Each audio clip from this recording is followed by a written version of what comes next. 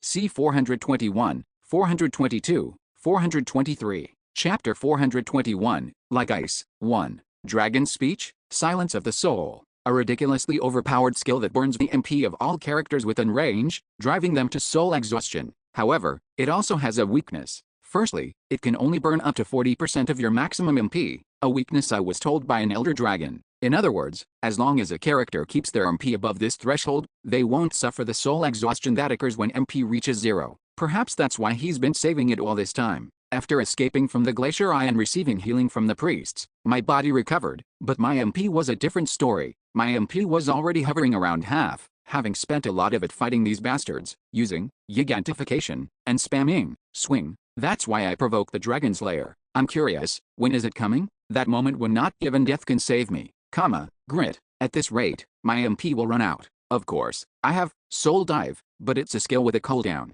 If I use it once, there's no way to counter the dragon speech afterward, so I forced the Dragon Slayer to use it early, and the result, the Dragon Slayer collapsed, completely incapacitated. Well, I remember he struggled every time he used dragon speech back in Larcus's maze, but I didn't expect he'd become as helpless as a bee like this. An unexpected gain. The character has cast Soul Dive. The character has cast Gigantification. Meanwhile, with my opponent's ultimate move drained and my MP partially recovered, there was nothing holding me back. How is this possible? That expression, which I wanted to capture and keep forever. Bethel, Ra. I felt as if the energy of my ancestors was surging throughout my body. Mano Refless has cast Iron Fist. I blocked the bald guy's straight punch with a smile. As expected, these guys weren't affected by the dragon speech. Come to think of it, if he planned to use dragon speech, he would have bonded with the guys around him beforehand. The front line of Nork, including the bald guy, weren't exposed to the silence of souls. The rear line seemed to be outside the range. Fortunately, our team seems to have avoided it within the radius. One of the reasons I sent the expedition's vanguard back was actually this. It wasn't just about creating a secondary defense line to block the assault troops, but also about avoiding the devastating effects of dragon speech. Even so, the fact that he didn't recklessly go inside our formation to use dragon speech must be because he judged that dealing with me alone would end everything. Perhaps he also calculated that if he became incapacitated on our side, his life would be in danger. It's a funny thing to think about. Yes, you've always demanded sacrifice from me. What kind of sacrifice is this? If you're going to cut off your arm, you should have been prepared to cut off your shoulder blade as well. But to throw away his card so carelessly? Had he truly decided to sacrifice, he would have become a very threatening variable to us. Well, it's a good thing. But, along with a feeling of relief, I felt frustration. No, to be precise, I felt empty. To think that Waki, to such a pathetic guy, an executive of Orcules, a legendary figure who killed an ancient dragon and a notorious criminal? Even so, it doesn't change the essence. That guy was a much greater person than this scum. The character has cast Eye of the Storm. Due to the Transcendence Authority, the inherent abilities within the skill are unlocked. I used the grappling skill to pull the Dragon Slayer bastard. He vomited blood and was powerlessly dragged by the fiercely blowing storm. Crunch! As soon as I brought down my hammer, his left shoulder shattered.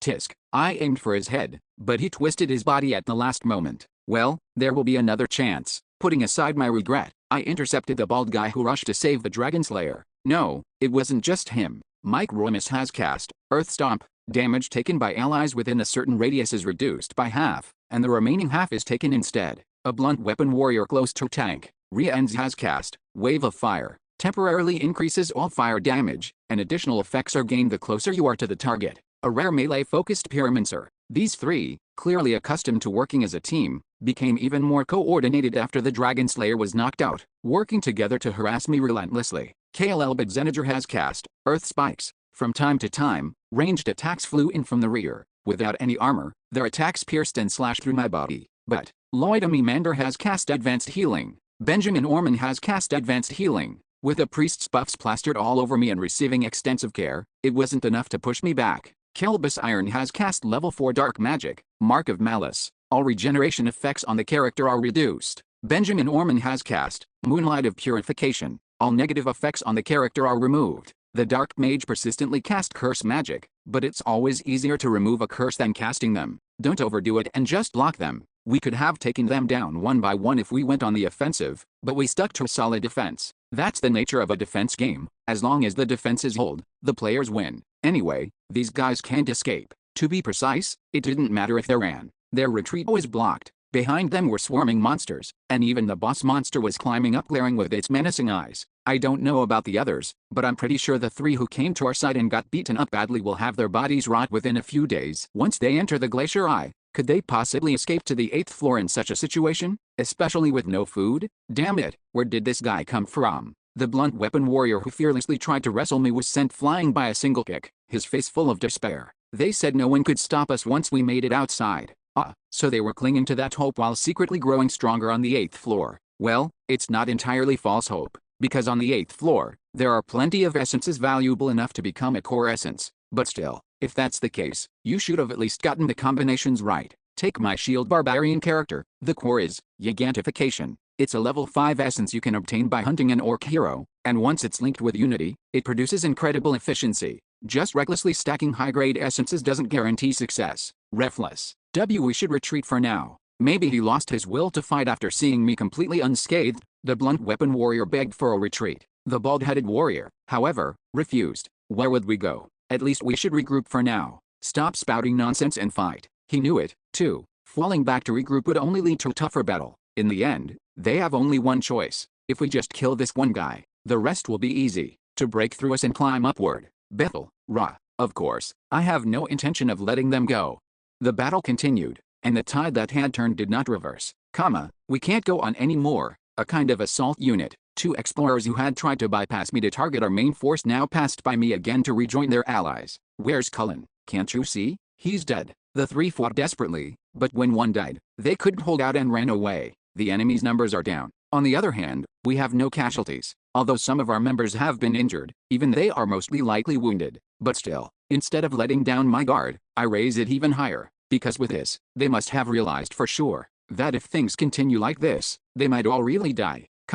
To think we'd have to risk our lives in a place like this. Humans are calculative creatures. Therefore, when standing at the crossroads of survival, they eventually choose to give up everything except survival. This is the scariest state when meeting his enemies. In terms of a boss monster, it's the berserk state. A state where they fight, risking their lives to survive. The character's soul power is insufficient. Gigantification has ended. Just in time, as my MP drained, my body shrank back to its normal size. Jendel, step back and rest for a while. Immediately, Amelia moved to my right side. That's right, we'll take care of things here. To the left was Ravine. We will take your place. Then June and Kislin also stepped forward from behind. Well, even though I don't know about Kislin, June can at least take on the main tank role. Rather than stubbornly staying in the front line with no MP, I decided it would be more effective to trust my allies. I quickly withdrew from the front line to the second line. I planned to rush out immediately if any variables arose. That monster guy has retreated. Now is our chance. As soon as I withdrew, the Nork bastards regained their fighting spirit and charged. However, it didn't take long for that fighting spirit to be broken. June Arshan has cast Divine Liberation. June, once he uses all his skills, becomes a monster tank not inferior to me. As for Kaislin, Ravine, and Amelia, getting hit by them even once could truly be lethal.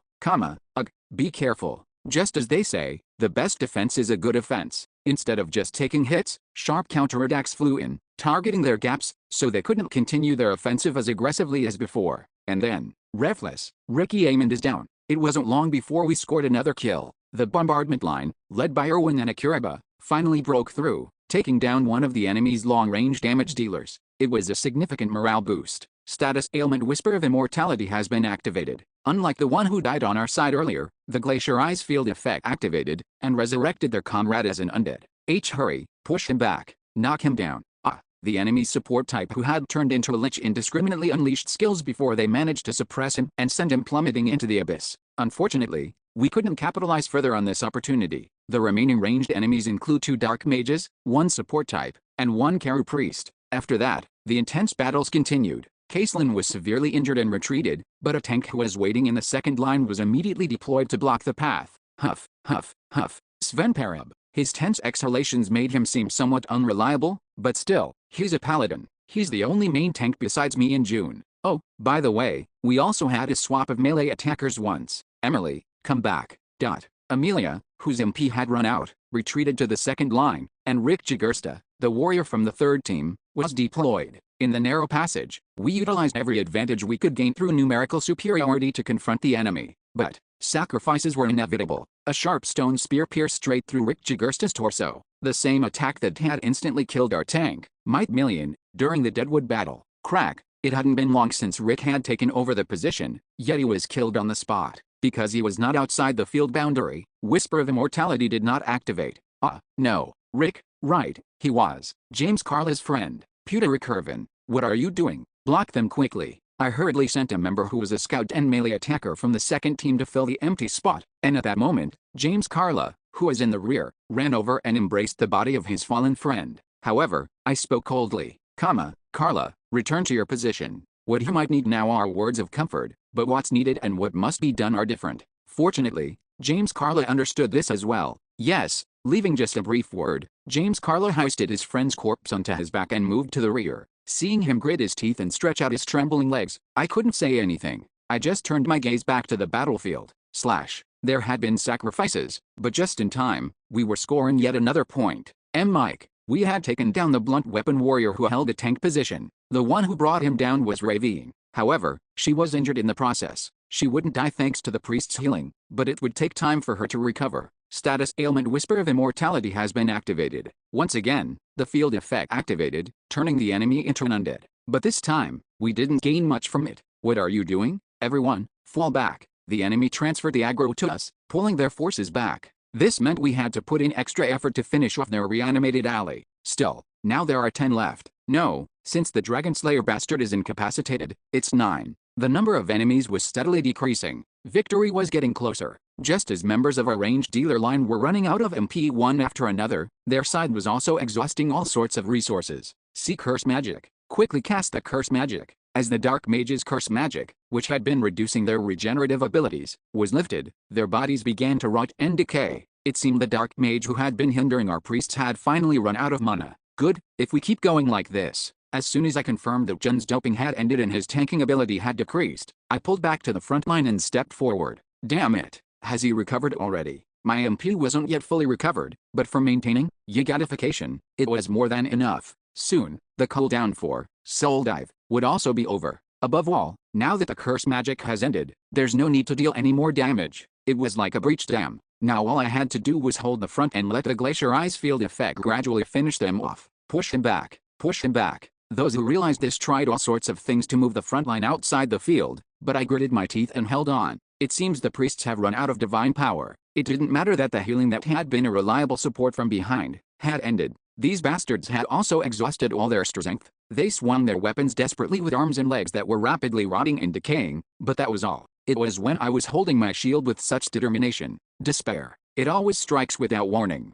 Suddenly a scream pierced the air. The kind of scream that should never have come from behind us. Jandel. Unable to turn back, I heard Caislin's urgent cry, an enemy. A new enemy has appeared. A new variable had occurred, Chapter 422, Like Ice, 2. I had abandoned all hope of rescue. We discarded our food and our equipment. Even after fleeing like that, I had to helplessly watch my comrades being caught and die. That's what survival is all about. Giving up, and giving up again. Deceiving ourselves that the most irrational decision was, in fact, the most rational under the circumstances. So, I burned everything I had, using it as fuel to move forward. But, new enemies have appeared. Now, what else must I give up? Damn it, I already know the answer. June, I'll leave this place to you for a moment. I quickly passed the baton and moved to the rear. As soon as I turned my back, I saw a ranged unit running toward us from behind. Enemies were chasing them. Mr. Irwin, there are about a dozen of them. They don't seem like knights, but they're using aura. Gerard is holding them off alone right now. Ventus Gerard, a support type from the third team. A man with a smiling face and an unnecessarily positive attitude, whom everyone scolded and yet liked. Thanks for letting me know. Quickly joined the main force with Akuraba, be careful. When I reached the rear after brushing past Elwin, I found him collapsed on the ground, hot blood splattered around him. Swoosh, blood steamed as it met the cold air. So, another one is gone. If not for this man, more people would have been hurt and killed. Thump. For a moment, my heart tightened, but the harsh reality didn't allow time for sorrow. Swish. I lifted my head and gazed straight ahead. Over Jared's corpse, I saw about a dozen enemies. As soon as I saw them, I recalled a conversation I had with a leader of Orcules in Nork. Human females, red aura in the form of spikes, specialized in daggers. All characteristics of the Rose Knights. The Rose Knights, a specialized unit of the royal family responsible for assassinations, infiltration, and special operations. So, the day has come to meet them too. Drip, drip, drip, drip. A woman holding a dagger dripping blood stood still, staring at me. It was similar to when I first met Amelia, eyes that showed no emotion, and, "You're Baron Bjorn, a cold, monotonous voice that lacked even a hint of warmth. According to our information, you possess at least second-class sword defense abilities. Your assessed combat power is 2 levels higher than each of us, so handle with caution." As soon as the woman's businesslike briefing ended, their unit took stances to attack at any moment. It's been a while since I felt this way looking at an enemy, but I genuinely got chills down my spine. I wasn't afraid of someone irrationally screaming that they'd kill me without even knowing me, but these were different. Experts trained solely for the purpose of killing. Thump. Even before our weapons clashed, my warrior's instincts warned of a grueling fight. But, crack, so what? Did the Marquis send you? I asked while maintaining a posture ready to respond at any time, but no answer came back. Well, those eyes are chilling. Is it that they don't talk to someone they were about to kill? That thoroughly professional demeanor left no room for expectations, though I did hope for an answer to at least one thing. How did you know to wait for us here? Tell me, no matter how I think about it, I can't figure out this one thing. Don't you feel sorry for us? Even in my joking tone, the woman looked at me without changing her expression and quietly spoke. We were stationed here on someone's persistent request, just in case. Even the intelligence department judged that the possibility of you actually coming all the way here was slim. Slim, huh? I couldn't help but chuckle. After all, what were the odds? Completing an impossible mission after an arduous journey, being abandoned by our allies in the heart of enemy territory, and still making our way here on our own, and by an expedition force hastily assembled just a few days ago. Even slim wouldn't suffice to describe it.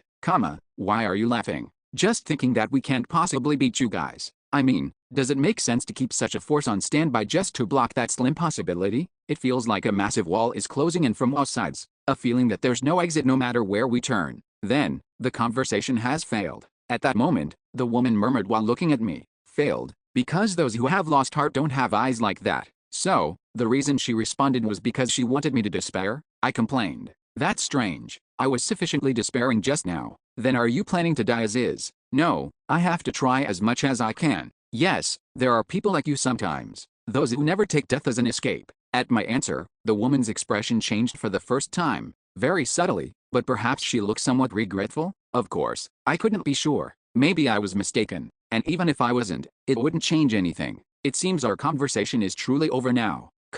The woman didn't answer. We both knew. Bethel, that no more conversation was needed. The aura defensive essence, Balherchen. Thanks to this, I could evolve into Nightmare for Nights, but that doesn't mean I'm invincible. After all, there's no such thing as absolute invincibility in Dungeon and Stone. Slash, stab. I didn't get sliced like tofu, but every time the dagger touched my body, small injuries piled up. The priest's holy power had already run out, so I couldn't expect any healing. In the midst of that, your character has been poisoned by royal mixed poison. Your character's physical stats are above 700. Your poison resistance is above 100. Poison effects are reduced by 70%. I didn't know what they had smeared all over their blades, but a tingling sensation spread from the wound area. To make matters worse, it seems to have some wound deteriorating properties, even blocking natural regeneration. Injuries continue to accumulate steadily. Whoosh, I swung my hammer as if swatting flies, but once again, it sliced through empty air. They climbed walls, somersaulted in midair, and suddenly changed direction with deceleration abilities that defied physics. They dodged all my attacks, and if I showed even a slight opening, they sliced my body with their daggers. Of course, each injury wasn't significant, but, slash, my already relatively slow body became even more sluggish, and the number of times I was wounded increased. If the terrain had been wider and a dozen of them attacked from all sides, I would have already collapsed into a ragged heap on the ground. My body staggered and leaned forward. At that moment, a dagger swung toward my neck. Yes, now, I gathered strength in my legs as if I had been waiting and swung my hammer upward. But, damn it, just get hit already. Damn, this doesn't work either. It's like I'm fighting a machine, not a human. I couldn't help but think, this game is so messed up. Your character has cast Soul Dive. Soul power is regenerated in proportion to the soul power consumed. First, I immediately used Soul Dive, whose cooldown time had reset, to recover my MP that was nearing depletion, and just at that moment, Will Help 2. Reinforcements had arrived. It was Raven and Amelia, who should have been holding the front line against the Nork bastards. The front? What happened at the front? They're outside the Glacier Eye boundary and have been holding the line ever since. So, they're biding their time, waiting for our forces to diminish while we fight these guys. Well, not knowing the situation, it's a wise decision since they can't be sure the Rose Knights are their allies. Damn it, why are we caught in the middle? I raised my shield to protect my upper body. Bang! Their dagger bounced off as if blocked by an iron wall, but for some reason, this time there was no pain radiating from my lower body. Usually, they'd exploit such moments to aim below. Why was that? Looking at the Rose Knights, who had awkwardly increased the distance, I realized the reason. It's thanks to them. With Amelia and Ravine flanking me, the Rose Knights couldn't freely aim for my weak spots like before. Yes, the rule is that agile characters handle agile opponents. Now I have some breathing room. I shouted loudly so Akiraba in the rear could hear. Because I'm both the tank and the leader of the expedition team, I have to fulfill both roles at once. Akiraba, if possible, tell them to maintain the status quo with the Nork bastards. It pained me to give time to the Nork bastards when we were so close to finishing them off, but there was no other way. But what's this? Despite my shouting, the Rose Knights showed no reaction, not as if they were ignoring me, but as if they genuinely didn't hear anything. Emily, is the voice control magic active right now? It must have been cast by the mages who came down earlier. Came down. What's that supposed to mean? Ravine intercepted a dagger aimed at my shoulder and replied. When the rear was attacked, the priests and mages used levitation spells to escape and regroup here. Flee? Don't tell me, there were enemies above too. Yes, Priest Royda Memander was killed in a surprise attack. I see. Why is it that only bad news keeps coming? As if having over a dozen enemies here wasn't bad enough, now a priest is dead too. Now there are 19 of us left. From 30 at the start, the expedition has dwindled to this. Even if we manage to return alive, the number would be less than half. Clench. The pent-up frustration welled up inside me. I had continued to give up, again and again. It wasn't as if I had envisioned a golden future and let it go. I bled and fought for that future, which was no different from rolling in dog shit. But why did these unreasonable situations keep happening endlessly? I wanted to curse and blame the gods and scream right now. But, I exhaled all my heated breath all at once. I even forced myself to suppress the anger clouding my mind, because what I needed now was not burning rage. At least at this moment, I shouldn't be like that. Akiraba. Yes, please speak. Don't worry about helping over here. Focus on recovering as much as possible. Soon, we'll need all the strength we can muster. There will only be one chance. No one argued that the plan was ridiculous. No one said we'd all die if we followed it. By this point, there was no room for such complaints. Understood. We'll do as you say. Akiraba immediately carried out my orders, and the other members did the same. Have I finally earned some recognition as a leader during this expedition? If so, I felt somewhat proud. At least my efforts haven't been entirely in vain. Bethel, Rada. With the rear line's support cut off, the Rose Knight's assault grew fiercer. Jandel is facing over 10 enemies alone. Block them somehow. To make matters worse, the Nork bastards, who had finished reorganizing, ended the standoff and started attacking again. And we did just one thing. Hold on. To endure, somehow, in a situation where our priests had run out of holy power, and ranged support had stopped. To buy time by maintaining the front lines both front and back. We were being harassed, surrounded from both sides, but surprisingly, it was more manageable than expected. They already consider us corpses. The Nork and the Rose Knights, who had accepted our annihilation as a given, were having a silent standoff. So if we all die, they'll have to fight each other? Well, personal feelings aside, the enemy's complacency was a positive sign for us. Thanks to that, the time finally came. Rumble, rumble, rumble. The canyon shook as if an earthquake had occurred. Swoosh. From below the cliff, which was nothing but abyssal darkness, a white chill rose in the form of mist. Your character is exposed to frozen faith. Binding magic is released. Cariadia, the glacier mage. It had finally arrived after struggling up from the depths. Damn it. Breakthrough. At this point, urgent cries erupted from the Nork side. We'll finish this as quickly as possible. Though more composed, the Rose Knights also seemed flustered. I couldn't help but chuckle. So I was the only one who had calculated the boss's arrival. Well, that's why they had been so relaxed. GRR. From within the mist came thousands of skeletons, flailing their arms, and at the center of it all, the Elder Lich, Cariadia, glared at us with crimson eyes. Jandel, we're ready. The big one I had asked of the ranged DPS was finally prepared. So now, fire. We had no choice but to go all out. James Carla casts, Piercing Light. Erwin Fornaxi Detergia casts, Elemental Synthesis. Titana Akiraba uses, No. 1911 Pavel's Broken Pocket Watch. Versal Gullin has cast level 3 offensive spell Flame of Destruction. Mikkel Elidis has cast level 3 offensive spell Judgment. Ryard Ashit has cast level 3 offensive spell Dark Ray. Not only the ranged dealers, but everyone who had even a single ranged skill did the same. They poured out their skills with all their might, as much as their cooldowns and MP allowed. Not toward the Nweric side,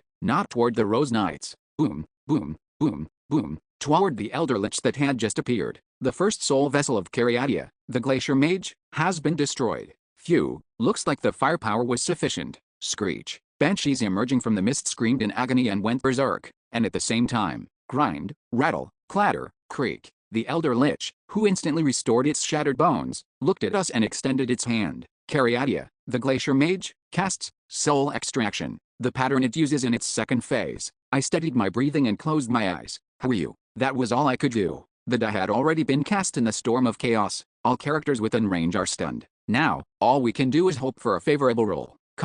Chapter 423, Teaming 1. The Elder Lich's active skill, Soul Extraction. The effect of this skill is simple. If someone had acquired the skill through an essence, or it was cast by an Elder Lich in a normal field, you just get stunned. The character falls into a stun state. By the way, it's not an area of effect skill but designated to specific targets, and it can be countered through mental strength, mana resistance, or various other skills. But you have been exposed to the chill of hatred. All status effects cast by the Glacier Mage, Cariadia, are enhanced with additional effects. Thanks to this damn fog, the situation does not end with a mere stun. Instead, it leads to a bizarre situation, just like this. The Glacier Mage Cariadia guides the extracted soul into the casket of judgment. Flash. When I opened my eyes, I saw a crystal cave, and there was a man bathed in a soft purple light. "Hey there," he asked while holding a hammer smeared with goblin blood. "Are you perhaps looking for a knight companion?" Race, human. Estimated age, early 30s. Height, just over 180 centimeters. A man with a kind and gentle impression. His feet were big for his height. And that face. I'd thought it was a blurry memory, but seeing it now brought it all back clearly. The man smiled and introduced himself. "Oh, I didn't introduce myself. My name is Hans, better known as Hans A, the origin of all Hans, and a grateful existence who taught me the mindset to live in this world." He gave me a hammer, compass, canteen, shoes, and other items I saw for the first time, helping me evolve from a barbarian to a civilized person. "But why did you kill me?" he suddenly asked with a ghastly expression. Blood flowed from his bloodshot eyes. "But so what? Well, you must have done something worth dying for. You could have forgiven me." "Forgive you? I had a wife and daughter." "Yeah, that, I know. How could I not know? I saw the family portrait in the bag I took from you. A little girl about 3 years old, and a wife who looked a few years younger than you. But, when you saw that, did you regret killing me?" Without a moment's hesitation, I answered. "No, it was the absolute truth, without an ounce of falsehood. Why would I regret it? If I could go back, I'd kill you all over again, Anyway, it's not like I was your first victim. The people you plundered, didn't they have families too? Even if that weren't the case, this world is full of orphans with stories. Don't worry, living without parents doesn't stop you from surviving. Your wife and daughter will be fine, too. I should know, I'm the proof of that." Crack. Rather than dragging out the conversation, I swung my demon breaker and crushed his skull. "But then, you've changed. You weren't like this back then, Hans A. Now just a disembodied Jua," calmly continued speaking. Huh? What's this? Creepy. Is this part of the soul extraction pattern? I thought this stage was just where the characters you've killed come out and attack you. This wasn't in the game. What do you mean, I've changed? Curious, I asked, and he chuckled. "Back when you killed me, you trembled so much, and now, you feel nothing. Oh, I see. From now on, you'll keep doing the same. Killing parents who are precious to someone, killing daughters and sons, even if a family falls apart. You'll accept it all, just because they were your enemies. Go ahead and curse me all you want." I wondered if I shouldn't have engaged in conversation, but at least I realized one thing for sure. You know it too, don't you? This bastard is reading my mind. You're becoming a monster, and he knows exactly where to strike. Of course, until now, you could deceive yourself because they were enemies. That you're not a monster yet. Crack. I struck his jaw with a hammer, but his voice didn't stop. "But, stubborn, aren't you? If they weren't enemies, if you had to kill innocent people to survive. No, if it was a comrade you wanted to protect more than anyone, then what would you do?" I didn't answer, because I knew it was meaningless. After all, the source of this voice was my own inner self. You've already become a monster. To survive. The doubts and anxieties I've hidden deep in my heart and thoroughly ignored. No different from the monsters you've killed, you already belong to this world. With those words, Hans A disappeared into light. My uncle was undoubtedly a worthless human being, a gambling addict with no decent job. When he won money, he'd give me a fair amount of pocket money, but when he lost, he'd take out his anger on me with violence. But as the saying goes, you can learn something from even the most worthless stone on the mountainside. That was the case with my uncle. It wasn't something to say to an 8-year-old who had lost his father less than a year ago. But, if you have to roll the dice anyway, don't play on a board made by others, throw the dice on a board you made yourself. That advice, etched deep in my mind, helped me survive in this world. And so, step, I walked through the crystal cave. This wasn't a real place. It was a simulated space, created when I was stunned by soul extraction. I didn't expect a crystal cave to be the background. By the way, in the game, the background was always different. The rocky desert on the 2nd floor, the sky tower on the 4th floor, the great sea on the 6th floor. Sometimes you'd wake up not in a labyrinth but in a palace or such. Then, what is the condition for selecting the background? Maybe it's the most memorable place. That seemed plausible. The place where I nearly died to trap. Where I met Erwin. Where I killed someone for the first time. And the hardship I suffered when the Abyss Lord Berzak was summoned is something I can never forget. Tap. Hearing a presence behind me, I quickly turned to see a familiar trio. A mustached man holding a shield. A tall, blonde spearman. And, a woman in a priestess's robes laughing with half her head crushed. Old, Elisha half-head mode. Wow, it's been a while, guys. Unlike Hans A, they didn't even try to engage in conversation, just immediately pounced on me. And, crack, I turned them all into light within 10 seconds. I mean, what's my level now, and how many essences have I consumed? They were tough when I was low level, but now they're no different from goblins, in that they all die in one hit, equally. Phew, so how many are left now? I tried to count the number of enemies I killed after waking up in the crystal cave, but I wasn't sure. After all, who keeps track of how many pieces of bread they've eaten? Because I've been killing people as routinely as eating meals while acting as an explorer. I can no longer recall the exact number. I think I used to remember at some point, though. Hans A's words weighed heavier on me now. In fact, until I met him here again, I didn't even remember his face. To be precise, I had completely forgotten. Elisha. She's so memorable that I remember her clearly. What was the spearman's name? Tezergun? Lyson? It was something like that. As I recalled the names of the trio I had just defeated, I flinched, because the name of the mustache man came to mind. Hans Argo. By the way, the Hans code I assigned him was C. Damn it. Only now did I realize, does this mean I'll have to meet every Hans I've killed so far? A chill ran down my spine. Is this Hans hell or what? How many Hans have I killed so far? Fortunately, thinking back one by one, there weren't that many I actually killed. Or should I say, not many that I landed the final blow on. For example, Hansi, who I used as a meat shield in the sewer trap while chasing Elisha. Hans J, the mage who betrayed us on Faerun Island. Erwin killed him, and the rest I just met briefly and parted ways. Except for one. My name is Hans Krisen. Hans G, the evil spirit summoner I killed in the doppelganger forest. Wow, he shows up right away. Guess I'm getting the hardest part over with first. Well, why did you kill me? We were fellow PL players. Hans G, who appeared in front of me with his soul-bonded fairy archer, was speaking in a strange way. Maybe he's stuttering here because that's the most memorable scene. Yet, I was pretty shocked at the time. I didn't even betray you, just because he exposed that I was an evil spirit. So what? Crack.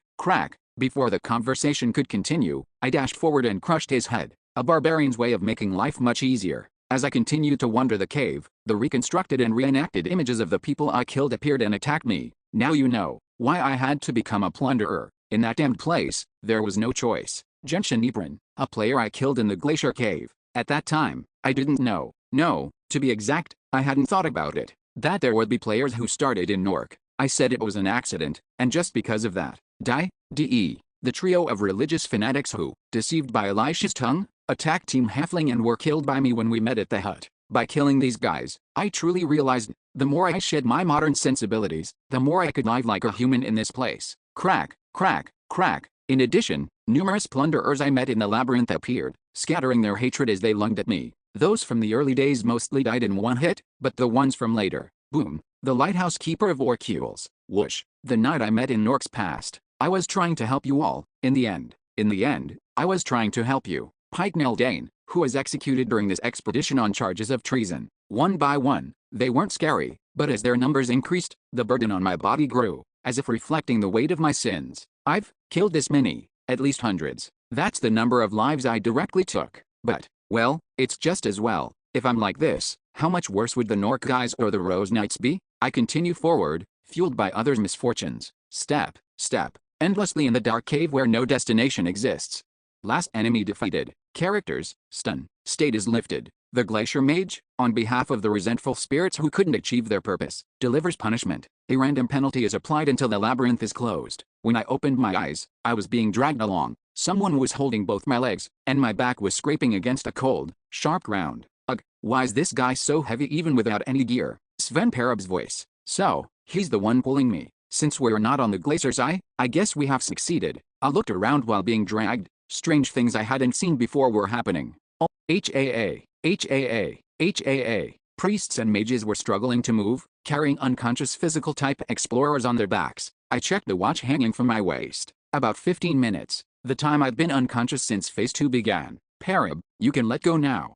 You're awake. Yes, I couldn't be a burden any longer, so I quickly pulled myself together and stood up. Then I instructed Sven Perab to carry someone else. Priest Orman, thank you for your hard work. From now on, I'll carry the person behind you. Please help someone else over there. It might be easier if you carry together. Phew, I'm sorry. Paladin Perab, you must be tired too. Haha, this is nothing. As I stood up and my view cleared, I quickly scanned around to grasp the situation. 2 priests, 3 mages, 2 support types, 1 melee DPS, 2 paladins, 1 archer, including me. 12 people had awakened from the stun state. Even if each person took 1, there were still extras, and the situation was so dire that some warriors were carrying 2 or 3 people. For a very simple reason, because I considered the soul extraction pattern to be a gamble. Erwin and Amelia haven't woken up yet. I slung 2 unconscious allies over my shoulders. Then I walked over to June, who was still being carried by Pewter Rickerburn. June, you're awake. As I approached, June lifted his head from Pewter Rickeburn's back.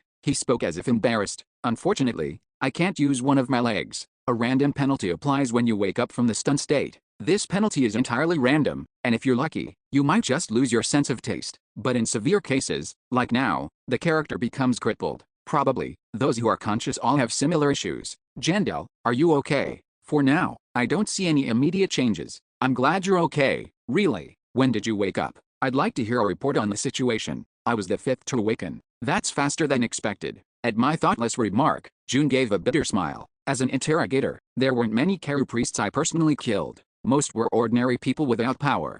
Thanks to that, it was easy to deal with in that place. I see. He didn't seem to be seeking words of comfort, so I quickly moved on to the main point. I'd like to hear what happened while I was unconscious. The first to wake up were Priest Orman and Priest Periton Ariavosti. Incredible. They didn't even have a drop of blood on their hands. That's questionable. Being priests, their profession doesn't often give them opportunities to land the final blow. Even when we fought in the Glacier's Eye, it was always someone else who dealt a finishing blow. However, the 2 of them couldn't move all of us, so they waited until more people woke up to make movement possible, and then we started moving. How long did that take? 11 minutes. Were any enemies awakened at that time? Until we left, no one from Nork or the Rose Knights had woken up, but who knows now? I see. That's not bad. Jendel, as you suspected, I tried attacking the unconscious ones, but it had no effect. Well, during the duration of Phase 2, those who are unconscious have invincibility status. Even Cariadia won't attack during this phase. The boss battle resumes 30 minutes after soul extraction is cast. Anyone who hasn't returned by then dies. The same goes if they die inside that space.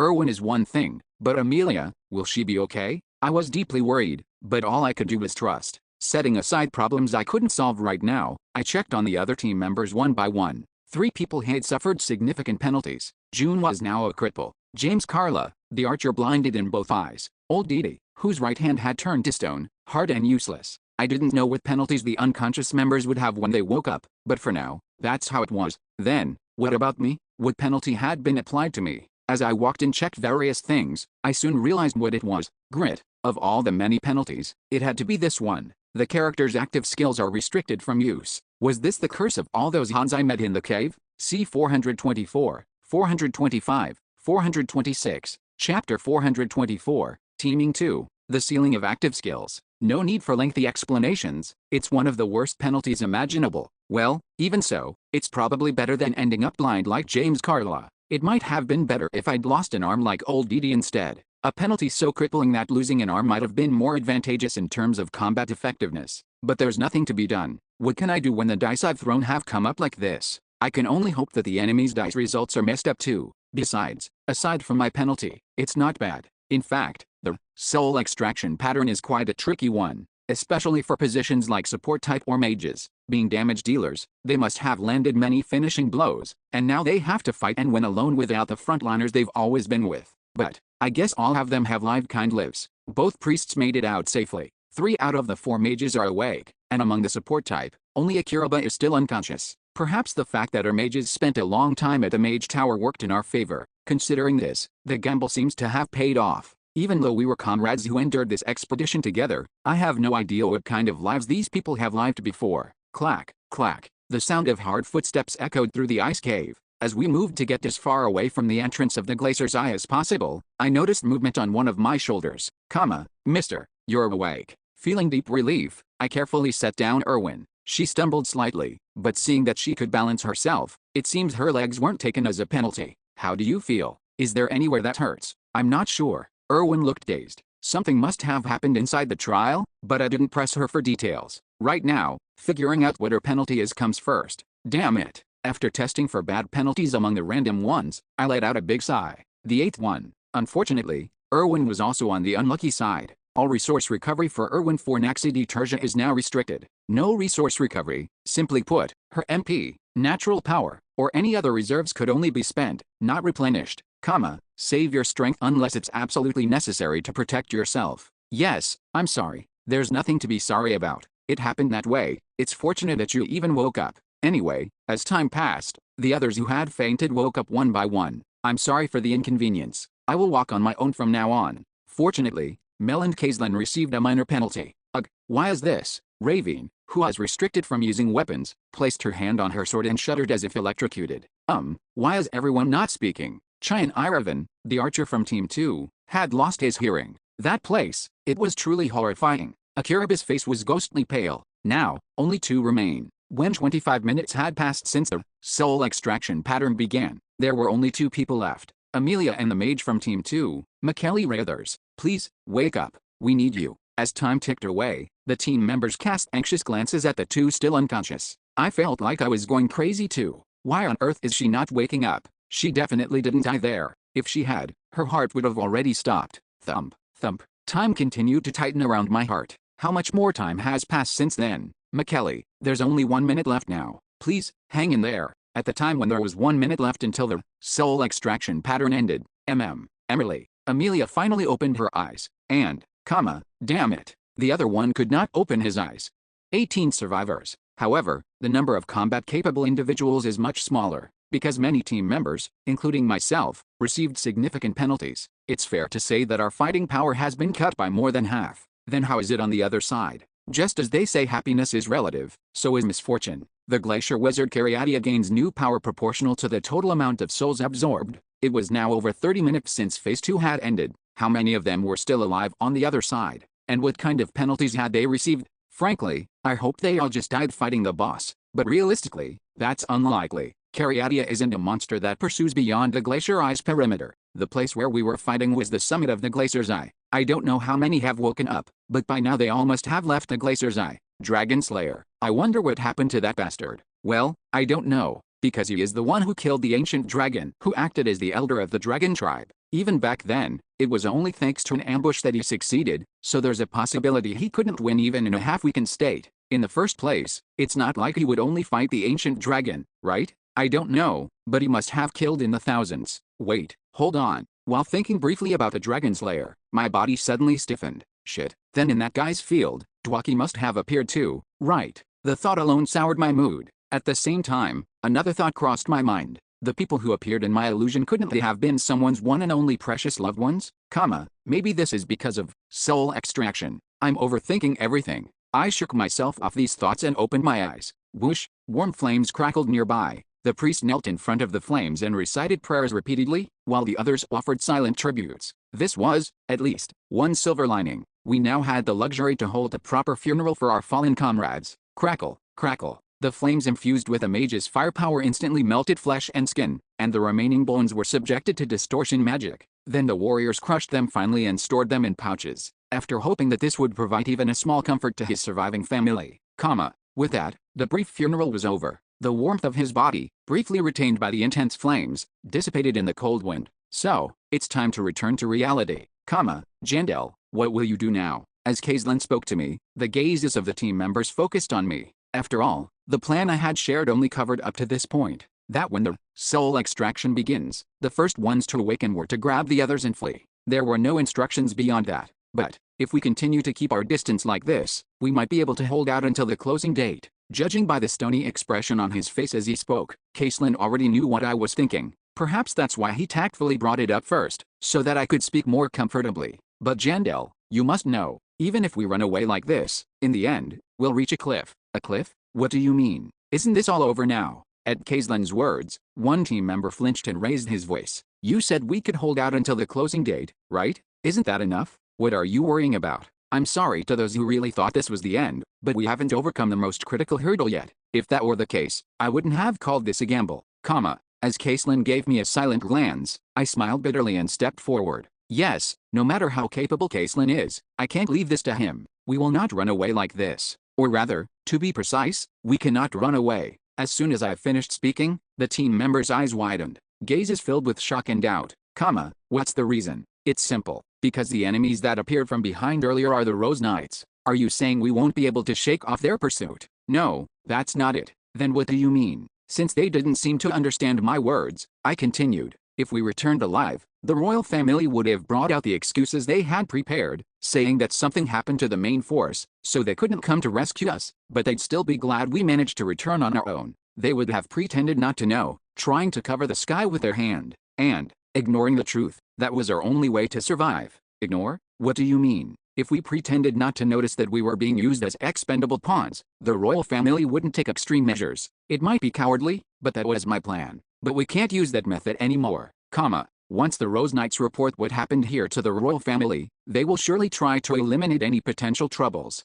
comma. Couldn't they try to negotiate with us to silence us? Well, yes, that possibility exists, but, do you really think so, comma. There was no reply. Then someone else brought up a new question. So, what now? If we're not going to die here, shouldn't we at least make it to the city? It was Pewter Rickerburn, a member of the Duke of Kilunas's family. I found it somewhat commendable and amusing. I didn't expect someone who was giving up to say that. You dragged us here by the scruff of our necks. After all that hardship, do you think we'd give up here? Well, he's the guy who showed his resolve by cutting off his own arm when breaking through the glacier's eye. It wouldn't be fair for him to die. I smirked. It was a compliment, so don't take it too sensitively. And I never said we should give up in the first place.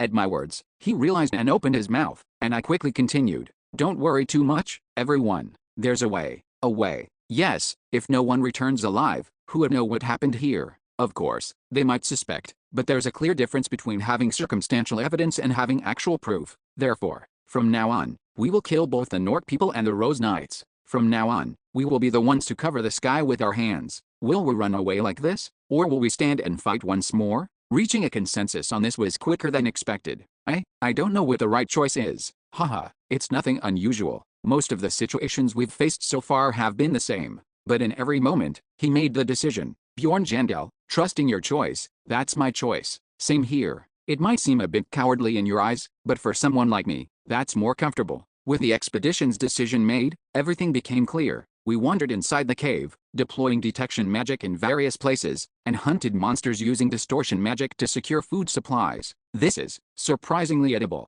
Monster meat was unexpectedly edible, although some were so terrible that we deemed them inedible. Never mind the taste, but it's a shame to waste these byproducts. If we could take them, we could sell them for a high price. We have no choice. We need to lighten our load as much as possible now. We had to discard all the valuable byproducts obtained through distortion magic, holding back our tears. We didn't have the luxury to carry such things when we had to carry our comrades who had difficulty moving. It was when half a day had passed like that. Mr. Jandel, Marone, the mage from Team 5, came running, urgently calling my name. When she is like this, there is only one reason. Did the detection magic activate? Yes, it activated. The news Marone brought fell into 3 categories. First, the good news. It's the Rose Knights. Only 10 of them are left. Their numbers had been significantly reduced. It seems they suffered significant damage, probably because they killed people as easily as eating meals. What was the condition of the remaining ones? Well, that is. The second was ambiguous. 4 of them were being carried by their comrades as if they were in bad shape. One was limping on one foot. Just as a third of our expedition suffered severe penalties, they also suffered considerable damage. Does this mean the penalty scores are tied? Well, since we don't know the actual situation, it's too early to say for sure. Anyway, that's not what's important. The third and final piece was bad news. And not just any bad news. It was news that could be called the worst. For some reason, those people are moving together with the Nork people. Water and oil have mixed, Chapter 425, Teaming 3. Teaming. a term often used in online competitive games to describe a temporary alliance between players who are labeled as enemies in the game. They're teaming here. Different game companies have different views on teaming. Some consider teaming as part of the game, while others see it as cheating and actively penalize it. Of course, intentional teaming is regarded as cheating on par with hacking or exploiting bugs, as it severely disrupts the game's balance and causes significant harm to regular players. Damn it, what are the admins doing? Not catching these bastards. A grumble escaped me. I had somehow managed to create a three-way standoff, but now they're teaming up. Wasn't Nork and the royal family supposed to be mortal enemies? Things have gotten complicated. At this rate, defeating them one by one is impossible. Plan A has been derailed from the start. Come to think of it, that's usually how it goes. Should I say that incidents are never resolved with the original plan? I'm not even the type to make overly optimistic plans, but somehow things always turn out this way. Hearing Maroni's cautious voice, I snap out of my thoughts. Oh, sorry, I got lost in thought. No, it's fine. So how many are on Nork's side? 6 people. Who are the members? Even though she didn't know their names, perhaps because she'd fought them before, Marone briefly described the members, focusing on their abilities. Well, there was the mage who shot black spears, the woman who ran like lightning, and the bold boxer. Also, there was a priest of Keru, a dark mage, and lastly, Regal Vargas. He was there too. Why yes, the Dragon Slayer, Regal Vargas. It might sound anticlimactic, but I thought he might have died from soul extraction, but somehow he managed to survive. Even though it's the mental world and the body would have fully recovered, it wouldn't have been easy. Is the ancient dragon weaker than I thought? It's fortunate that he's alive. When Maroni's report ended, Ravine, who was beside me, muttered in a strange tone, because to save Pen, we need his heart. I'd completely forgotten about that. It was the young dragon Pen who cursed Regal Vargas. As a price for casting such an excessive curse, her body's time had stopped, rendering her unable to take a single step out of the dragon temple for the rest of her life, judging by your expression, you just remembered. Sorry, I have a lot on my mind. Still, you should pay attention. If you save Pen, you might receive my father's protection. Can't I get your protection? I have no authority within the clan, but my father is different. In simple terms, if I complete this quest, I could gain the entire dragon tribe as allies. In reality, I don't know how things will turn out, but in my situation where I have to confront the royal family, it's a quest I can't miss. I'll keep it in mind. That's enough, but don't overdo it. There will always be another opportunity, as long as you're alive. What is she saying? To stay alive, I have to kill that guy. Still, I fully understand what she meant. Whatever I do, don't forget my top priority. Alright, let's keep moving. We continued setting up detection spells as we moved through the passages. They'll think we're running away. To fight as advantageously as possible, I need to lure them to the battlefield I've chosen. Time passed like that. Day 70. 5 days until the labyrinth closes. While wandering inside the cave, we settled at one point. Everyone, rest as much as possible. This will be our last rest. It was time to prepare for battle. The last detection spell had shown them munching on jerky, probably the food that the Rose Knights had. Both envy and frustration bubbled up. While we were stuck eating monster meat, they enjoyed proper meals. Well, that might be why their pursuit isn't gaining speed, but if this drags on, we'll be the ones at a disadvantage. Thanks to the monster meat, survival isn't an issue. However, it is impossible for everyone to eat to their fill, as the meat is only available when the distortion magic is successful. We're not starving, but we're getting hungry with each moment. So if we're going to settle this, it should be before we become more exhausted, meaning now. Mr. Jendel, it's cold over there, come here. I obeyed Marin's call and walked towards the fire. Teams no longer held any meaning. Like campers around a campfire, all the members gathered in one place to bask in its warmth. Grilled meat is the best. Jendel, want some? Refusing meat would betray my barbarian pride, so I eagerly accepted and bit into it while listening to the group's conversation. This will probably be our last fight, right? A woman hugging her knees nervously. It was Periton Ariavasti of Team 5. She was a priestess of the Heindel Church, raised in an orphanage before becoming a priestess. She also had a husband in the city, a clerk she met through church volunteer work. She said she has a child too, didn't she? It was a change that occurred as we reached the end of the long expedition. After facing deadly crises together multiple times and spending time together, we came to know each other so well. I'm going to return alive. I can't let my child grow up the way I did. A precarious, yet firm determination. Silence filled the air. Crackle, crackle, crackle. Only the sound of sparks flying filled the silence, and the next to speak was our team's mage, Ashid. My wife would manage without me. She's strong, but she'd surely cry. You were married? You never mentioned that. Well, you never asked Mr. Aldidi. Old Didi opened his mouth as if he'd been betrayed, but the next to speak was Pewter Rickerburn. a pitiful fellow who was thrown here with the bait of retirement after working as a fixer for the Duke of Kelunas. The more I hear, the more miserable I feel. Pardon, if we were to pick the most insignificant person among us, it would be me. All of a sudden. That is, I have never married, and have no one waiting for me in the city. I was sick of such a life and hoped for retirement, but I ended up in this mess. If God chooses someone to die, it will surely be me, but even so, I'll survive. I refuse to let this miserable existence define my life. It was like a dam bursting. In the anxiety that this might be the last time, they poured out the resentment they'd hidden deep inside where no one could see. You, of all people, should be saying that after you shouted it was all over. Well, could you just forget about that? Ha ha ha. I don't know, maybe not for free. Still, the atmosphere remained bright. Even among those speaking now, some of them probably won't be able to greet tomorrow together. Even so, everyone talked about the future. Yandel, what will you do when you get out? Of course, you'll seek revenge, right? Some talked of revenge.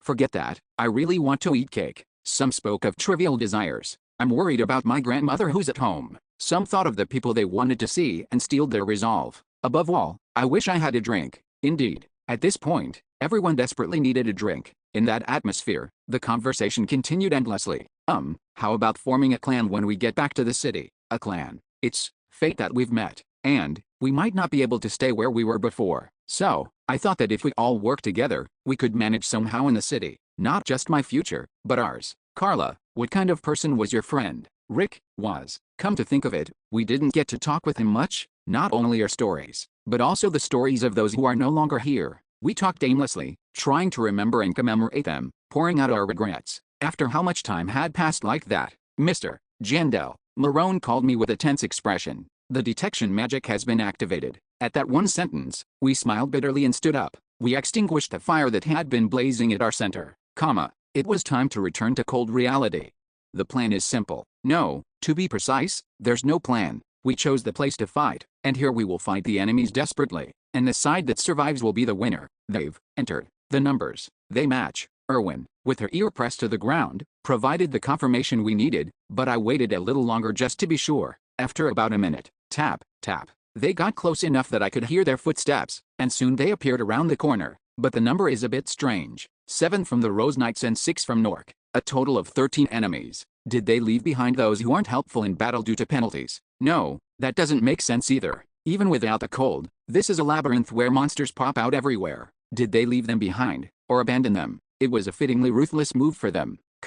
A dead end. The woman leading the group tilted her head as she observed our defensive formation. She was glad to have finally caught up with us, but seemed to sense something was off. Don't tell me you were waiting for us. As expected of someone who has been through many battles, she was quick to grasp the situation. Well, nothing changes, though. Carla. At my shout, James Carla activated his skill. James Carla has activated nimble hands. Due to the penalty, he's as good as blind, so it's impossible for him to hit with an attack skill, but that's not what we were hoping for. A skill has been used within range. As the skill was activated, the ground trembled. The trap is activated. Boom, boom, boom. A massive collapse echoed from the direction the enemies had come from, an area that occasionally appears while traversing the ice cave section. The path is blocked. Once the trap is activated, the only entrance is covered with ice, and this place becomes a sealed room until it melts after a day. But while the Nork members were flustered, the Rose Knights remained calm. Among them, especially the woman who seemed to be the leader. Why did you make such a choice? Her question carried a tone of detached curiosity. If I were to answer, it's quite simple. Because there's no paradise in retreat.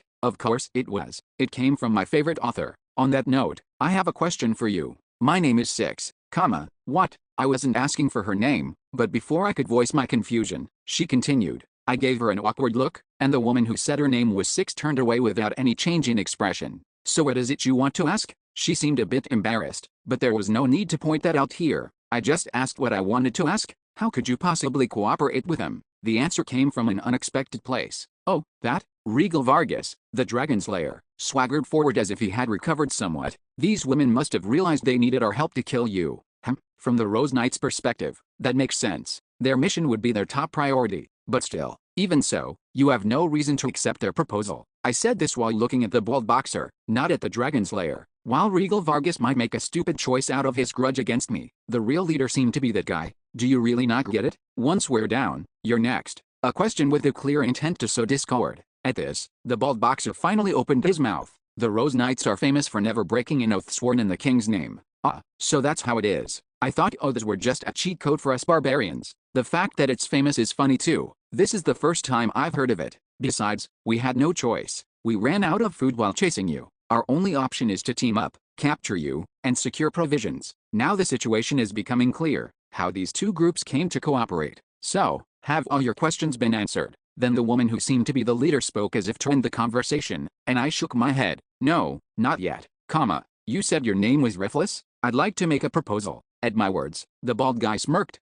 Don't tell me you're trying to persuade me. Oh, how did he know? I nodded obediently. That's right. Join us. We'll provide you with food, though it would be monster meat, comma. What did you say? He seemed genuinely surprised to receive such an offer. I quickly continued. Well, the royal family has abandoned us anyway. I'm thinking of switching sides entirely this time. What do you think? There's nothing more foolish than trusting the enemy. If you need an oath, I'll swear one. On the honor of a warrior. Just as the Rose Knights used their cheat code, I used ours. Are you serious? Then the bald guy began to ponder with a confused expression. Of course, his hesitation didn't last long. Come to think of it, there was a spoiler. Refless, don't be deceived by the enemy's trickery. That guy has broken an oath before. He's an oddball who doesn't care about the honor of a warrior. The Dragon Slayer, who had been backstabbed in Larkaz's mage, revealed his story, and the bald guy firmed his resolve. Regrettably, I must decline your offer. Besides, there's no way to control you once you're inside the city.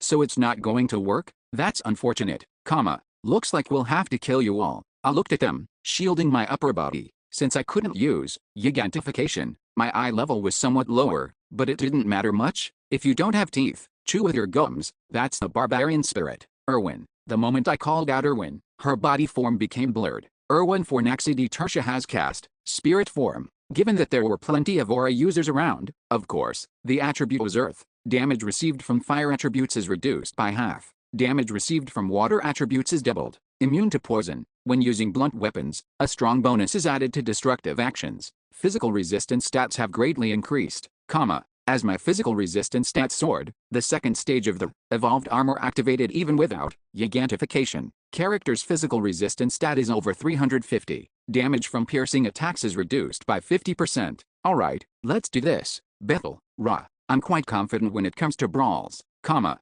Chapter 426, Like Ice, 1. The Glacier Eye's narrow path, where 4 people standing side by side could completely block the way, was a far cry from where we now stood. The current place was more like an open space with all sides wide open. The Vanguard's area of responsibility had expanded, but the number of expedition Vanguards had actually decreased. Me, June, Goblin. The pure tank line now consisted of just the 3 of us. But amidst this, Jun's leg was crippled, making it difficult for him to perform to his full potential. Therefore, Puta Rickerburn, Caselin, Ravine, Amelia, our melee Vanguard fighters spread out, forming a barrier at intervals. Of course, there were too many gaps to call it a barrier. There was no point in complaining about it, though. We had already chosen the best we could under the circumstances. Now, all that's left is to see the result. Swoosh, a black mist spreads in all directions, covering the open space. It's the work of a dark mage. Though it did have debuff effects, its true purpose was likely to obscure our vision. Visible range is about 1 meter. My warrior's body, with its narrowed vision, becomes sensitive.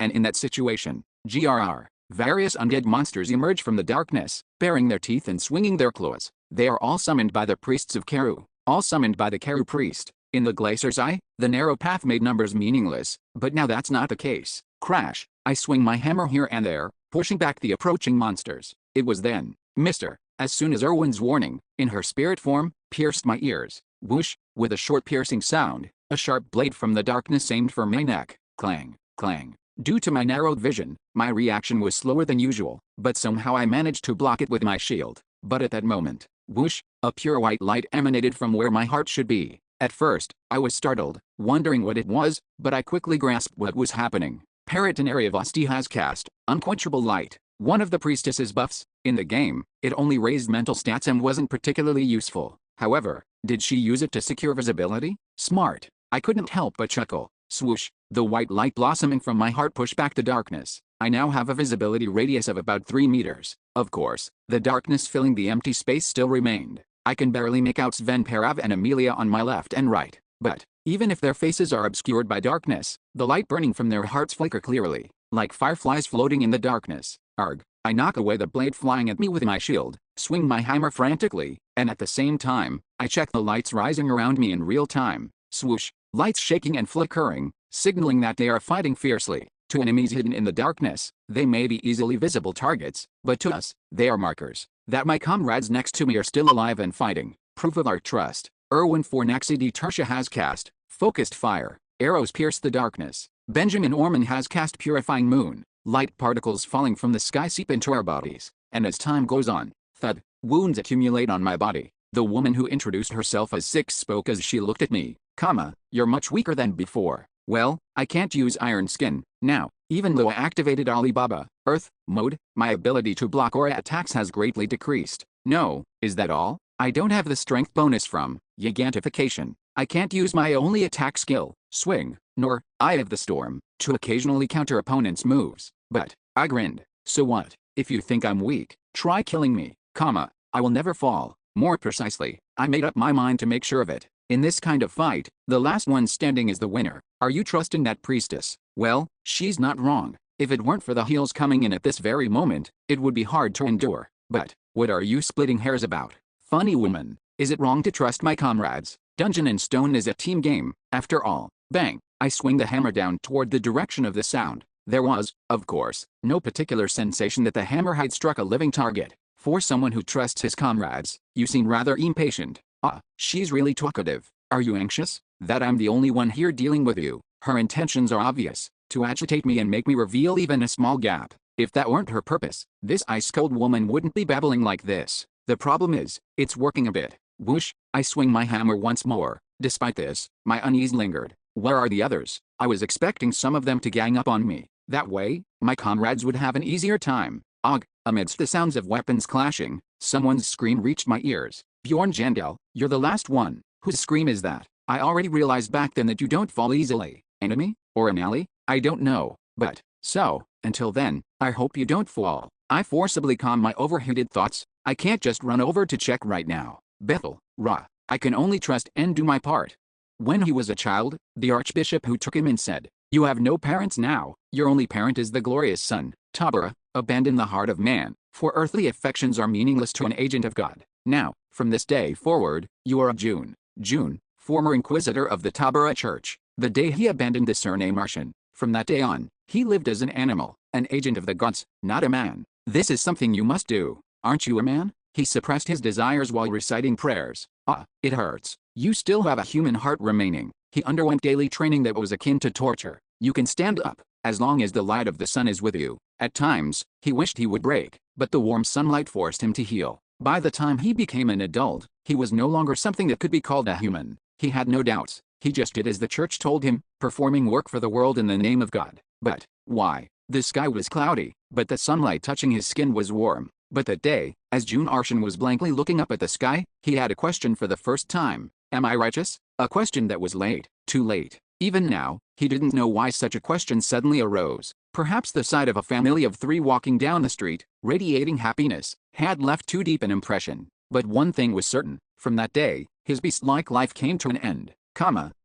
What? How can you do that? He renounced his position as an interrogator and returned to being a regular member of the church. Though his steps were backward, only after doing so did he feel disillusion with the church. It wasn't hatred toward God, because in the question that came to him like a revelation, he felt God's presence closely for the first time. Rather, his faith became even stronger. I was not righteous. Despair overtook him more than anger. The weight of the sins he had committed in the name of God weighed heavily on him. A normal life seemed impossible, but that made him want it all the more desperately. Yes, perhaps that's why. I have one last favor to ask of you. June Arshan accepted one last mission to sever his ties with the archbishop. No, now a cardinal. It wasn't like the usual mission to fabricate non-existent sinners. This time, it felt like a mission for the world. He thought it could at least be a little atonement. And time passed. Boom. Now, here he was. Retribution. Perhaps this is punishment. Punishment for being a foolish bastard, manipulated by those who have bent the will of the gods and was manipulated by the wicked hearts of men. Yes, at times he thought that. But now he could say, if this is truly his punishment, you are wrong. Even if he had dragged himself out of his beastly life, this was not right. How did they make it this far? The light in his heart extinguished. The light of those who wish to move toward the future. Step. Dragging a leg that refused to move, he staggered forward. Step. His movements were unsteady, as if he might collapse at any moment, yet he pressed forward. Step. It was only as he moved forward that he came to understand something. It might sound like mere wordplay, but step. Those who wish to move forward can always find a way, no matter the circumstances. Perhaps, if it weren't for that man, I never would have known. Just then, he heard a sound from behind. June. What are you doing? Priestess Paragon.To, a woman who had lived a life so much brighter than his, upholding pure justice unlike himself. A woman who burned with determination, vowing to live on for her beloved child. But it wasn't just her. whir, the bearded mage, had a wife he cherished. Gerald already has used nullify. The old man who had lost his child had a long-standing wish to fulfill. Titana Akurabra has cast vampiric all. The dwarf has an unwavering cause. Suddenly, Peter Rickeburn's words from before the battle flash through my mind. The more I hear, the more pathetic I feel. I don't know, but if we were to pick the most insignificant person among us, it would be me. His words were wrong. Among the 18 people who survived until now, no, even counting the original 30 who started, the most insignificant of them all was probably, no, without a doubt, it's me. At last, June realized his role. Hurry, this way. Born with nothing but a parent's name, becoming an inquisitor, after wandering aimlessly, arriving at this frozen place. Everything he had seen, heard, and felt on this journey, is simply to do my duty. It was all for this moment. It felt like a revelation. The moment he realized it, his mind grew clear. Fear no longer gripped him, nor did it feel like this moment was a trial. Even his immobile leg felt like an inevitability, something meant to bring him here. To think there'd be a vanguard even here. His leg is useless. Is that why he stayed here? Eliminate him quickly. Enemies emitting a blood-red aura rushed at him in unison. June raised his shield. Clang, clang, clang. 2 daggers pierced through the shield, and then, stab. 2 daggers pierced his lungs. He felt no pain. For the first time, he was grateful. Grateful for the grueling training he had endured as a child. Jun Arshan has used divine descent. The power of God enveloped his body. He felt like he could do anything. And then he let out a shout. It might not be a shout befitting a paladin, but, Bethel, Ra. He might never atone for his sins anyway, so perhaps just once would be okay. Yes, just once. To scream simply because he wanted to. Let's help June. The rear ranks who had retreated behind him, priest, mage, archer, began to do their best to assist him with their skills. But even so, the flame of June Arshan's life was quickly fading. Clatter. The shield slipped from his arm, his tendons severed. Thud, thud, thud. Daggers tore into his torso. June Arshan neither blocked nor dodged anymore. He simply focused on staying upright. Seeing this, the Rose Knights exchanged puzzled remarks. He should have died a long time ago, so why hasn't he fallen? He has already wasted more than 3 minutes. Finish him quickly. The attacks grew more ferocious.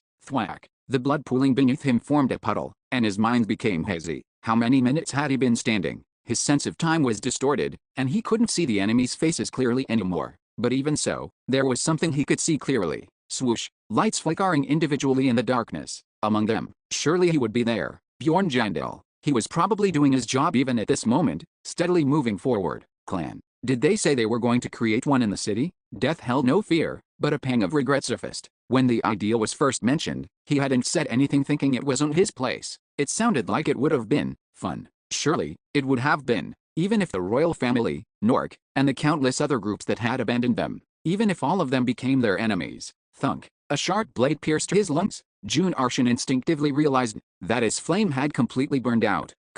As the noisy surroundings grew silent, his vision turned black. The flickering lights in the distance faded away, leaving smudged traces. And then, swoosh, the darkness receded, and all around was filled with light, as if someone had come to greet and take home a child who had completed his mission. A light that warmly embraced his entire body. Puh-hee. June Arshan smiled. Even if this was nothing more than a hallucination before death, even if it was a futile hope or faith, save a wandering soul like me, without punishing this foolish sinner with a lash. Please, take in this weary, exhausted spirit. Please, hold me. It was the moment he had longed for. There was neither strategy nor tactics, just a continuous struggle, fighting to survive. Boom, slash, thud, a chaotic battle filled with explosions, the clashing of weapons, shouts, and screams. The skirmish continued for minutes, a situation where it would surprise no one if anyone survived or died by its end. Swoosh, the fog that had been surrounding us began to dissipate. It couldn't be that the Dark Mage's magic had already run out. Did someone kill the Dark Mage? Well, I'll find out soon enough. As the fog cleared completely, our narrowed field of vision returned to normal. The first thing I saw was a woman frowning, and then, when did he get all the way over there? Far ahead, deep within the enemy's rear lines, was a knight furiously swinging his sword. Melon Caselin. Around him, a frail-looking man in a robe lay fallen with his neck severed. Reckless move, but not bad. After that, I looked around. For now, none of our vanguards had died. But everyone's condition was a mess. The most serious was probably Ravine. She had said earlier that she was confident in fist fighting, but without her sword, she was in bad shape. Good, no one has died yet. Then how about the rear? I'd heard a scream from there earlier. It sounded like someone shouted the name of our ancestor god. I'm not sure. There were so many explosions around. Taking advantage of the moment when the enemy woman put some distance between us, I quickly checked behind. Contrary to my expectations, that place was the most devastated. 3 Rose Knights were standing in front of our rear line, a corpse lay on the ground. My heart sank at first glance, but on closer inspection, it was a Rose Knight. And then, June blocked them. I saw June standing in front as if protecting the rear. As soon as I spotted him, the conversation we had before the battle suddenly flashed through my mind. You want me to hide in the rear? He didn't seem to like my request, but when I persuaded him that the real fight would be after returning to the city, and that I needed his strength later, he reluctantly nodded. But, a guy who couldn't even walk properly ended up like that. I sighed bitterly after checking Jun's appearance. His body was so covered in blood that it was harder to find an uninjured spot. He probably made a decision too, that now wasn't the time to hold back for the future. If it weren't for him, the rear would have been completely destroyed. The thought made me shiver, but relief followed. Still, thanks to Jun's fighting spirit, our rear managed to kill a Rose Knight in return. Thud. A sense of unease came belatedly. Why? June was standing upright. He no longer held a shield in his hands. Yes, he was upright. But, the light is out, isn't it? Unlike the others, his light wasn't lit. And though my heart raced, my mind quickly came to the conclusion. He was dead. I wasn't the only one who was late to notice his death. The Rose Knights who were fighting right in front realized Jun's death belatedly and dashed forward to ambush our rear line. But their daggers didn't reach their intended targets. Clang. Amelia, who moved as soon as she checked behind, deflected 2 daggers along with her doppelganger. Thud. But perhaps she was too distracted. She got stabbed in the back. Thanks to that, I snapped back to my senses. I was wrong. I focused on defense with a mindset that if I just held on, we would win. Since my active skills were sealed, I thought it was best to not be greedy, act as a meat shield, and do my part steadily. But, mister, was this really the best I could do? Was that really all I could do? Until just a moment ago, I thought without a doubt that I was doing my best. But now I couldn't think that way, because I had seen it, with his injured leg, until the very end. The paladin who, burning while he had, protected his comrades, and even after death, was standing upright blocking the enemies. It's a phrase that can only be used in such circumstances. The phrase I did my best. Clenching my fists tightly, I made up my mind and gave an order to Erwin. Erwin, change the element. Using Earth mode, specialized in defense, would only increase the damage. Yes, so,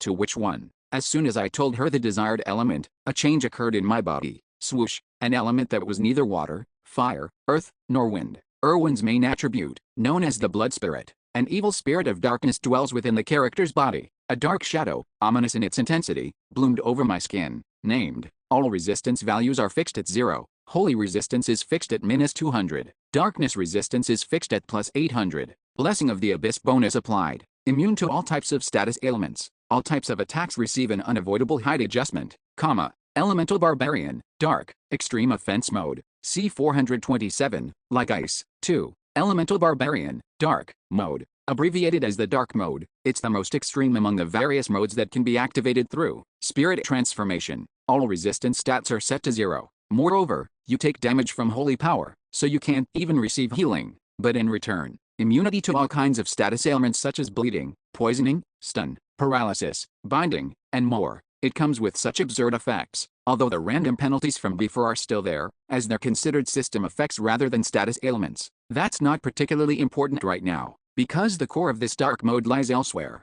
All types of attacks receive an unavoidable strike bonus, a hit that's impossible to dodge. This is a unique option that's only found in the dark mode in all of Dungeons and Stones. Of course, true to this game's motto of loving equivalent exchange, there are more costs besides becoming a glass cannon. All resource consumption increases by 20 times. All skill cooldowns increase by 5 times. 2 lines that can turn a perfectly fine explorer into a cripple in an instant. But that doesn't apply to me right now. After all, I'm already half crippled due to the random penalties. If there's anything to be concerned about, it's this part. A backlash occurs to the character in proportion to the duration. I must minimize the backlash. So, in other words, time is more precious than gold at this moment. Alright, let's get started quickly. As I step forward, 6 darts back like a pesky fly, widening the gap between us. Tap tap. She seems to be wary of my changed appearance. Is she planning to start with a probing attack? If so, that suits me just fine. Whoosh, closing the increased distance, I swing my hammer. because if I swing it in the air, it won't be judged as an attack.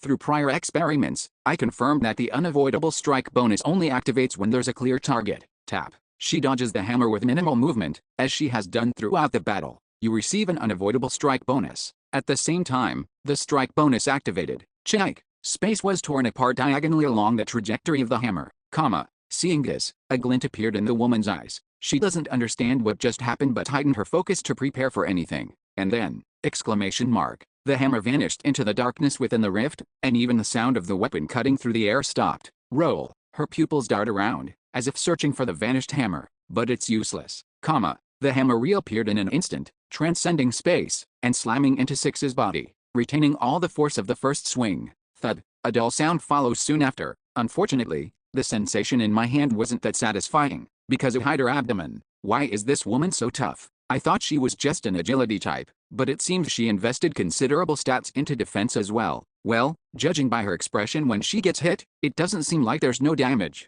Tisk, if only I could use swing, I could have properly smashed at least one part. The damage boost from the Demon Crusher only activates with blunt weapon skills, which is frustrating. But, if it doesn't work once, then try again. Regrets can wait until after failure. Whoosh, I let go of any lingering thoughts and swing the hammer again. Tap. This time, Six retreats even farther than before. It seems the previous hit has made her more cautious. Not that it will make any difference. Thud. Once again, the strike transcends distance to hit its mark. Finally hit her head. This time, I felt a satisfying impact. Yet, incredibly, Six didn't let out so much as a groan. Her body merely swayed slightly. Swish. Then, Six slowly lifted her head and glared at me. And then, tisk, she mechanically spat out the blood in her mouth and spoke to me in a nonchalant voice. Now I remember. A level 5 monster, Flora's special ability Spirit Transformation. This is the effect when combined with a Dark Spirit. Oh, does she have every essence ability memorized? Maybe she does. After all, she was trained by the kingdom. It took me a while to recognize it because I've never seen it in action before.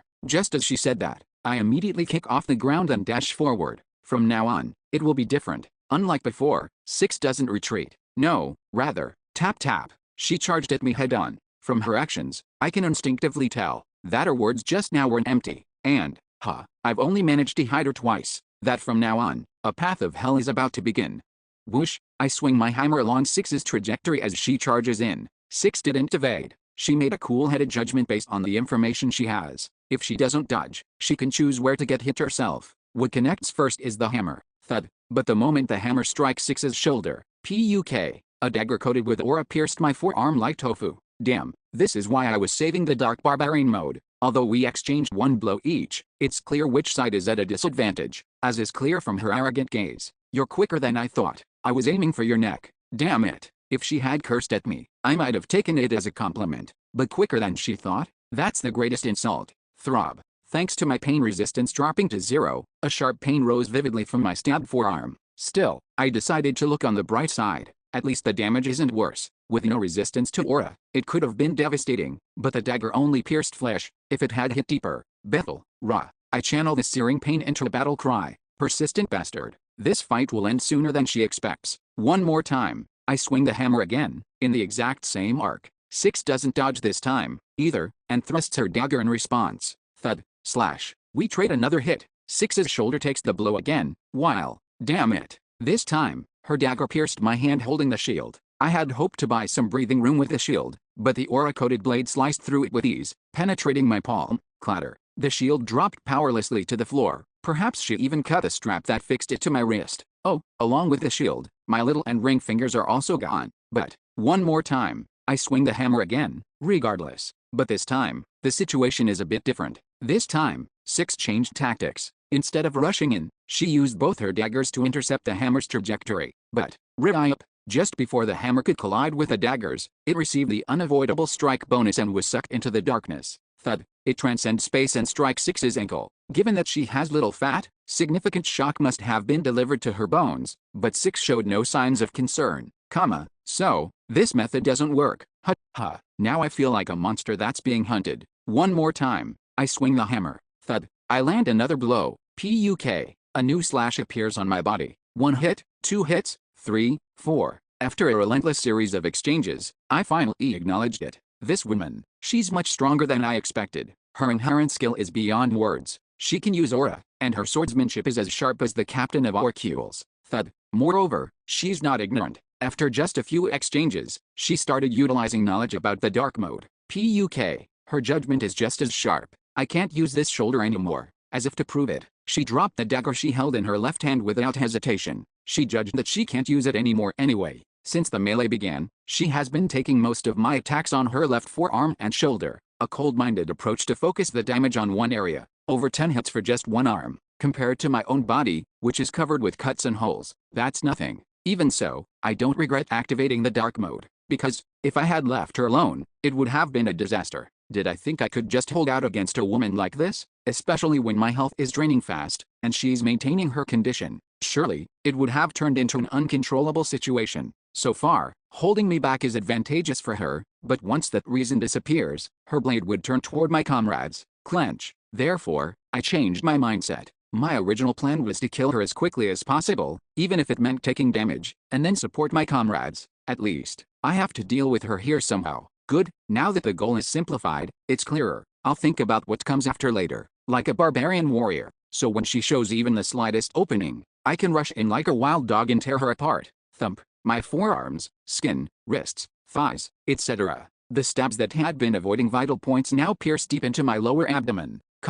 Damn, this seems dangerous. Zayak. I force my staggering body to stabilize with lower body strength and quickly organize my thoughts. How much longer can I hold out? No, to be exact, how many seconds are left? I don't know, but it doesn't seem long. But, not yet. I try to be as patient as possible. If I wait a little longer, it'll come. The moment to make the decisive move I've been waiting for. Thud. PUK. Thus, the relentless exchange of attacks continued. No, in fact, calling it an exchange is laughable. A continuous series of moments where both of us disregard defense and just attack to kill each other. That paladin who died earlier, the woman who had been busy cutting up my body without a word suddenly spoke. I wondered what she was going to say. Were you close to him? I don't know why she's curious about that, but, whoosh, I swing my weapon once more and answer. No, I hadn't known him long enough to say we were close. But one thing is certain. Then I don't understand. Why are you going this far? Because he wasn't someone who should die in a place like this. I don't know him well. What I've seen is just one aspect of his many sides in the labyrinth.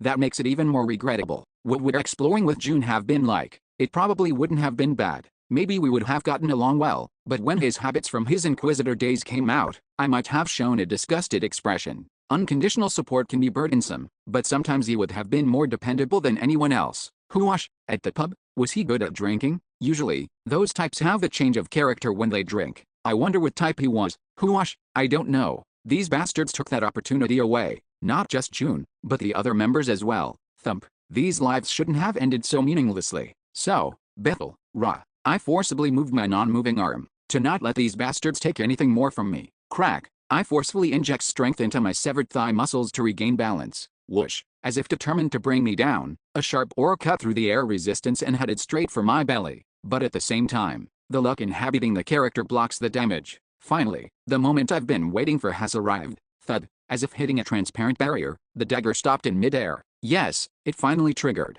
Gachaban's ability Probabilistic Retribution. Passive skills work regardless of whether active skills are sealed or not. Reflects 15% of the damage received back to the enemy. A skeleton appeared on my left side and swung a dagger at 6. And not just any dagger. A dagger blazing with an aura of the same color as 6's aura. Tap tap. 6, who had charged in with a full attack, quickly collects herself and steps back. I've seen this scene a few times before. Even before activating the dark mode, Probabilistic Retribution consistently triggered, and 6, that woman, frustratingly dodged the counterattacks with agility. But, grin. This is a positive sign for the first time in a while. She didn't know about dark mode that well, did she? Otherwise, she wouldn't have made such a snap judgment. The unavoidable strike bonus of dark mode applies even to the passive. Like this. Screech. As soon as the summoned skeleton's dagger slashed through the air, a rift appeared in midair, swallowing the dagger. And soon, thump, it transcended space and pierced through 6's body. Oh, for the first time in a while, a groan escaped from that steel-like woman. But, damn it, it wasn't satisfactory. It pierced her thigh. If it had hit her neck, heart, or forehead, the game would have ended immediately. It would be a lie to say I'm not disappointed, but I let go of regrets. I didn't expect it to be otherwise anyway. Starting from Hanze, whom I met in the Crystal Cave, I faced many enemies. And, yes, this is just like me. What led me to victory each time was Plan B. So in that sense, just as I had prepared, Tap tap. It's time to throw my final move. Whoosh. I dash forward and spit the blood pooled in my mouth onto Six's face. Although I no longer have the corpse golem's acidic fluid, it should at least obscure her vision. Whoosh. Almost simultaneously, I swing the hammer, a blow that cut through the field of view, but Six threw out her shoulder as if she could see the trajectory. The same shoulder that was broken and dangling. Really taking advantage of that one arm. Thwack. The hammer strikes her injured shoulder. Whoosh. Even at that moment, the woman thrust her dagger forward. I didn't dodge. Stab. The dagger penetrates deep into my lower abdomen. Swoosh. Ignoring the pain, I reach forward as if I had been waiting for this moment. It's the arm that usually held the shield, the same arm that had hung limply after being injured earlier. Six's eyes hardened. Oh, you didn't expect this either. It was worth holding back and not using it until now. Thud. As soon as my fingertips touched Six's neck. Crack. Using my index, thumb, and middle fingers, I firmly grasped her neck. Crack. Despite the situation, her expression remained largely unchanged and I promptly slammed my forehead against hers. And then, bang. Instead of grabbing Six's falling body due to inertia, I pressed down on top of it. Thump. My side felt like it was on fire. It was a bit ridiculous. Did she stab me even as she fell? Whoosh. From a mounted position, I quickly repositioned the hammer and struck down. Then something surprising happened. Wow, she's really crazy. Even with her upper body pinned, she was able to dodge the hammer by moving her neck as a reflex.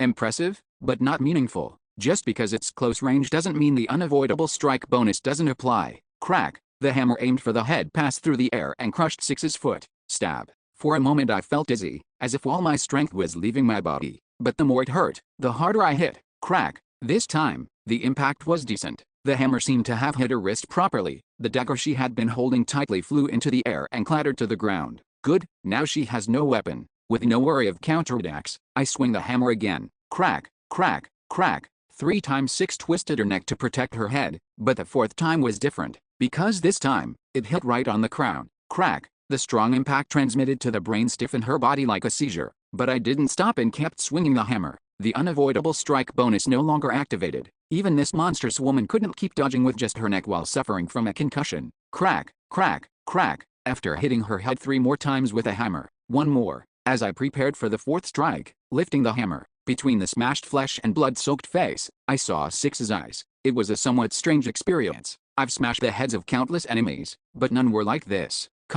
eyes that looked peaceful, not at all like someone in distress. Looking up at me with those eyes, she spoke, I lost. See how cool she is? I didn't think she was the type to beg for her life, but I didn't expect this. Well, it doesn't matter either way. Ref, Donia. With all my strength, I swung the hammer. Crack. With a chilling impact sound, Six's body beneath me stopped moving. Huff, huff, huff. My breath was so ragged it reached up to my chin. Is she really dead? It just didn't feel real. She had been that formidable opponent, but I can't keep resting forever. Swoosh. Catching my breath absent-mindedly, I slowly stood up, and then, win. It's over now, so cancel the spirit transformation. Hurry and release it. Just as I was about to say that, Mr. Like symptoms of orthostatic hypotension, my vision blurred wide, and my body staggered. Damn it. I need to get up right now. There are still many more to take care of. Slump. My eyes closed.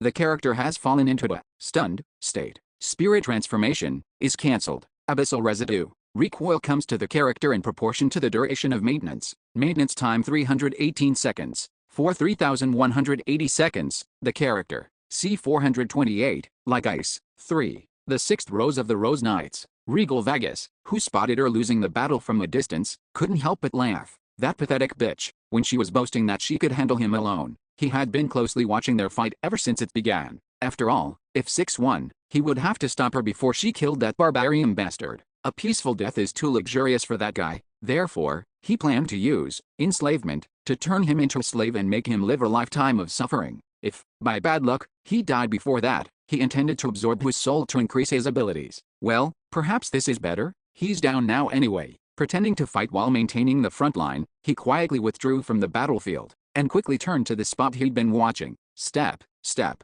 The distance quickly decreased. It would be amusing to turn him into a servant and make him fight against his own comrades. As he was moving forward with this expectation, Regal, Vargas, a trembling, tiny voice, and then, Winish, a menacing crackling sound followed. Clang. He hurriedly turned around and deflected the arrow with his sword. From the direction the arrow came from, a fairy was glaring at him.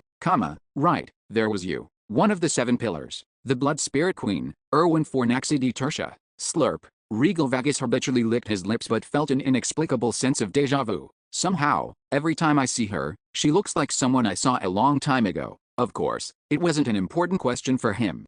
Reality is different from the tragedies in stories. As proof, that day there was no rain or thunder. It wasn't the day a revolution began, nor was it such a dark night that no stars could be seen. That day was an ordinary afternoon, just like any other. Erwin, if you keep causing trouble like that, a scary barbarian uncle will come and scold you, you know? Her mother scolded her as usual. Haha, let's stop there. She must have understood by now. Her father was affectionate. Wah. Her young sibling cried at all times. Daria, where did she go again? Her mischievous older sister had only come home at dawn yesterday and was still asleep. All in all, it was a normal day. Knock knock. Until there was a knock at the front door. Who's there? Instead of her mother, who was doing housework, her father went to the front door, and that's when the tragedy began. ADR Dragon Tribe? Why is a dragon tribe here? Gum. I need fame, and killing fairies seems the easiest. Kaya. Miriam, take the children and run. While her father blocked the intruder, her mother gathered the three sisters and fled. But before they could get far, they were caught by him. And then, please, just take my children and run.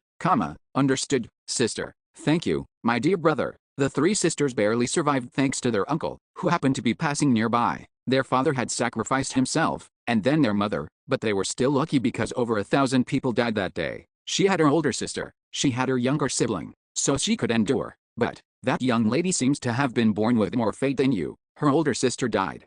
Big sister, gone now? Because of her, her relationship with her younger sibling grew distant. Even so, she could endure. Listen to me. I am your guardian now. Someone who protected her by giving everything whenever there was danger. Someone who reached out and lifted her up when she felt like collapsing. But reality was too cruel. So, Bjorn is it. The moment she realized that after her sister, he too had left her, Erwin could not control her rising emotions. Why must I have everything taken away from me? Why is the little happiness I have so easily shattered? The reason was all too simple. Because she was weak. Because she was someone who had to be protected. They protected me, but I couldn't protect them. She wanted to become stronger. Now that there was nothing left to protect, she wanted to let those who had taken from her know the pain of being robbed. Declo, the Dark Spirit King. Such dark emotions gave her strength. With that power, she exacted revenge. She was called a bloodthirsty bitch, but her essence remained the same. Shaking, her fingertips trembled. Regal Vargas, if she stayed like this, she would lose again. She knew this, but her body stiffened.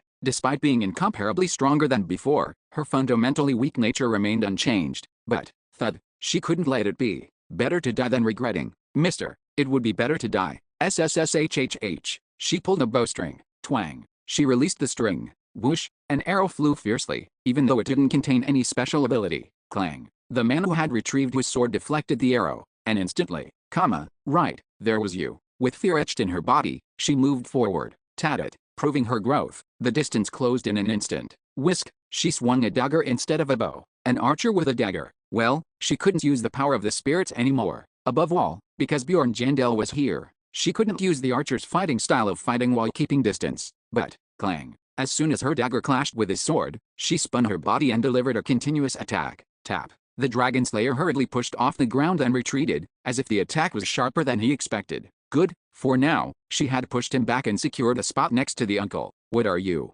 Erwin lowered her up her body and thrust her short dagger forward. It was the basic stance she had learned from her sister. Back then, she had whined about why she had to learn such things. Didn't I tell you? Even without Orabo, even in situations where you can't use spirits, you have to be able to protect yourself. She felt it again. She really was just being protected. There was no need for long words. Fucking bastards. He spat out a short curse and charged. Erwin watched him approach, observing his movements without a single flinch until the end. Surprisingly, her mind was calm. She couldn't use the special abilities of her essence. To help her Mr. Fight, she used Patrolman Ert's embodied ability Harmony to convert her soul energy into natural energy. Thanks to that, she had a little natural energy left, but it was too little to use properly. All she had left was really just this. Just one dagger. The dagger techniques she had learned from her sister. Compared to a melee-oriented explorer like Amelia, it was hopelessly inadequate. No, surely it was, not to mention an explorer who's been wielding a sword his entire life. But, so what? Until the very end, observing the enemy's movements, she put strength into her dagger. For the sole purpose. No, actually, he's not even old. They're the same age, and his face is no longer rough-looking. People would find it strange if they heard. So, I will protect Bjorn Jandel. She decided to stop relying on anyone. It's easier to give up. a popular phrase often found on the internet. Even if the self-deprecating tone is a bit uncomfortable, the content of the words isn't wrong. Regal Vargas has cast fear imprint. It's easier to give up, just as not having expectations prevents hurt. By quickly drawing a line on things you cannot do, you can protect yourself. Yes, just like now. Strong mental fortitude. Erwin Fornaxi resists fear imprint. The moment you lay down the burden, an unparalleled comfort arrives. The annoying noises distance themselves, and instead of tormenting pain, a warm darkness envelopes your body. It feels like returning to childhood. Some people find this place more comfortable than in the midst of dazzling light. Erwin Fornaxi has taken damage. Of course, I wasn't always like this. A normal kid who admired heroes. Regal Vargas roars loudly. Erwin Fornaxi roars back even louder. But at some point, I started to dislike hero stories. Isn't it foolish? Why should I sacrifice myself for others? With that question, my life's approach changed. It became easier, stronger.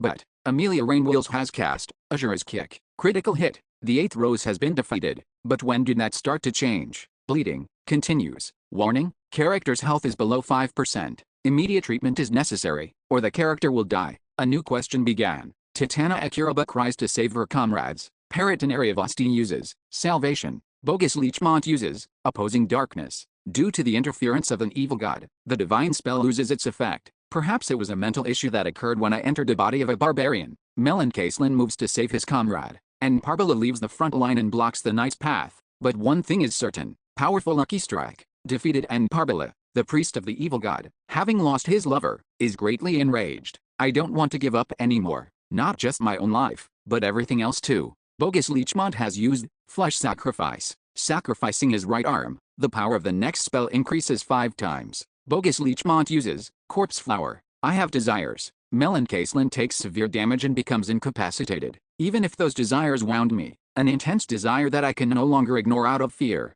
Powerful Misfortune. Retribution equivalent exchange activated. 50% of the damage dealt by Bogus Leechmont is returned. But the priest of the evil god, sensing death, screams and spews words of hatred. What was I doing just now? Bogus Leechmont uses Flesh Sacrifice. Sacrificing his left arm, the power of the next spell increases 5 times. Bogus Leechmont uses Flesh Sacrifice. Sacrificing both eyes, the power of the next spell increases 5 times. Bogus Leechmont uses Flesh Sacrifice, the sounds were distant, and the pain dulls. The surroundings are dark and lonely. I feel like I've forgotten something. Bogus Leechmont summons the Executioner. Ravenius Taurus takes great damage and becomes incapacitated. Sven Parav falls into the status effect, Fear. Strong mental fortitude. Sven Parav resists fear. Sven Parav leaves the front lines to defend against the Executioner's attack. Sven Parav sweats profusely as he yells for help. I try to recall. Amelia Rainwheels, after deep thought, makes a choice. Instead of the Executioner, she attacks Regal Vargas. Sven Parav is astonished. What have I forgotten?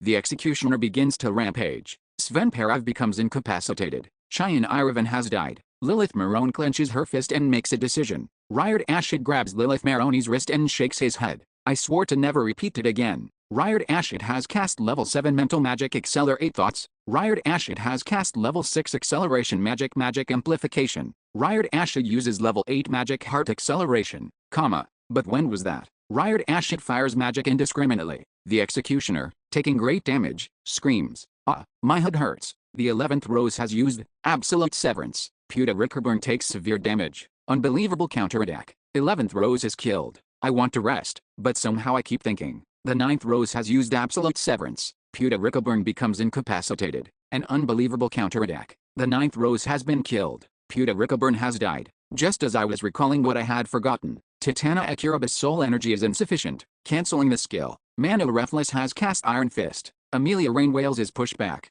The Executioner casts Earthquake. Kuwang. The character takes damage from falling rocks. The surroundings around me seem to shake violently, and I suddenly struggle to breathe. Warning, character's health has reached 0%. Starting countdown. Consuming 3 mental power per second. 493/496. Consuming 3 mental power per second. 490/496. Consuming 3 mental power per second. 487/496. What is this? Paragon Vosti decides to sacrifice himself. Benjamin Orman decides to sacrifice himself. The Great Observer smiles at their noble will. I don't know. Annihilation of evil. All evil aligned characters and monsters within range take great damage. The Executioner is unsummoned. Paragon Vosti has died. Benjamin Orman has died. Time passed like that. Ryard Ashit fires magic indiscriminately. The 13th rose is defeated. My mind dulls. Ryard Ashid's mana has been exhausted. He smiles, saying he leaves the rest to you. In the silence that followed, Ryard Ashid has died.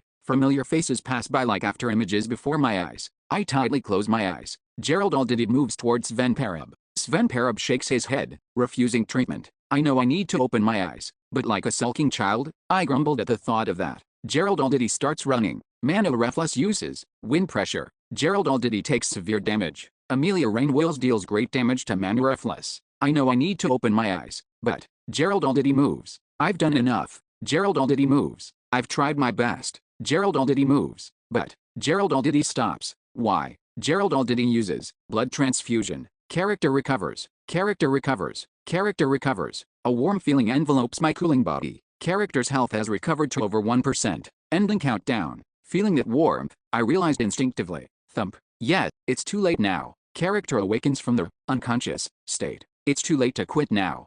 My eyes open. The first thing I see is old Didi. You've woken up. Thank goodness. Thank goodness. The old man, panting heavily, was looking down at me, exuding a thick scent of blood. SSSHHH. My gaze lowered. Old man. This. You mean, I got a bit hurt coming here. Old Didi covered his abdomen with his palm, as if to hide it. A meaningless act. Because the wound wouldn't be hidden by that. We need to treat you right away. As I muttered blankly, old Didi interrupted. Impossible. Rescuing you from being buried under the rocks was my last act. There's no potion left, is there? I can't comprehend. Why me? Sir Pereb told me that he could endure, so save you first. Old Didi laughed. Everyone knows that if you die, it's over. Listen, Jandel. Then old Didi coughed up blood and bent over. But perhaps there was something he wanted to say even so. Only you can make our deaths not be in vain. Only you. I couldn't do it. So, I couldn't accept it. There is no such thing as meaningless death. Even if you roll in dog shit, the struggle to survive is what gives meaning. And yet, you must survive. Old man Didi said to me, you are the giant. The giant. The nickname I earned after fighting a bloody battle in the Crystal Cave. You're the only one. The only one who can carry the burdens of those who died here today and move forward. Old man, I'm not a giant or anything. Don't speak weakly. You can do it. I couldn't bring myself to die because I wanted to live and avenge my granddaughter. But I am standing here now, to save you, because I believed you could do it. I felt a lump in my throat. So, his faith feels like a 10,000-pound rock pressing down on my shoulders. No matter what anyone says, you are the giant. Old Diddy's flame dimmed. Clench. I clench my fist, struggling to hold back the weak words that almost spill out. Like saying I'm not a giant or anything. That I'm just an ordinary person who wants to live. That why are you putting this on me? I wanted to retort. But I hold it back. Don't worry, because that's not what I should be saying now. Without avoiding his gaze, I speak. I will achieve everything you all wish for, in your stead. You can trust me. I swear on this warrior's heart. I said it in a firm voice, but I wasn't confident. Could I really keep that promise? Even as I said it, doubt filled me inside, whether he knew it or not. Yes, that puts my mind at ease. As if that was enough, old Didi smiled and closed his eyes. Indeed, you'll become the giant. What are you saying? You just said I was already the giant. No answer came back. No matter how long I waited, there would be none. Therefore, SSSHHH. I stood up. What had happened while I was unconscious? Many lay fallen, regardless of friend or enemies. Some corpses were crushed under ice shards and rocks, and in one corner of the clearing lay a huge monster. The scent of death filled the area around it. Only 6 people, including me, were standing properly. Clack. Amelia was fighting against a bald boxer and him. Lord Vargas, the barbarian, has awakened, a support type from the Nork's rear line. And, don't look, kill that bitch first. The dragon slayer bastard wielding a sword. Erwin, who is confronting him with just a dagger despite her injured body. Mister. Only after hearing the support type user's shout did Erwin realize that I had woken up, and she turned her head. It was by no means a good action. Taking your eyes off the battle is tantamount to suicide. KLL Virgenager has cast, Edge of the World's End. A black spear shot out from the support type user's hand. The same level 2 skill that instantly killed Mike Million when he was casting Mass Teleport in Deadwood. Erwin's pupils dilate as she belatedly realizes the surprise attack. At the same time, the mind of a warrior who has experienced countless battles clearly recognized, Erwin cannot avoid that. It's not anything fancy like future foresight, it's the kind of obvious thing you just know, like how a person's body will be thrown when hit by a truck. Whoosh, time flowed slowly. Swoosh, my ankles bend as I take a dashing stance, but, my body suddenly froze. Why? I'm all set to rush out at any moment. Thump. It feels like something invisible is persistently grabbing my ankles. My heart sinks coldly. Even though I know I shouldn't think about it, my mind starts to race. If I block that, can I withstand it? There must be recoil as well. In my current physical condition, won't I die instantly without being able to withstand even one hit? If the person you have to kill to survive is someone who did nothing wrong. It was the voice of Hanzei, whom I had recently reunited with. No, what if it's a comrade you wanted to protect more than anyone else? Perhaps Hanzei's words were correct. I was already looking for reasons why I had to live. Then how would you feel? Well, if I die, what about old Didi? What about June? And the other team members? It was because everyone sacrificed that I could come this far. So, I shouldn't be any different. I have to judge calmly and move toward the path that's best for everyone. But, screech. So I'm just supposed to watch Erwin die? Then what about Daria? The woman who died asking me to become her guardian? Grit. My head is a mess. How did I end up like this? Because good and evil aren't clear, the choice is even harder. Like a tangled thread that's become hopelessly knotted from fiddling aimlessly. Squeeze. My throat tightens. But, so what now? Fuck, I don't know now. I'm just going to do what I want. So, indeed, you will become a giant. I'm sorry to old Didi, who believed in me until the end. But right now, I'm a barbarian. Moreover, if I am the giant that the old man spoke of, then I wouldn't hesitate to risk my body just to keep myself safe. I put strength into my hesitating feet. As if the momentary hesitation was a lie, my body moved forward in an instant. Swoosh, a gust of wind blows. My gaze meets Erwin's. To the left, I see the dragon slayer bastard with a surprised expression. Clack. Amelia is busy fighting. In that fleeting moment, whoosh, a sharp black spear flies toward me. But as I watch this, my mind is surprisingly calm. It wasn't because I had given up. If I just stay alert and avoid the vital points, there's a good chance I can withstand one hit with this body. Erwin Fornaxi Tersha has cast Spiritization. What? Erwin Fornaxi Tersha proposes a contract to the character. Through the touch of Elwin's skin against mine, a familiar sensation begins to transfer. C429, like ice. 3. As soon as Spiritization was activated, a spirit of wind resides within the character's body. A translucent wind began to swirl around my skin. We couldn't exchange words or glances, but I could sense what Erwin was aiming for. All incoming damage receives an avoidance bonus. An avoidance bonus that is activated on a probabilistic basis. For reference, this avoidance bonus provides the highest probability of success against magical attacks. Perhaps because of that, there was also another condition attached to this mode. All magical damage received is doubled. That's why I didn't use the wind mode when facing mages or support types. I felt the risk was too high. A 50% chance to evade? It sounds good, but if you fail and take double damage, it can be even more dangerous given the nature of the game. Still, whoosh, the coin was already tossed, so there was only one thing to do. Thump. Just watch the outcome. Wiggish. In a moment where everyone's fate might hang in the balance, without dragging it out, the result appeared immediately. The character has successfully evaded the edge of the world's end. That seemed to pierce my body was pushed aside by the whirlwind, barely grazing my skin before its trajectory changed. And then, quang, with a thunderous crash, the black spear lodged itself into the ceiling. The wind that had been wrapped around my entire body dissipated, leaving a hollow feeling, as if my heart had plunged downwards. All of Erwin Fornaxi Tersha's natural power has been exhausted. Spiritization is cancelled. So, that was all she had left. I'll think later. Still holding Erwin's body, I rolled once on the floor and got back on my feet. Bjorn. What happened to Mr.? The sudden name change felt strange, but I didn't dwell on it. Checking her condition came first. It'll be tough, but can you handle that support type user over there? Just keep him occupied. I can do it. Good, the baton's been passed. You bastard. As soon as I took up my position and turned, a shock reverberated through my shield. Crack. Regal Vargas, the Dragon Slayer, the one who first taught me what it meant to lose a companion. Crack. He swung his blade wildly, but not without force. I parried each blow and I thought I'd be overjoyed to tears. But I'm not. Well, it's not so surprising. Though I've longed for this moment, I've lost so much along the way. You, how are you this damn stubborn? And you, who followed me all the way here to kill me, have the nerve to say that? I'll finish this. He put more strength into his blade, wringing himself out like a dry towel. The source of his drive was obvious. Sure, he hated me, but more importantly he knew there was no other way out of this place alive unless he killed me. Konchak. The situation is simple. Having returned from the brink of death, Erwin is squeezing out her last bit of energy to keep the support type user busy. Emily, we don't have to worry about that bastard, right? Stating the obvious. Amelia was engaged in a close battle with the bald Breathless. Everyone else is down. Some might still be breathing, but they're clinging to life by a thread. They have no strength left to fight. In other words, Clang. The winner of this long battle will be decided soon. Konchak. The winner of this long battle will be decided soon. I push against his blade with my shield. Though my resistance stat had been wrecked by recoil, my strength hadn't decreased. With my simple shove, he stumbled back 3 steps. Having taken several of his blows, I'd roughly gauged his condition. Now it was my turn. Bethel, Ra. I charged forward, shouting the name of my ancestors. No matter how loudly I scream, the wild burst, which is classified as an active skill, will not activate.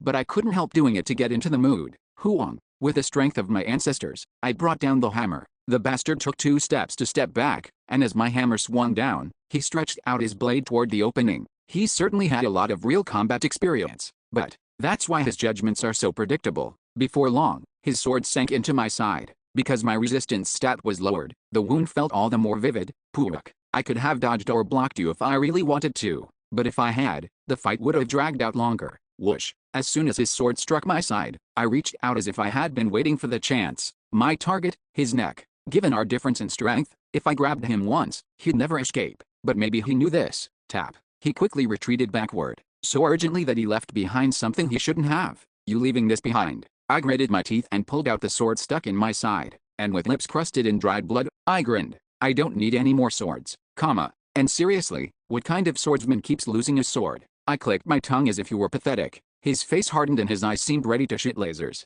However, his actions didn't match his eyes. Panicked by losing his sword, he didn't know what to do. Thud. Suddenly, he dashed, not towards me, but to the side. Again, his intention was crystal clear. He's thinking of using the sword on the ground? Back in the maze, when he couldn't use his sword, he had rushed to Misha to steal hers. He claimed it as ours, and until Rottmiller blocked him and stowed the weapon into his treasure vault, I could only watch helplessly as he rampaged. But this time it's different. I no longer have to pick between the worst evil and a lesser evil. Back then, when he presented us with 2 options, we had to choose one of them. Now the tables have turned completely. He's the one forced to choose. Tap. The moment he moved, I also lunged forward, The distance closed in an instant, and his pupils shook. He's wondering if it's right to pick up that sword, or what else he could do. As the hammer whirled above, the choice he made was pitifully poor. Thud. He rolled on the ground, abandoning the sword that lay there. Did I worry needlessly about a feint? If I were him, I'd pretend to reach for the sword and then exploit an opening. Well, he's a swordsman, after all. Maybe he's just not that cunning.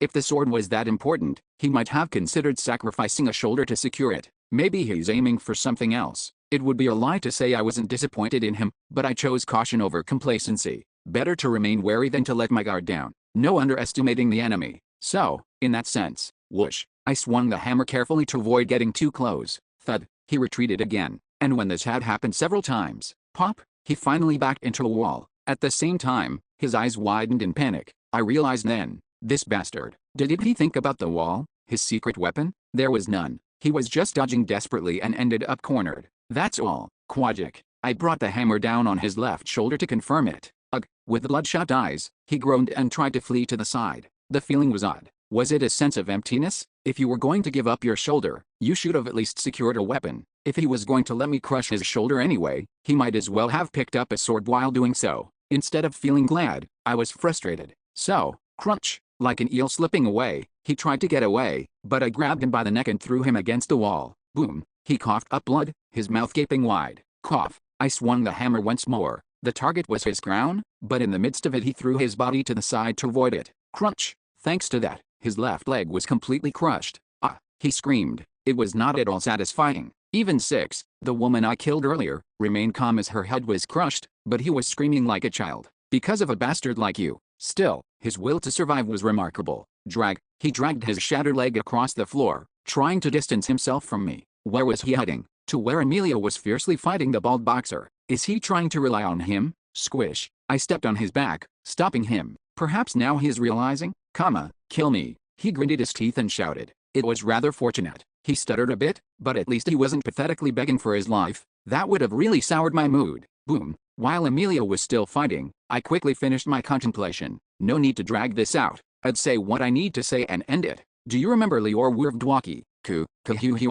Facing death, he sneered as if he had found my weak spot. It didn't matter. Are you talking about that half-mage from back then? We never recovered his body from the labyrinth. We held a funeral with just a few of his belongings. On that day, I made a promise. When the time came, I would say these words to this bastard's face. So, you just listen. I smashed his other shoulder with a hammer and said, Lior Wirvdwaki, it's been nearly 3 years. That so-called half-mage who saved all of us that day in the labyrinth. It took a damn long time, but did not lose. He didn't lose to you, because now I get to kill you, which means he won, understand? He still didn't reply. Pride, I suppose. I flipped him over, lifted him up on my toes, and forced him to nod. Phew, is it all finally over? It still doesn't feel real, but I think so. Anyway, that's enough. Quadjik, now die, you motherfucker. Crack. Following the Dragon Slayer, I smashed the bald boxer's head with a hammer, joining forces with Amelia. You have killed Notoriously. Next was the support type user, who was desperately trying to escape Erwin's pursuit, causing chaos. You have killed Kale Elvit. With that, all the enemies' heads were smashed. As soon as my mind registered that fact, the feverish heat of battle drained away, replaced by the cold air wrapping around me.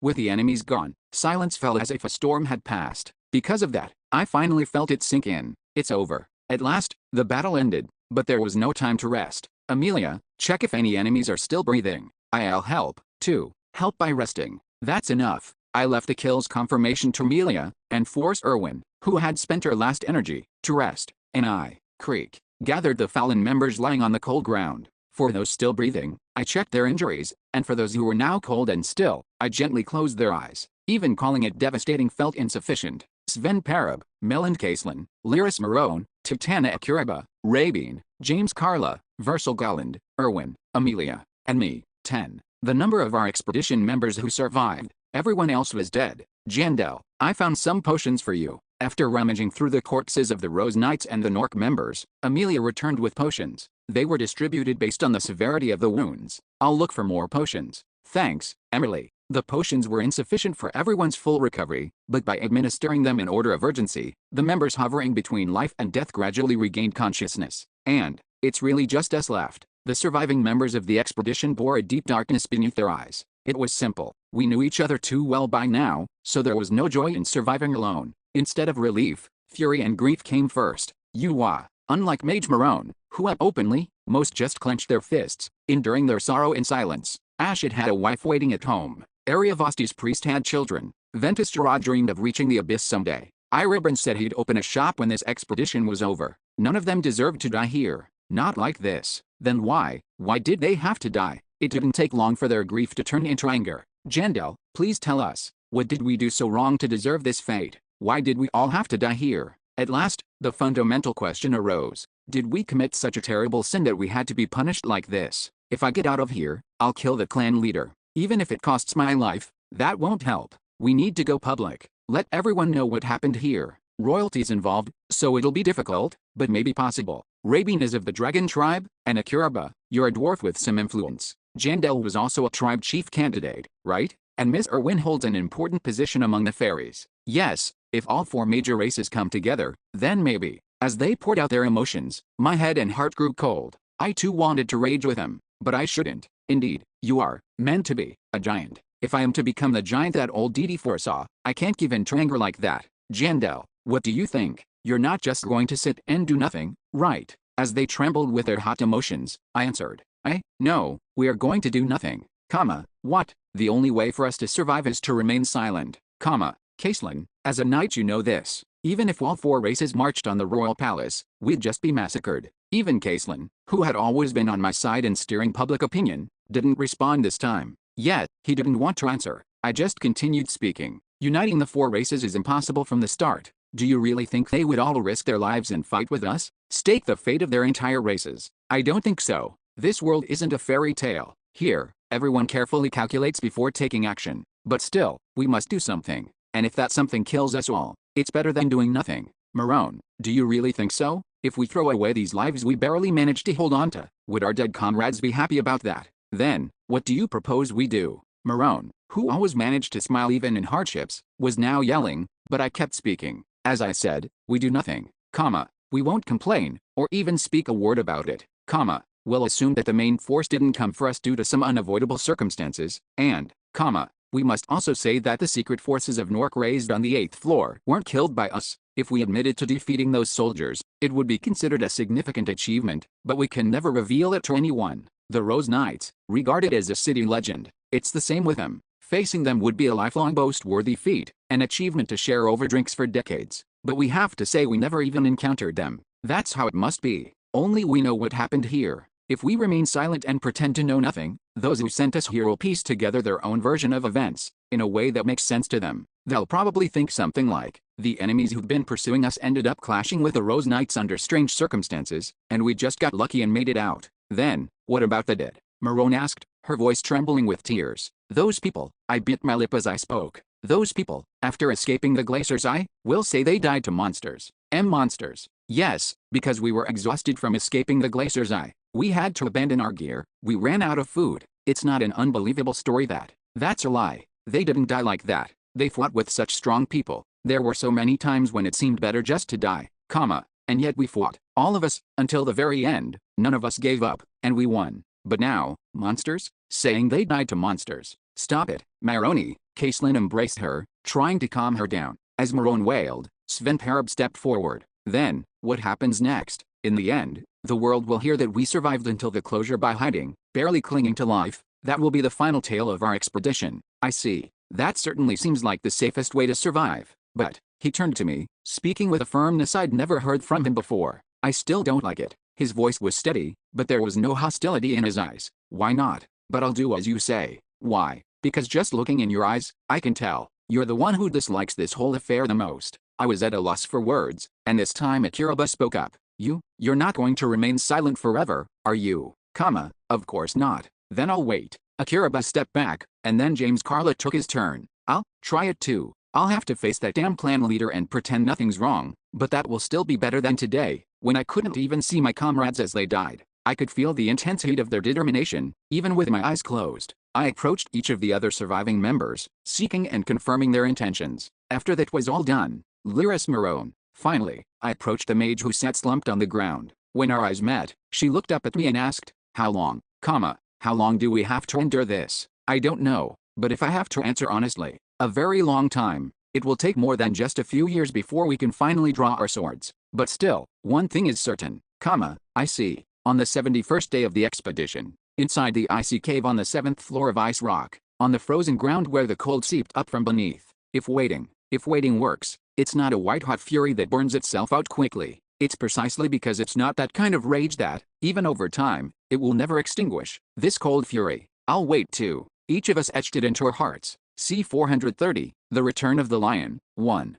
Once the conversation was largely over, I borrowed Amelia's dagger and sliced open the dragon slayer's belly. SSK. As if I had used a surgical scalpel, the belly opened neatly. Once the disembowelment was complete, I nonchalantly pulled out the bastard's heart. Perhaps due to the extreme cold of the place, it was still fresh. The heart of a dragon tribe member looks different from that of an ordinary person. It looked like a tropical fruit with an uneven surface, and for some reason, it had chain-like markings on it. As I looked at it, Ravine, who'd been watching me, spoke up. The chain marks are probably the traces of the curse pen cast. Really? Anyway, so the bumpy texture is natural.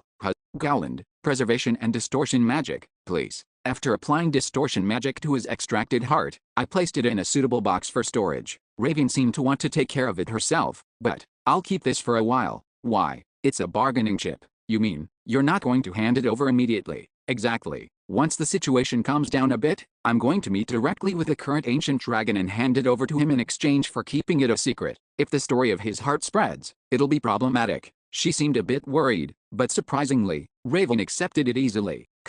Understood. You can get more value out of it than if I took it back myself. I feel a bit sorry for Pen, but I'm sure she won't have to wait too long. I appreciate your understanding. Okay, that settles the matter. After finishing the heart looting, we held a funeral. There were no priests left to preside over the funeral, but as we had seen before, we observed a moment of silence and cremated our dead companions. And then, clack, collecting their bone fragments into a box, we ended it there. After that, we began a full-scale looting. The Rose Knight Order, the Nork elites, and the equipment of our fallen allies. Collect all the equipment of our members. Since we can't use subspace magic, cram them into bags as best as you can. We gathered the belongings that would become the deceased's keepsakes. We're short on space, so only pick up valuable items from the Nork gear. We decided to selectively gather Nork's equipment. After all, even before coming to the Glacier Eye, we had killed a lot of Nork scum. Their loot is sleeping inside our subspace storage. If someone asks about the source, there's no way to differentiate which was obtained when. Unlike the items from the Rose Knight Order,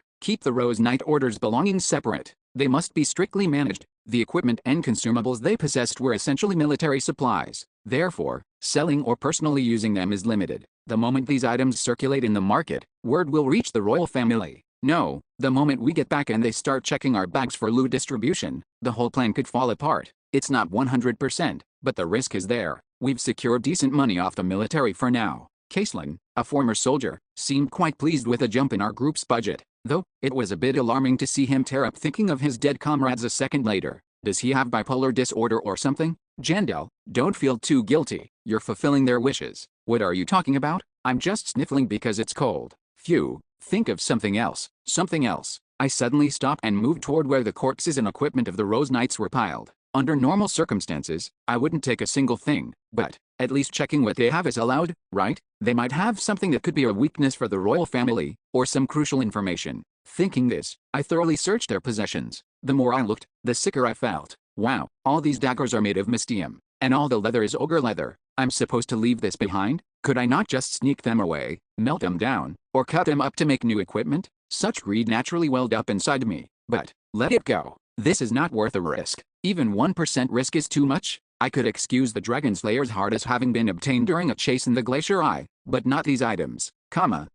As I went through the bodies of the Rose Knights, I paused and tilted my head. What's with these rings? I noticed identical rings on the Rose Knights' middle fingers. Were they wearing rings? I tried to recall, but it didn't seem right. When I fought Six, she wasn't wearing this ring. But what's this? Feeling curious, I immediately removed all the rings from their bodies. They were not numbered items. So, a magical tool then? Marone, Gowland. Feeling the need to check, I asked a mages to appraise it, and it didn't take long for the results to come in. It's a binding-type magical tool. Once you wear the ring, the physical object disappears and becomes bound to your soul. Binding-type magical tool. You know, like those summoning engravings used for calling ships in the 6th floor's sea. That's one of the typical binding-type magical tools. So, these rings. Yes, they're subspace rings, and they far exceed the quality of magical equipment in the market. Does that mean that even the royal family is unaware of the existence of these subspace rings? Yet, probably not. Jackpot.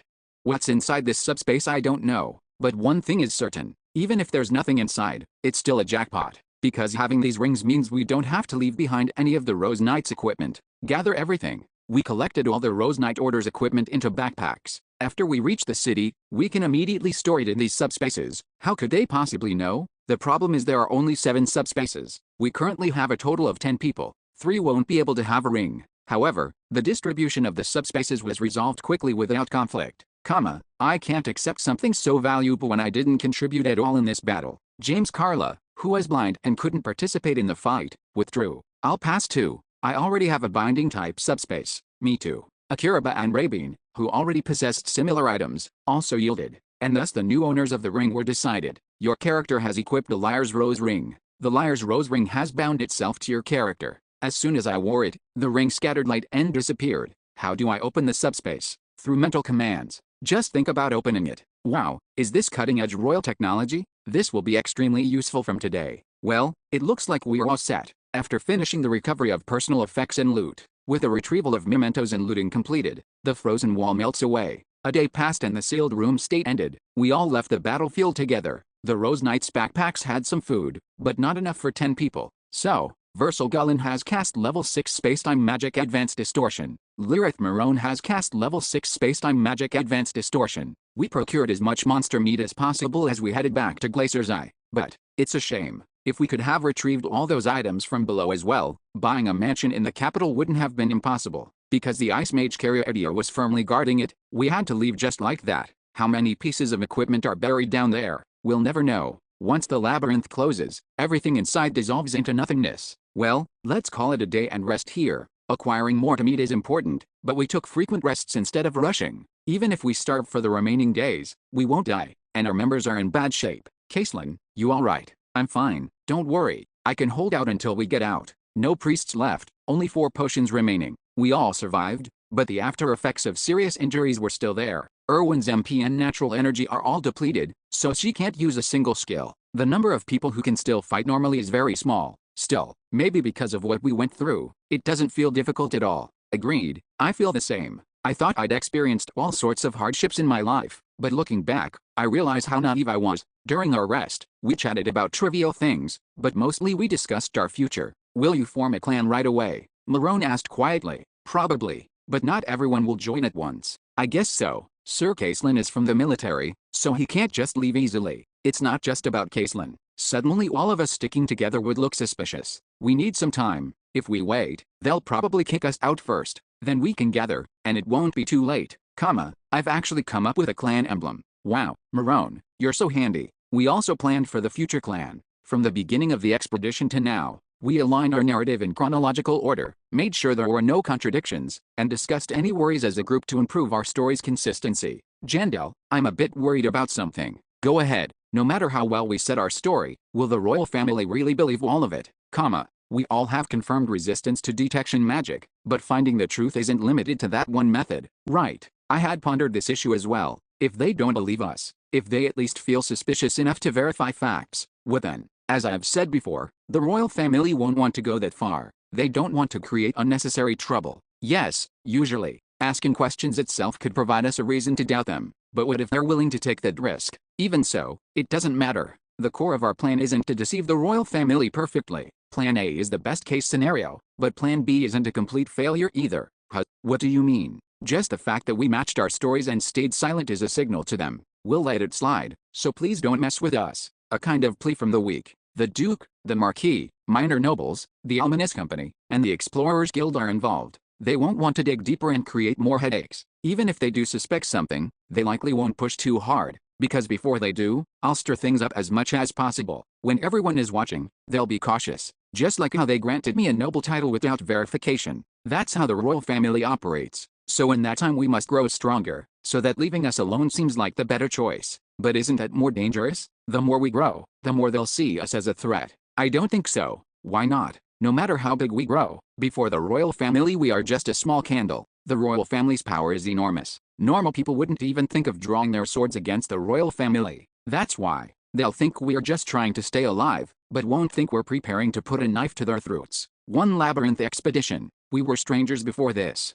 Who would think we'd stand against the royal family for revenge? Grief and anger are fleeting emotions. People normally feel grateful to be alive and make practical decisions. But, what if they do anyway? Akira, having mostly accepted my reasoning, still mentioned the worst-case scenario. What if they consider us a threat and try to eliminate us? The answer is simple. Well, what can we do? Then we move to Plan C.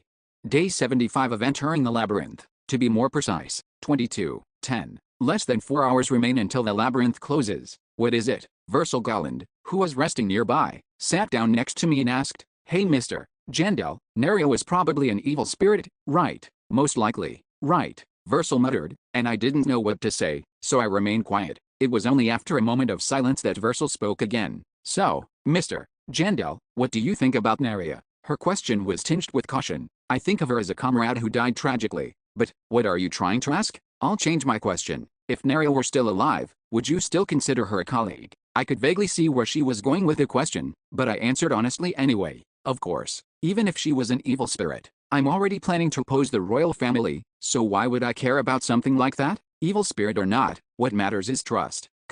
I see. Versal nodded with a strange expression, chatted a bit more, then left. What was her intention? Was she just curious what kind of person I am? Tisk. Could it be that she's realized Goblin is an evil spirit? Maybe she's testing how I'd react? It seemed plausible, at least until about 2 hours later, when Amelia called me aside. "Jandel, can we talk for a moment?" "What happened?" "About that task you gave me before." I tilted my head. "What task?" "You told me to keep an eye on Sven Pereb." "Ah, that? I certainly did request that." Sven Pereb's reckless behavior at the round table made me uneasy, and I wanted someone to watch him closely. But, I said to do that outside, didn't I? And I didn't phrase it as investigate him either, just asked her to keep an eye out. What's going on? Then I guess you should be grateful I misunderstood. Amelia smirked and shrugged. Her demeanor suggested she had some advantageous information. My interest suddenly piqued. "Did you find something?"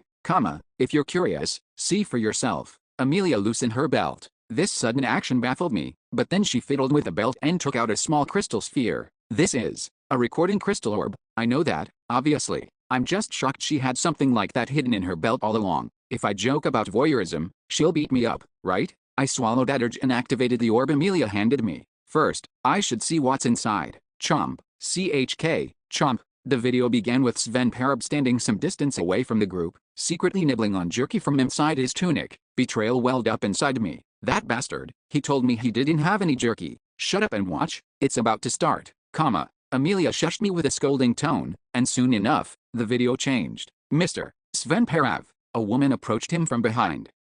Sven was startled, caught red-handed eating jerky. Can we talk for a moment? The one who spoke was Versal. Sven Parav glanced around anxiously, not answering. Oh, and don't worry, I won't tell anyone about the jerky. I just want to talk. Can we do this some other time? You don't want to talk to me? And no, that's not it. It's just that, I feel something very off. You're speaking nonsense. Versal seemed puzzled by his expression, but I was just impressed. Has Sven sensed Amelia's surveillance somehow? The video continued. Anyway, let's get to the point and make it quick. Yes? Oh, yes, please speak. I'm listening. I know you're an evil spirit. A single sentence bombshell, comma, comma, At that, both I and Sven in the video were dumbfounded, and then, cough, cough, cough, quiet. They'll notice if you make a scene. Giga, what are you talking about? Me, an evil spirit. The bombshell didn't stop there. Don't bother running. I'm an evil spirit too. What the hell, is she coming out with that right now? Comma,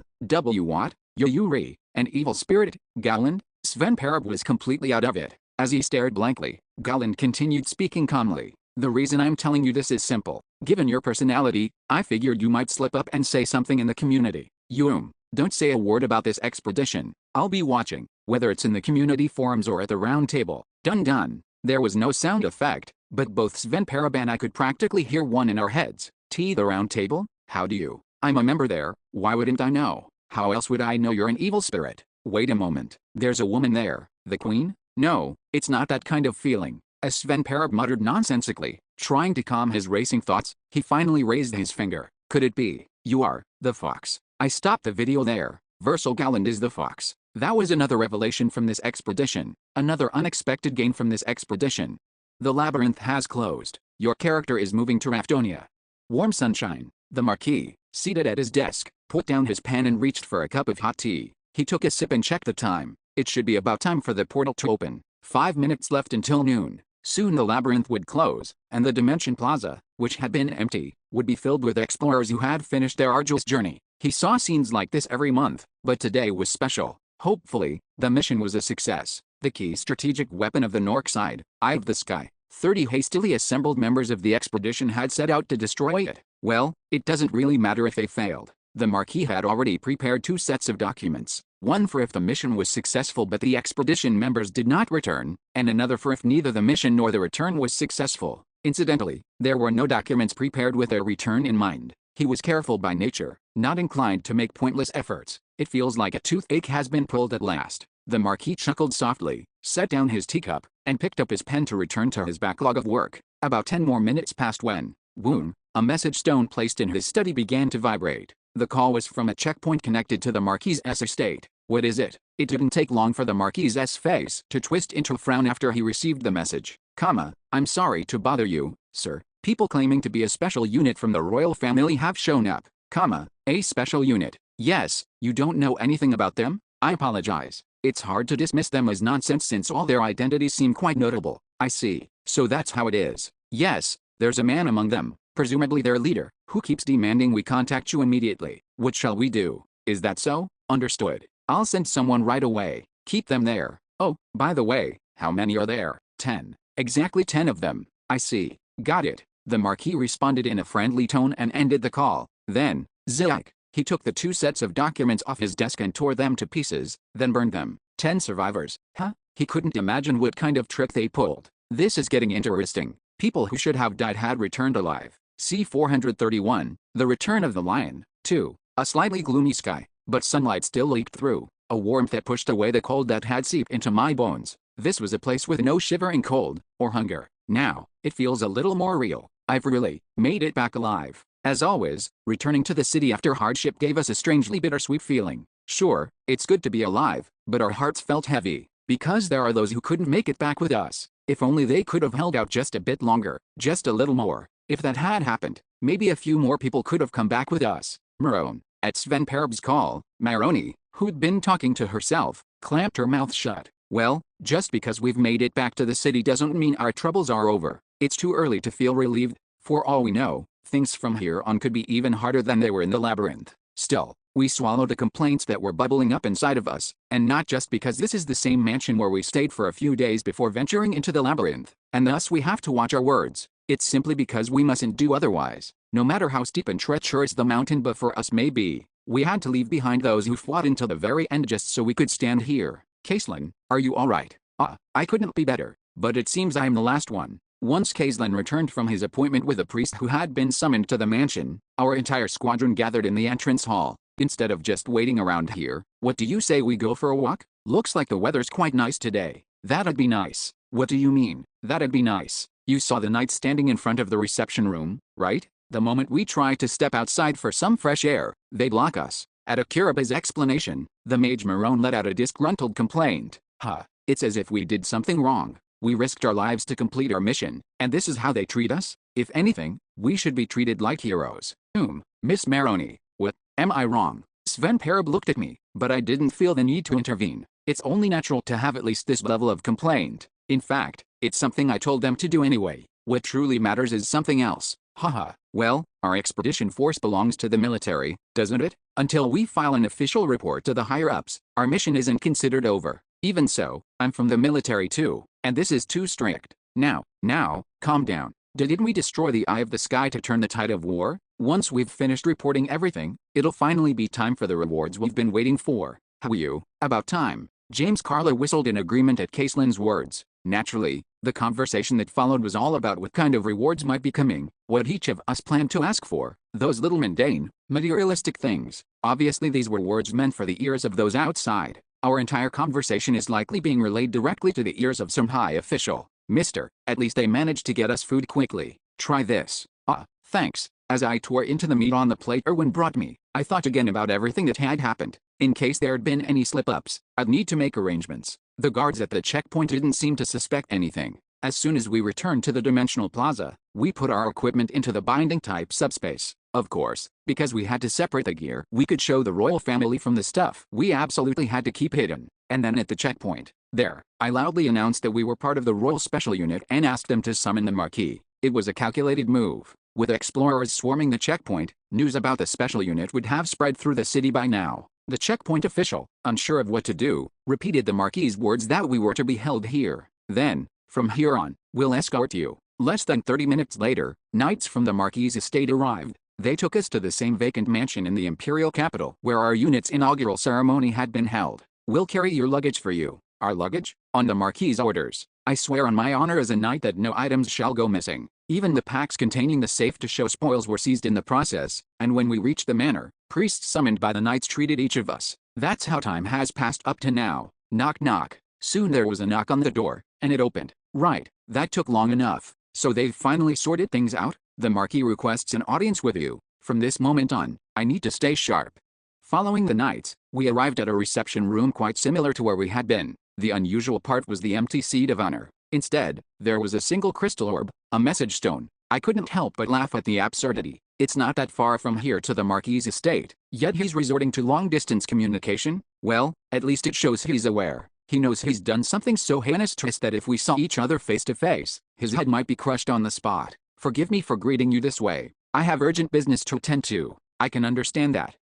Judging from your casual tone, I assume the others already know? His subdued voice came through the moment we sat on the sofa. There was nothing to hide, so I admitted it outright. They found out somehow. I've already told them that I'm Bjorn Yondell, though. I said it was something I had to do under orders from the royal family. I see. That's a relief. Then, rather than that, don't you have something to say first? Time to cut the small talk and get to the point. Speaking in a voice tinged with anger, spit it out. Why didn't the rescue party ever show up? In our remaining time, the squad and I had already discussed what our natural reaction should be. Surely you heard my broadcast across that entire region. Don't tell me you never received it. What happened? We're still looking into the exact circumstances. This late, and still assessing while using a crystal orb. From what I've heard, the enemy forces in Deadwood were unexpectedly large. Attempts were made to rescue you, but eventually, they had to give up. That was roughly the kind of response I expected. But there was one thing I hadn't anticipated. Likely when you sent out your wide area communication, Nork's side realized there was a rescue force. Wow, so he's implying it's partially my fault? How thick is the Marquis's skin? Then what about the initial lack of response? If everything had worked correctly from the start, none of this would have happened. Well, it seems my son made some sort of error.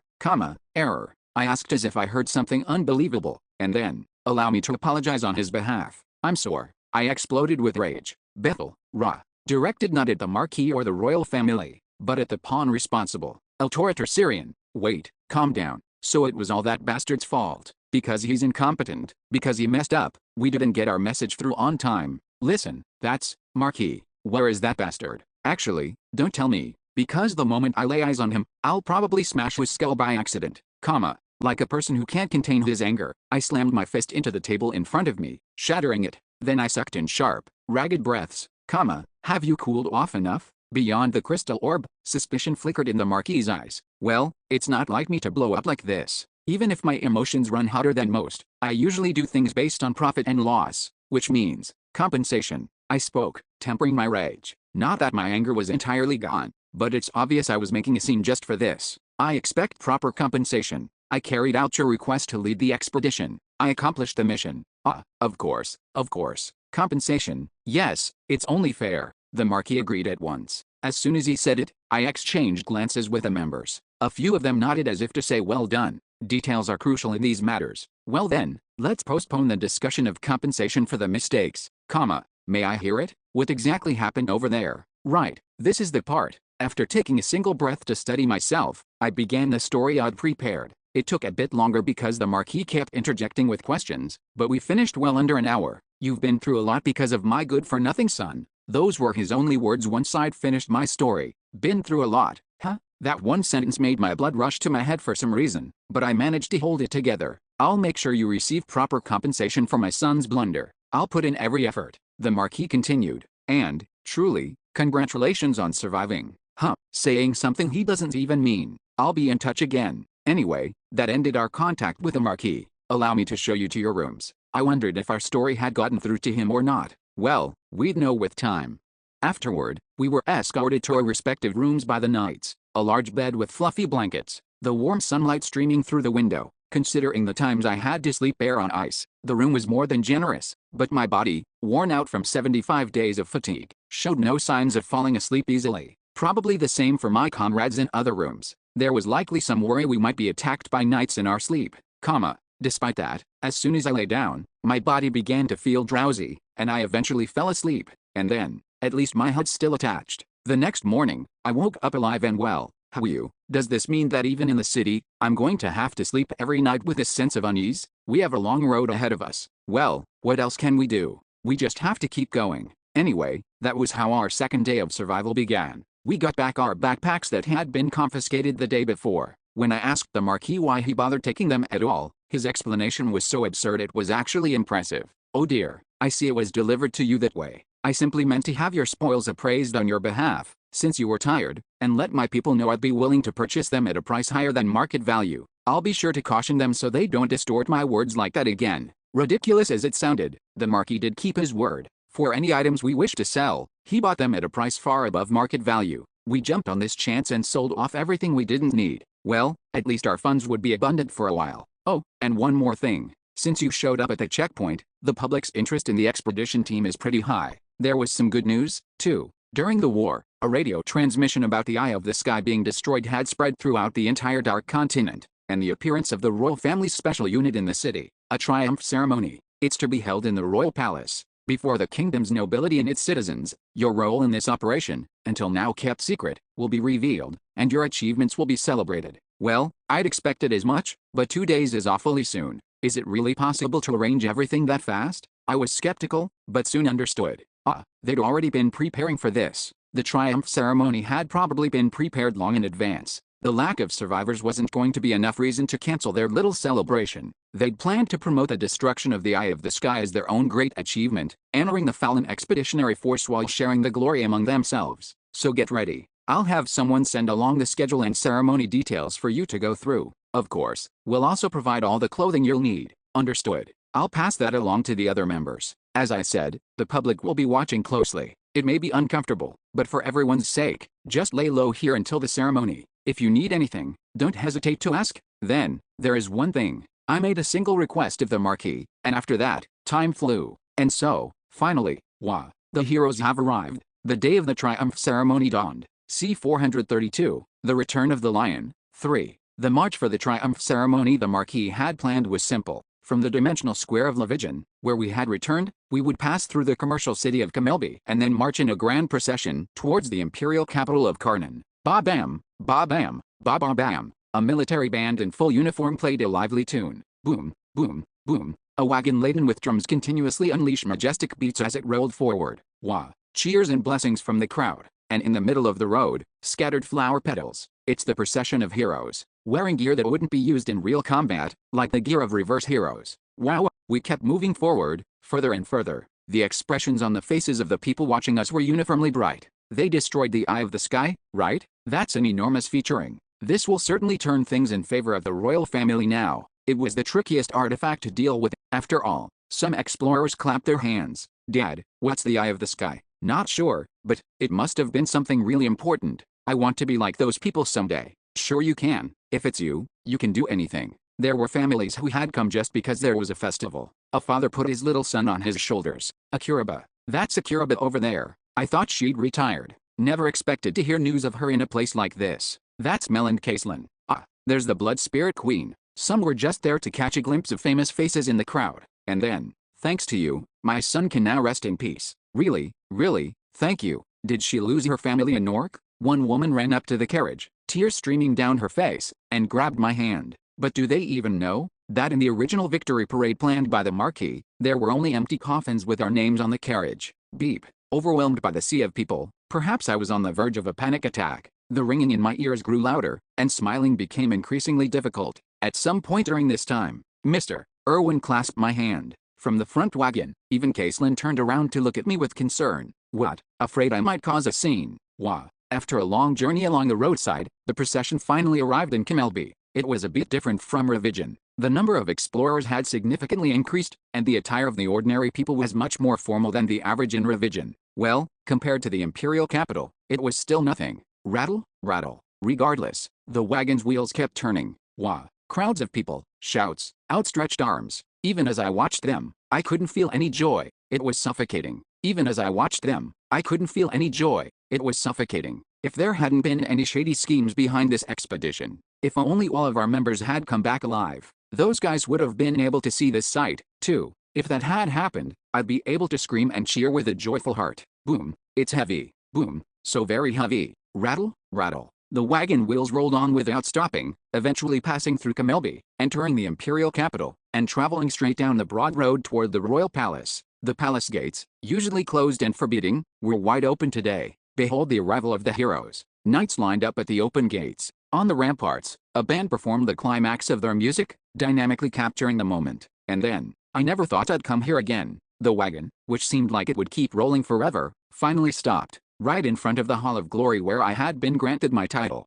Welcome the heroes. Before long, the grand doors of the palace swung open from both sides, and we stepped down from our carriage, stepping into the palace. The lineup was a little different from the parade. The formation was a bit different from the parade formation outside. During the parade, I had been seated in the center carriage, but now I was at the very front. Wah! The cheers that erupted as we entered were noticeably smaller than on the streets. Well, most of those present here were nobles, or high-ranking members of merchant firms or guilds. What are you doing? Why aren't you moving? Stalled at the entrance, I was aimlessly looking around when Caslin poked my back. Tisk. So impatient. Thud, thud. I walked down the red carpet that stretched to the empty throne. All the while, I kept looking around. People shouting, whistling, curious eyes peering through binoculars, so it was easy to spot them in the crowd of thousands. At this blessed gathering, only they were like uninvited guests amidst the smiling crowd, spending a moment of mourning. So, that's where they are. Wait, hold on, where are you going? Ignoring Caslin's restraint, I turned and headed towards that section of the audience.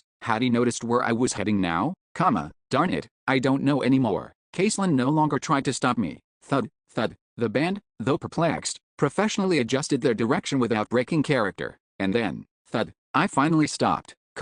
Those who had been quietly wiping away tears now looked at me in surprise. They were the families of our fallen comrades, whom I had asked the Marquis to let into the Hall of Glory. Pababim, pababim, pababim. Sheesh, that's been annoying me for a while now. Could they please just shut it? I was frustrated, but apparently the band had neither the presence of mind nor the authority to stop playing. So I personally went over, took their instruments and threw them on the floor. Clang. Instantly, the music cut off, and silence descended. At last, The crowd also quieted down, leaving only the sound of those family members softly sobbing. And then, thud, right in front of them, I dropped to one knee. I'm sorry, I couldn't bring back the people who were so precious to you. The moment I bowed my head in this position, the surviving expedition members behind me mirrored my actions. That was supposed to be part of the formal ceremony in front of the empty throne later, but what did that matter now? The king isn't going to show his face anyway. Thank you. While I still couldn't look them in the eyes, I felt a hesitant hand on my head. What happened to Ashid? Yes, she was Ashid's wife. That guy, he was like a great mage from a fairy tale. He wasn't afraid even in the face of death, and it was because of him that we were able to return alive. She didn't reply right away. Maybe my words sounded formal or empty to her. She just wept quietly. Is that so? Come to think of it, he was a liar, too. He always said his wife was a strong person. I just don't know anymore. I'm so lost. I feel sorry for him. How could I? Hua. Her hand, which had been resting gently on my head, trembled as she collapsed to the ground, choking on her sorrow. And then the dam burst. Macalarius. What happened to him? I haven't heard anything. They just told me he died and that I had to attend. Ventistrad. He was my father, but I didn't even know he was sent on such a dangerous mission. Carla, please tell us. Why can't Rick be here with us? Why are you the only one who survived? The families in the seats ran up to us, hurling questions about their loved ones' fates. We answered guiltily, as though we were criminals responsible for their ends. Watching us, the rest of the crowd said things like, "What's this? Is this part of the show? Wow." The royal side really pulled out all the stops. This is the most dramatic triumph ceremony I've ever seen. No, this honestly just looks like chaos, but hey, it's entertaining. That chaotic scene went on for who knows how long.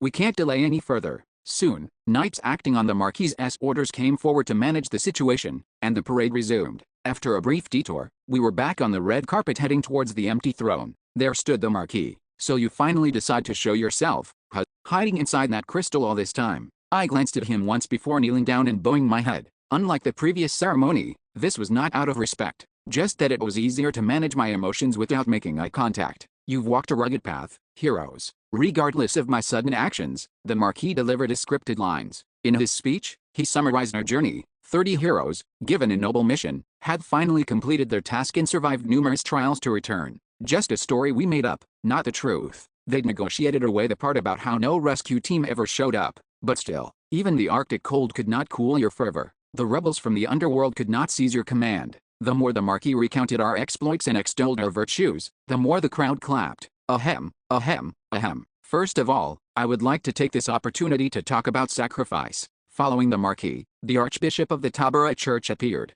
The High Priest, who was balding, looked at us, offered words of consolation, and then called for a moment of silence, with particular reference to the priests and paladins who had sacrificed so much. Beep. Then it was the Duke's family. Beep. Then the Explorers Guild. After that, another, and another. Beep. All those who planned on reaping the spoils of this expedition stepped forward one by one in front of the crowd, inserting themselves into the narrative. Crack. Yeah, I expected this, but it's still so hard to watch. At least thanks to my earlier commotion, it felt like the ceremony was shortened somewhat. My time in this purgatory was a bit more bearable. Finally, the ceremony reached its climax. May the light of the royal family shine upon you. The Marquis's words signaled the start of the band's performance once again. It was the equivalent of saluting the flag at a school assembly, some formal piece that lasted about 3 minutes. This should be 3 minutes long, if I recall. I mentally counted about 2 minutes, then opened my mouth to speak, just loud enough for the Marquis, standing about 3 meters away, to hear. Hey, Marquis. He looked at me like I'd gone crazy. After all, the main character of the event messing around at the most critical moment must have seemed out of his mind, especially in front of all the important nobles gathered here. Have you thought about when I can reclaim my name? He must have realized I might ruin the entire event if he didn't answer, so without taking his eyes off the empty throne, he responded hastily. As I said before, it will take another 2 months. 2 months? Huh? That was the agreement, was it not? It was. I gave a faint grin. But now that I think about it, that feels too long. I'd like it done sooner. The Marquis didn't answer. The band stopped playing, and it was time to continue the ceremony. He shot me a scolding glance, then went back to his speech praising the royal house. Fine, if you won't cooperate, you leave me no choice. They say barbarians only understand if you speak forcefully. May the royal family's light be upon you. After a long speech about how magnanimous and mighty the royal family was, the Marquis turned to us and shouted. This was the last act of the victory ceremony he'd outlined for us. Now then, Expedition Leader Rihun Shoes, report. It was like a roll call. Once I gave the official report, our grueling expedition would be officially concluded, which is why character has cast gigantification. Your physique grows in proportion to your strength. I even used transcendence to push my body to its size limit. Well, it has to be this dramatic if I want everyone to notice. The moment my body expanded, thousands of eyes locked onto me. How dare you use abilities within the royal palace? This is treason against the royal family. Some were angry that I had used a skill. Meanwhile, gigantification, Bjorn Jandel's signature skill. Ooh, is that a coincidence? No, wait, he even kind of looks like. But that man's dead. Besides, people said he was an evil spirit. Those in the crowd who recognized my skill voiced their doubts. And the Marquis? As soon as I used gigantification, the Marquis fell backwards. What? Did he think I was here to assassinate someone? Swoosh. I turned my gaze away from the Count and stared at the empty throne. And then, in the presence of the Soul King, I tell the truth. I spoke calmly. My eyes looked forward, but my voice was loud enough for everyone in the hall to hear, each name and word pronounced with care, one by one, with those moments in my heart that I never got to tell the bereaved family. Pike Neldane, executed as a traitor in Ice Rock. At the time, it seemed like the only choice. Now, I regret it a little. If he really wanted the expedition to fail, he could have been our ally. Philip Aintrefay, a scout on Caislin's team. He died in Deadwood, ambushed while we waited for a rescue squad. His head was crushed. I never spoke with him much, but later, Caislin told me he never married and was caring for elderly parents. A dutiful son, apparently. Mike Million. He died instantly during our escape from Deadwood, struck by edge of the world. He couldn't even utter any final words. I'll probably wonder for the rest of my life if there was no way he could have dodged it, or if he deliberately took the hit for someone else. Fiona Amers. She was struck by a blind attack while chanting mass teleport with the other mages. Nyalo Campbell. He was a priest. He died stepping forward to aid an injured warrior. Milburn Area. She was our ever-polite troll summoner. She saved everyone, yet chose to die alone, quietly. I hope she wakes up in a cozy house filled with the aroma of coffee. Matt Ibrahim. He was a paladin, our tanker, but I had stripped him of all his gear. In that state, he tried to forge a path and lost his life near the summit of Glacier's Eye. Farcible Eric Coulson, a longtime friend and subordinate of Caislin in the same unit. Caislin wept for his death but consoled me, because I was there, and because he never gave up until the end. His death had meaning. That's the burden I must bear now. I continued to speak. Rick Gergesta. He was killed while fighting those Nork bastards after we regrouped. His cause of death was the same, edge of the world. That took Mike Million's life. Ventus Strahd. When the Rose Knights attacked from behind, he stayed to buy time for our retreat. That old fellow always went on about romance. A mage performing a warrior's job, maybe that's the pinnacle of romance for him.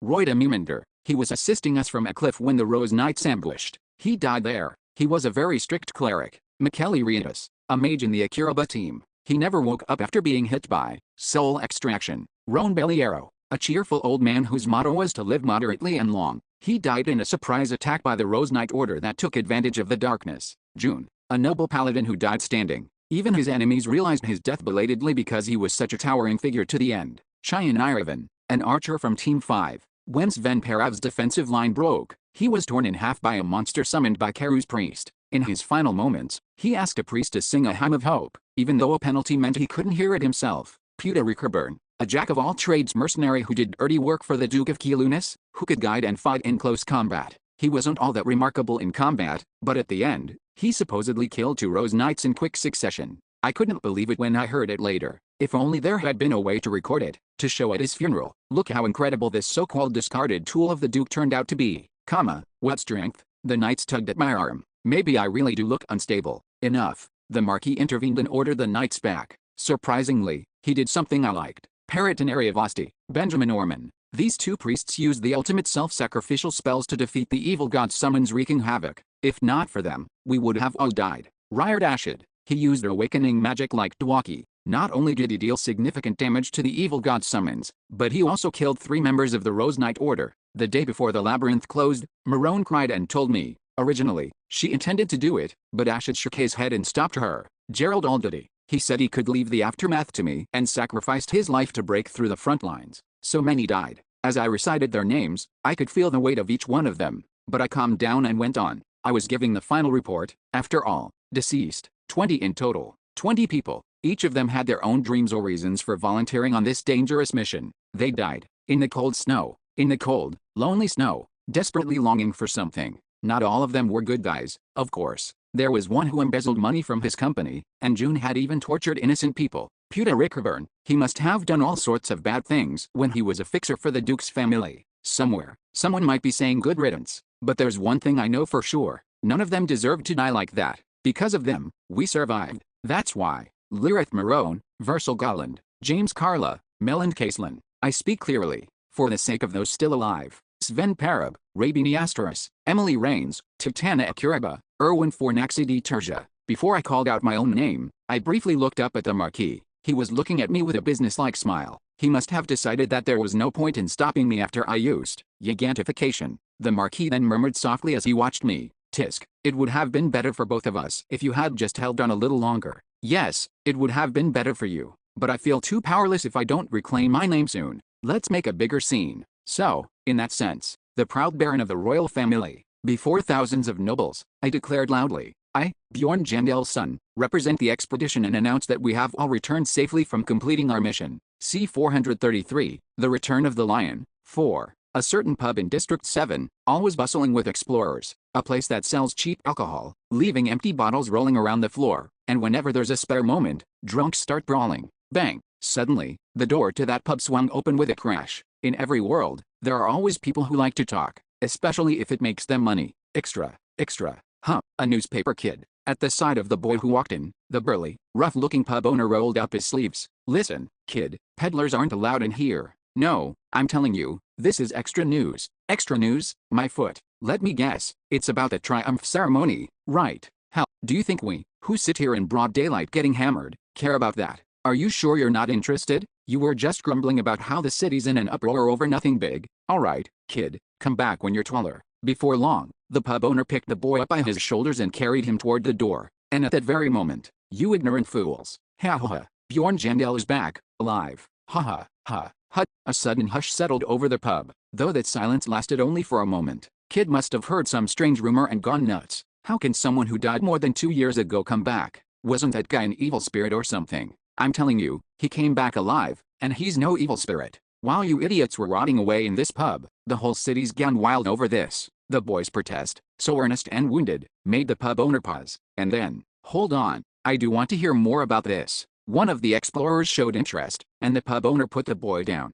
You guys reek of alcohol. Brushing off his crumpled collar, the boy walked over to the explorer's table. As if paying for the tale, the explorer tossed some coins onto the table. Alright, start from there. You're certain Bjorn Jandel came back alive? Of course, it's certain. The Iron Chancellor himself acknowledged it in front of thousands of nobles.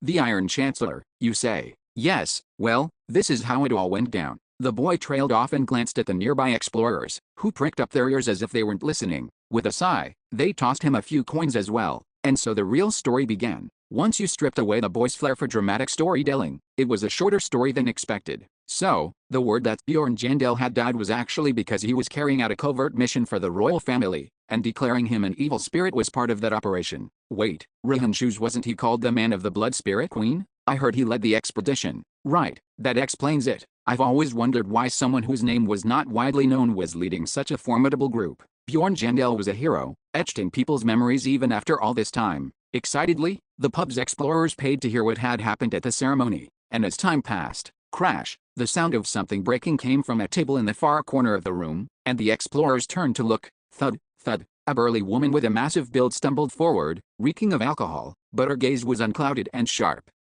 What's going on? The explorers held their words in front of the imposing woman, and the boy cautiously asked her intentions. She parted her lips to speak. Boy, I was listening over there, is that so? Is it true? That Bjorn Jandel is alive? That he was Rihan Shoes? Her voice and expression carried a sort of urgency. The boy, puzzled by her intensity, answered dutifully, yes, it's all true. I see, so that's how it was. I never knew. The woman, as if entranced, murmured to herself and pulled out some money, pressed it into the boy's hands, and left the pub. The boy checked the sum and gasped. 10,000 stones, an enormous amount he'd never before earned as a wandering storyteller. The others in the pub stirred as well. She gave that much just for telling a story, I never thought there'd be such a wealthy person in this cheap pub. Who is she? Hey, why have you been so quiet? As everyone speculated about the woman's identity, one man quietly muttered, insane. Do you know who she is? How many blonde female barbarians do you think there are? And how many of them carry a giant greatsword on their back? So, who is she? The explosive blade, Aner Fenelon. As the man spoke her identity, the eyes of those around him widened once more. What? You're saying that woman is one of the 7 strongest? Forget that. Explosive Blade was Bjorn Jandel's old companion. No wonder she was so interested. Now it all makes sense. So even his old companions didn't know Bjorn Jandel was still alive. The pub flared back to life, each patron offering their own guess about the woman's identity. Only the pub owner looked close to tears. That lady, she just left without paying for her drinks. Like a passing storm, the triumph ceremony ended, and we each returned home. I worried the Marquis might keep us around longer, but it seemed he had no intention of overstepping. Did everything work out for the best? Then, we returned to our mansion after a long time. I went upstairs to my room to unpack and reminisced about yesterday's ceremony. He accepted things more calmly than I expected. Right after I revealed myself in front of thousands of nobles, without prior agreement, the Marquis continued the ceremony smoothly and cleaned up the situation. He announced that my supposed death had been a ruse so I could undertake a secret mission for the royal family, and that the claim of me being an evil spirit was also untrue. They originally planned to release the official documents 2 months from now, but the Marquis had no choice but to proclaim it early and publicly before the crowd, because he had no other option. To deny my words would have ruined the royal family's prestige. That was exactly the trap I laid for him. Sure, they could throw a grand victory celebration for me. Normally, people would talk about it for a month or so, then gradually forget. If I wanted to remain firmly in people's minds, and ensure I kept the public spotlight, this was the best way to do it. For some reason, the royal family cares a lot about public opinion. Well, for the next few months at least, they can't try anything underhanded, like framing me for a fake crime. All in all, the first step had gone well. Now the next step was to build up as much influence as possible in the time we had. That way, even if they find out what really happened in the labyrinth, they'll think twice about getting rid of us. We have a lot to do. With those thoughts, I finished changing and went downstairs, only to find the living room in chaos. Emily, what happened here? While we were away, there was an intruder. What? I had tied one of my hairs to the doorknob before leaving. When we got back, it was gone. I searched everywhere except your room, but thankfully I didn't find any listening devices. Wait, if there was an intruder, can't we just check the recording crystal? We had something akin to CCTV in our home, which Erwin had installed in the living room and near the entrance. But that's already been smashed. The record only lasts a day, and it's not hard to tamper with. They might have already interfered with the magic circuit, so we couldn't just leave it. I see. Whoever they were amateurs. They entered an empty house and didn't even touch the basement. The basement? The sailor. I finally remembered someone I'd forgotten. Aryan Rocklov, the plunderer-cum sailor we'd captured on our previous labyrinth expedition. I remember Amelia saying she'd stocked enough food for him before we left. It had been several days since the labyrinth has closed. Is he alright? He's fine. A bit thinner though. I prefer him that way. That doesn't seem right. And unintentionally, his loyalty to us seems to have risen. Though he realized the daily antidote requirement is a lie, he's grown more dependent on us after this close call. Oh, if you want to see him, go ahead. He said that when he heard footsteps upstairs, he kept perfectly quiet and wanted praise for that. And no, I'm good. Don't leave it all to me, though. You should take an interest in him too, later. At least he was fine, so for now I pushed Orion out of my mind. After Amelia searched my room as well, the 3 of us regrouped in the living room. So, is our house safe now? For today, at least. Phew, coming home makes it all feel like a dream. Erwin, relieved, slumped onto the sofa. Jandel, now that everything's settled for the moment, isn't it time we open it up? Oh, the subspace item. Yet, Amelia's eyes gleamed with anticipation, like a child on Christmas morning. I guess I felt the same way. The subspace ring that the Rose Knight had carried. What treasures might be inside? Alright, let's do it. I'll count to 3, and we all open it at once. I began counting quietly. Then, as I reached 2, knock, visitors, I sighed and decided to postpone opening the subspace. We went to see who it was. The knock was loud enough to put me on guard, but fortunately it was a welcome face. Raven, I'm sorry if you were busy. I heard the news, and I couldn't stand by without checking on you. Come in. Raven followed me into the living room, sat down on the couch, and asked me a barrage of questions. Was regaining my name and status part of the plan? What are my thoughts on the future? And, I'm glad you're safe. Really? Then the topic of the expedition came up. Mr. Jandel, are you alright? Alright. So many died. I was there at the Hall of Honor for the victory ceremony. I saw you apologizing to the families of the fallen, reading out every single name. Yet, I'm worried about you. Are you really okay? Am I okay? Hard to say. I hesitated for a moment, then forced a bright smile and patted Raven's delicate shoulder. Why wouldn't I be alright? I made it back alive.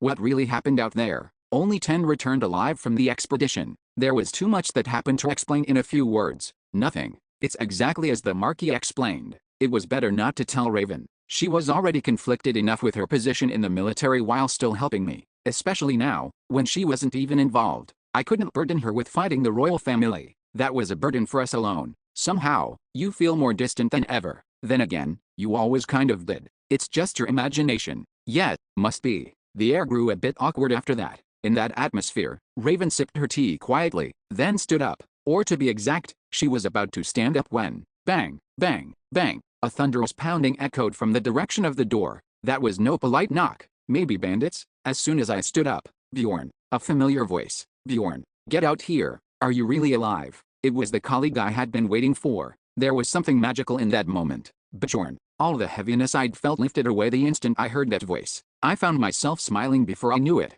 Grin. Yes, I've regained my name now. The time of separation has been long enough. So, now it's just Misha Mr. Bear remaining. It's about time we are all together again. Clang, clang. Only the dry sound of utensils echoed across the dining table. Biting down on the tip of his spoon, life.Ho spoke cautiously. Hey, cat, don't call me that. But you hate it when I call you by your surname, or even your first name. Is it that hard to understand? Just don't call me anything. Come on, you're so cold. life.Ho muttered and cast a sideways glance. As usual, it was just an ordinary meal, but everyone else around the table was eating silently, watching him out of the corner of their eyes, except for one person. Hey, cat, you never go outside, I mean, not counting labyrinth runs, you basically never step outside. Look at your skin, you're pale. Clack. The cat tribe woman slammed her spoon down on the table in irritation. And then, I'm done. She cleared only her own dishes and headed upstairs to her second-floor room. Click. When the sound of her door closing faded into the distance, life.Ho let out a long sigh. Then, looking at the others at the table, he sought their opinions. She still doesn't know, does she? The first to answer was the ruined scholar. We can't hide it forever. Yet, I know, but until then, everyone be careful with your words, okay? The scout nodded. Fine. All right. Dinner's done. Everyone's free to go. With a relaxed smile, life.Ho left his plate on the table and got up first. Then, thud, the moment he returned to his room, the expression he maintained in front of his colleagues turned cold. It couldn't be helped. Bjorn Jandel is alive. Actually, his feelings towards Bjorn Jandel weren't bad. They were both evil spirits. After all, it was like seeing a promising junior. He had even taken in Misha when she was like a wet cat because it was fascinating how she remained devoted despite knowing he was an evil spirit. His regret over the two being torn apart was definitely sincere. But, this is interesting. It's too late. Far too late. Now, he couldn't purely celebrate Bjorn Jandel's survival. He would lose Misha, the ice swordswoman he'd worked so hard to raise to an unworthy person. Of course, technically she would return to her original owner. If that's the case, you should have come back sooner. Doing this now will only cause trouble. life.Ho seriously considered it. Maybe, should I just kill him? If something obstructed his goals, he wouldn't let emotion sway him and would eliminate it. That had been life.Ho's long-standing principle. C-434, The Return of the Lion. 5. The reunion with Einar went exactly as expected. A tearful reunion is not something barbarians are known for. Well, if anything, this sort of reunion feels more fitting. Bjorn. Yes, Einar. It's been a long time. Bethiel. As soon as I opened the gate, Einar pushed me towards the yard. And then, you deceived me. The fistfight began immediately. Seems she's more than a little pissed off about how I faked my death for over 2 years, and how I pretended to be Rihonshu's even after meeting her again at the library. Considering the emotional distress she had gone through, it wasn't unexpected. But that's not what Einar's after. Bethiel. We shout the names of our ancestors and go at it. Puck. We slam fists into each other's faces. Arg. We roll across the grass, wrestling like wild animals. How long did this dogfight last? As our emotions heightened, Einar grabbed her greatsword she had thrown on the ground, and I yelled for Erwin to bring my hammer. When? Both of you, stop it. Erwin's intervention marked the end of our reunion fight. The garden was a mess. Erwin looked sad, but she averted her gaze as if he didn't see it. Still, it was Einar's moment, too. Einar spat blood onto the grass and then grinned. What the hell? So you really are Bjorn after all? Is this what natural barbarians are like? To think that she'd get over such a thing so quickly. Misha would have cursed me for a while and struck my abdomen with frost damage. Einar, you haven't changed a bit. Really? I feel like I've changed a lot. Einar shrugged and approached me, tapping me on the chest with her fist. Whatever the circumstances were, I probably wouldn't understand them. It's always been that way. But still, I'm glad you're alive, Bjorn. I was momentarily at a loss for words. The sincerity in her calm voice had caught me off guard. Maybe it felt awkward for her too. Anyway, what's up with that weak-looking body of yours? Aina looked me up and down, making me feel strangely ashamed. Perhaps it hurt my pride as a barbarian? For some reason, my mouth was quicker to respond than ever. It's because of the essence. The same kind of essence you ate from the bonite. But don't worry, now that I've regained my name, I'll get rid of it soon. Is that right? Do it as soon as you can. Seeing Bjorn shorter than me feels strange. A dagger seemed to pierce my chest. And I'll spare taking you to the sanctuary today. If our tribe saw you like this, they'd definitely be disappointed. My heart ached. I would have preferred her mocking my gaming skills. It'd hurt less. I'll have to get rid of the Gachobin essence quickly. So, is the reunion over? After quietly watching us for a while, Raven joined in, and Aina acknowledged her presence. Oh, Araru, long time no see. Is that all you have to say after half a year? Ha. You worry about the strangest things. If you keep that up, you won't grow. It's not like I'm going to grow taller anyway. Don't lose hope. Look at me. I'm here, aren't I? That's because you were affected by the essence. When Raven shouted back in outrage, Aina chuckled heartily and scratched her ear. Raven clutched the back of her neck once again. For some reason, the scene made my heart feel warm and fuzzy. It's been a long time. A sense of nostalgia. I wasn't the only one who shared this feeling. Raven, who followed Aina into the house while shouting irritably, also had a smile on her face. That's a relief, she said quietly as she passed by me. That you've become cheerful again. What are you talking about? Let's go inside. Okay. After the reunion in the garden, we moved inside the house to continue our conversation. Following Raven, Aina awkwardly greeted Erwin, and next, it was Amelia's turn. Barbarian, it's been a while. Don't act like you know her so casually. I quickly cut in and covered Amelia's mouth. You two have met before, right? Met before. I was honestly dumbfounded. Back then, she had been absolutely miserable about her warrior's honor being trampled by her or whatever. Then again, when we first met on Faroon Island, Aina couldn't even recognize her right away. I remember now. That woman from Nork who stayed behind with Bjorn until the end. It seemed Aina remembered the time on the island of Faroon. So your name was Emily Rains. Yes, that was it. What do you mean that was it? We never exchanged names back then. Everyone just called her a plunderer and a bitch, and nobody cared about her real name. About her honor being trampled on the second floor. Maybe it's best to just pretend it never happened. I was thinking this when Emily Rains, was it? What about it? Aina's voice was surprisingly friendly toward Amelia, and what she said next was even more unexpected. First of all, I want to say thank you, I don't know much about you, but you must be someone reliable. Otherwise, Bjorn wouldn't have kept you around. Aina unexpectedly spoke with a serious tone, thanking Amelia. Thank you for being by Bjorn's side during his toughest times. It's not really something to be thanked for. It's my duty. I'm a bit jealous that his reliance wasn't on me, but that can't be helped given my condition, I'm not as smart as Araru, nor blindly loyal enough to abandon my tribe like that fairy, you just insulted me, right? After a long pause, Erwin frowned and spoke up, and Aina cleverly dodged the question. Did it sound like that? Wow, look at her not even denying it. I don't know what happened, but Aina's way with words has greatly improved. Anyway, let's talk. I came right over after hearing about you at the pub, but what exactly has been going on? I then spent some time explaining what had happened to me. Of course, I didn't tell the full 100% truth. I filtered some details out. Even so, I see. Aina only repeated these 4 exclamations while listening to my story. Unlike the conversation with Erwin or Raven, the story ended fairly quickly. That's the upside of talking with a barbarian. Chats don't drag on too long. But then again, and that's everything that happened. Simultaneously, it was also a problem when talking with a barbarian. It was hard to tell if they really understood. Got it. I get it. Mostly. That'll do. That was the end of that. I gladly moved on to the next topic. By the way, Aina, you must have been pretty shocked. When the royal family declared me an evil spirit. It must have been a massive surprise, right? Not just for you but for the rest of our tribe, too. It wasn't as big of a deal as you'd think, not a big deal. Sure, maybe some foolish humans would believe it, but does calling you an evil spirit even make sense? Nobody in our tribe bought it for a second. We all just thought the royal family messed up again. That's unexpected. Though it wasn't the answer I was expecting, I still had something I wanted to clarify. Speaking purely out of curiosity, if, carefully, I tested the waters with Aina. What would you do if I really were an evil spirit? It was an important question in deciding how I'd treat Aina moving forward. Depending on her answer, I might invalidate everything I told her and share the true story. So, what would Aina say? Everyone else, Erwin, Amelia, Raven, swallowed nervously, trying to act calm. And then, Bjorn, an evil spirit? You're saying the funniest stuff. I'm serious. Think about it for a second. I'm genuinely curious about your answer. In that strange, tense atmosphere, Aner finally caved to my questioning and replied, You being an evil spirit? Huh? Well, then there's only one answer. Only one. You mean you'd accept him as an evil spirit because you've shared so much time and trust with him? Raven and Erwin asked. Aner tilted his head, looking puzzled. What are you talking about? Of course we'd kill you. Kill. Yes, our tribe chief said it. An evil spirit must be put to death. Phew, right. This one won't be easy.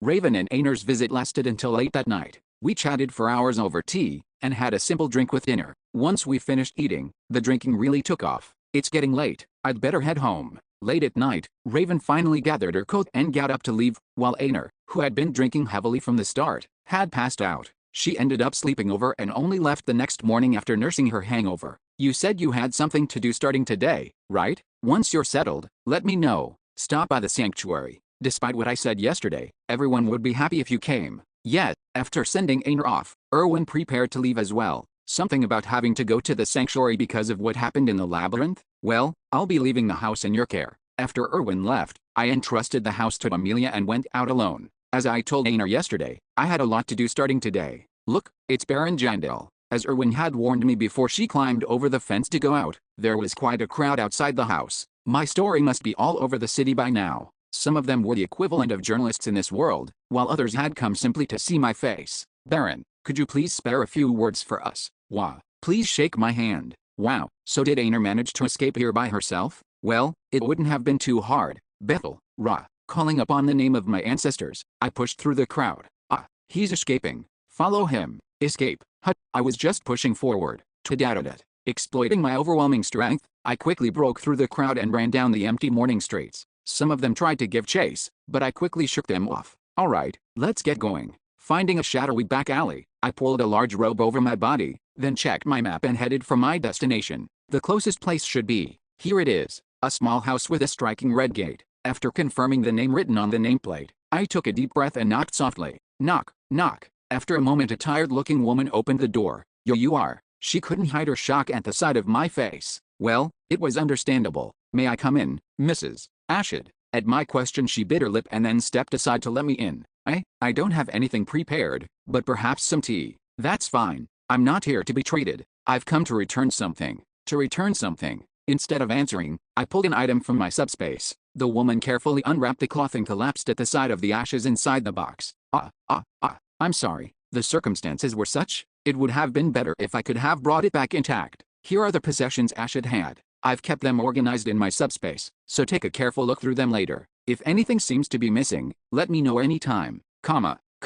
Even if it's not about that, if you ever need anything or find yourself in a situation where you need me, here's my address. Come find me anytime. If my presence is uncomfortable, I'll take my leave now. No answer came, but taking the silence as confirmation, I slowly pushed myself to my feet. Then, she spoke. Wait, please wait, just a moment. She got up and went to the kitchen, returning soon with a cup of tea with a rich, deep aroma. When guests would visit, he always served them this tea. I see. I'm not well versed in tea, but it smells lovely, gentle, and it suits him well. Please, tell me, how is he?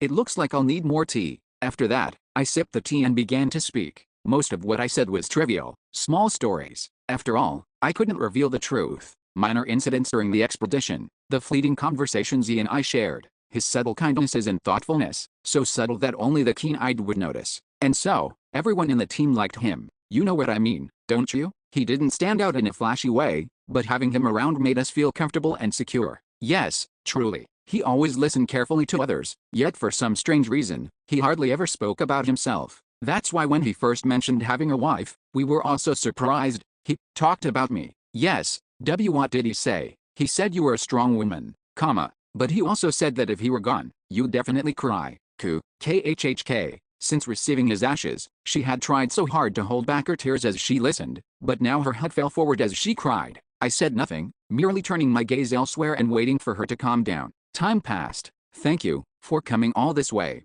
Thank me? Thanks to you, I've discovered a good tea.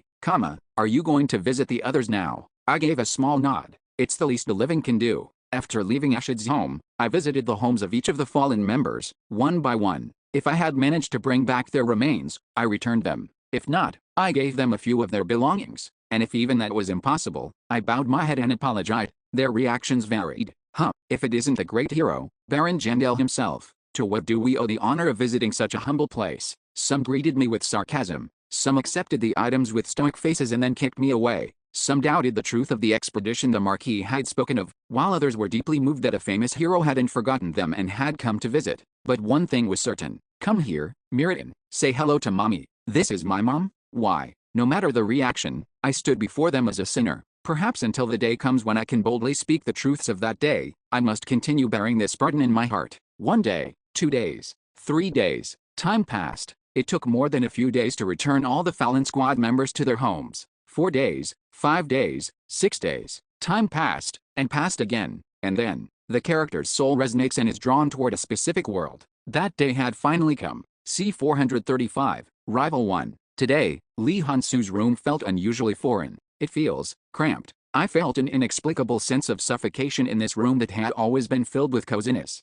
and I'm not even in my massive barbarian body. Well, whatever. First, let's turn on the computer. Temporarily setting aside the strange feeling of alienation, I quickly powered up the PC and logged into the community. Long live Korean independence -0 users currently online. I checked the Korean chat room first, but it was empty. Is Hyun Bail not here yet? There was no reason to enter an empty chat room, so I proceeded to check the message boards. Sure enough, posts were already generating rapidly, from nonsense posts to advice queries. Among the various topics, I clicked on the most eye-catching one. Breaking Bjorn Jandel, the man everyone thought was dead, is alive. Content. That's literally the entire post. It's as if the author really wanted to be the first to post, so they just wrote content and hit submit. However, being the first post, the comments refreshed in real time. Harbin, whoa, the Marquis must be shocked and the royal family must be stunned. Sojuking 33, more shocking is that OP is calling this breaking news about 2 weeks after everyone already found out. These 99, and the content is literally just content.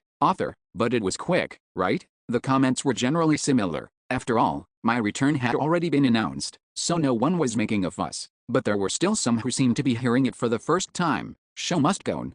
Is this for real? How is Bjorn Jandel alive? He was dead, right? Sojuking 33, were you locked in a cellar or something? Jandel announced his return in the Palace of Glory ages ago. I submit, I was there when he announced his return. Honestly, it gave me goosebumps. Errol 5205, it was no joke to see him apologize to the family in front of the empty throne before even greeting us. I always thought I was a real man, but apparently real men are like him. Wing Pizza, the faces of the nobles when that happened were priceless. Show must go on. Wait, he was an evil spirit, right? Even if he's alive, how does that make sense? Redcod. Turns out he wasn't an evil spirit. People say he faked his death and was carrying out a secret mission under the royal family's orders or something. I continued reading the amusing responses and clicked the refresh button one more time. Vaughn, am I the only one who finds that commenter suspicious? How do you not know a rumor that spread across the entire city? Vaughn, that guy must be from Nork, right? Oh, that is indeed suspicious. Of course, the upper echelons of Nork would know I exist, but if they were clamping down on information, it's plausible some people still haven't heard the news. Wing Pizza, just in case, I've reported it to the admins. Looks like they've taken care of the reporting, so I stopped reading and checked the chat room, and then, thump, I froze for a moment with the mouse in my hand. It's not that I'm flustered, more that the inevitable has come. Long live Korean independence, 2 users currently online. Despite my being outside, 2 people were already in the chat room. There were 3 possibilities. A total stranger wandered in by accident. The GM approached Hyun Bail. Or, thump, Lee Baek-ho has returned. Phew. If the GM granted my request to lift Baek-ho's ban within 3 months, then there's a solid chance the person in there is Baek-ho. But, alright, let's find out. I'll know once I go in. Let's see if the user inside is that Baek-ho or not. Click click. I double-clicked the mouse, and my surroundings shifted in a flash of white. The grand mansion, fully tailored to the tastes of the original room owner, Lee Baek-ho. Tack, tack, tack. Crackle, crackle, crackle. 2 figures sat on the sofa in front of the fireplace, which was crackling with peaceful sparks. Oh, Oppa. One of them is Hyun Bail. Why are you so late? Hyun Bail's voice was filled with both joy and relief, probably because I had left in a hurry last time to deal with the Marquis. But before even responding to her greeting, swoosh, I shifted my gaze, which had briefly rested on Hyun Bail, to the side. The person there was also looking at me. Ah, right. You two should greet each other. This is Hyun Bail, sensing the mood, tried to take the lead in the conversation, but it was unnecessary. No need for introductions. No need for introductions, sister. We already know each other. The person got up from the sofa with a grin and approached me. It's really been a while, Hyung. I missed you. He's treating me completely differently compared to how he acted in the outside world. The change in his attitude is jarring, but of course I accept the greeting. Yeah, it's been a while, Biko. I missed him too. After all, I have a mountain of questions to ask. Crackle, crackle, crackle. The fireplace peacefully spat out sparks. The three of us sat on the sofa, chatting cozily. Wow, so you and Nuna knew each other in real life, and then you met again here. That's right. That's crazy. Man, if someone I knew showed up, I'd totally roll out the red carpet for them. Baekho tilted his head like, why isn't anyone I know showing up here? Then, looking back and forth between us, his eyes narrowed mischievously. But then, what was your relationship? Hearing that, Hyunbail glanced at me before responding first. We weren't anything special. Well, she didn't like to talk about her personal life. That was something I liked about her. Come on, it doesn't seem like it was nothing special. Lee Baekho's voice was teasing as he persistently tried again, and this time, Hyunbail's customer service smile disappeared. Hey, Lee Baekho. Yes, why are you suddenly using informal language?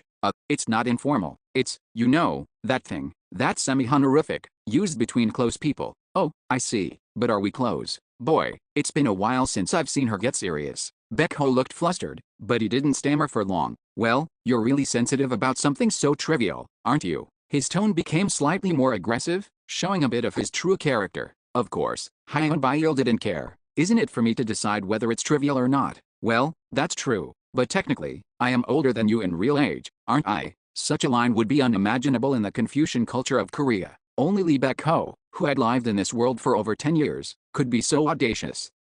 Letting out an exasperated sigh loaded with annoyance, Hyunbail continued. First of all, you were the one calling me Nuna even though age is so important to you. But, second, I never asked you to treat me that way. But, third, I don't see you as a younger brother. To me, you're just some guy I met for the first time today. Oh, that's why I'm still using polite speech with you. Right. After finishing her points, Hyunbail's stern expression softened back into a smile. So, I hope you can respect that boundary in the future. It's not that hard, is it? Ultimately, Lee Baekho was the one who backed down.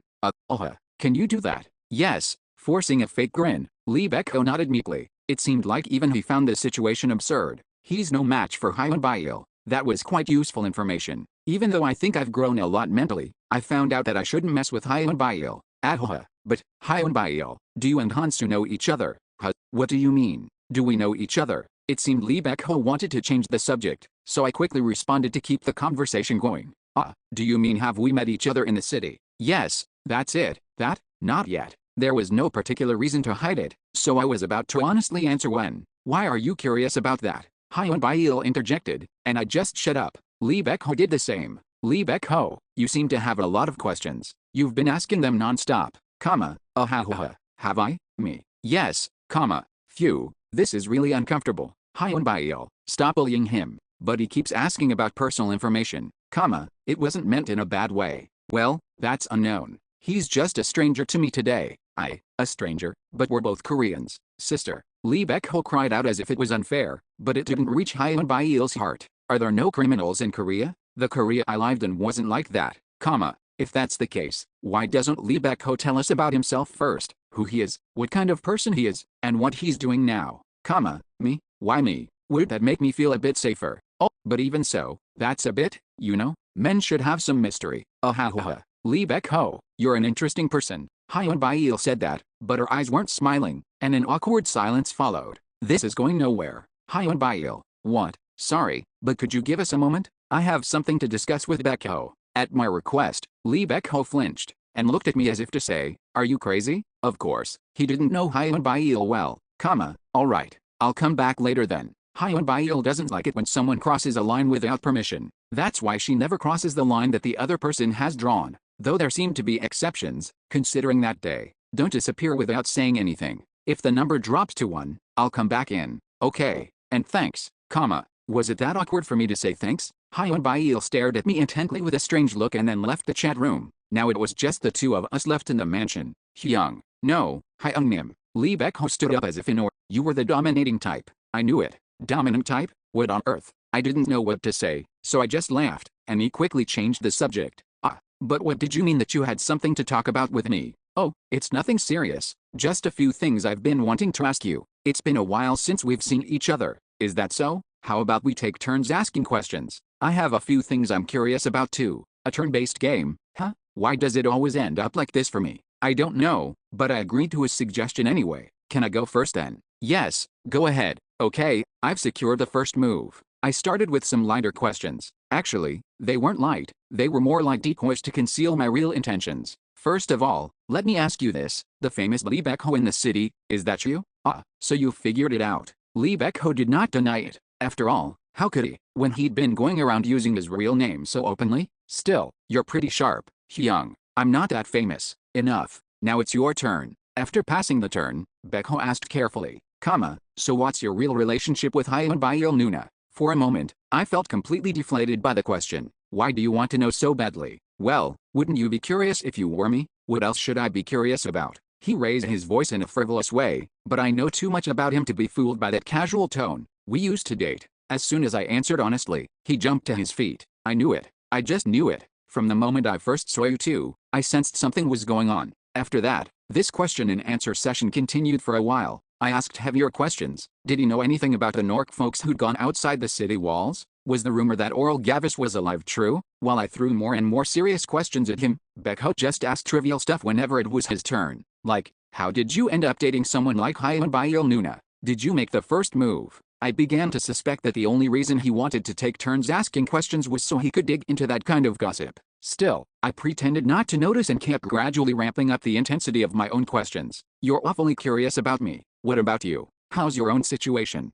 Me. Yeah, don't you have a girlfriend? You've lived here for over 10 years. Heck, if you wanted to, you could have gotten married, right? Whoa, Hyung Nim, that's crossing a line. Oh, sorry, if that's too personal, but I'm genuinely curious. So you don't have anyone? Well, it just didn't work out. Really? Because they're NPCs. You could say that. Man, suddenly getting all serious makes the atmosphere weird. Tisk, you're stubborn about weird things. Think about it. I was joking about marriage, but you could date, right? I'll think about it. Good, try to look around you. You have female colleagues, right? Oh, Misha Karlstein. Yeah, that was her name. Lee Baekho stared at me for a moment and then asked, but how do you know about her? That question was within my expectations. That? I heard about her from the Watchers of the Round Table you introduced me to. They said you used her to spread rumors that Bjorn Jandel was a demon. And, suddenly I'm a bit curious. I asked cautiously, showing some reserve. If that's true, why did you do it? It was one of several questions I ultimately wanted to ask Lee Baekho. Why did he do such a thing? It didn't seem like he would do something harmful to another player. I naturally added a reason for my question and calmly awaited his response. And then, Hyung. Soon, Baekho opened his mouth. It's my turn now, what? You asked if I had a girlfriend. That was your question. Ah, so that's how it's going to be? So now it's my turn, fine, go ahead. When I nodded, Baekho looked at me steadily. Then he sighed with a frustrated expression.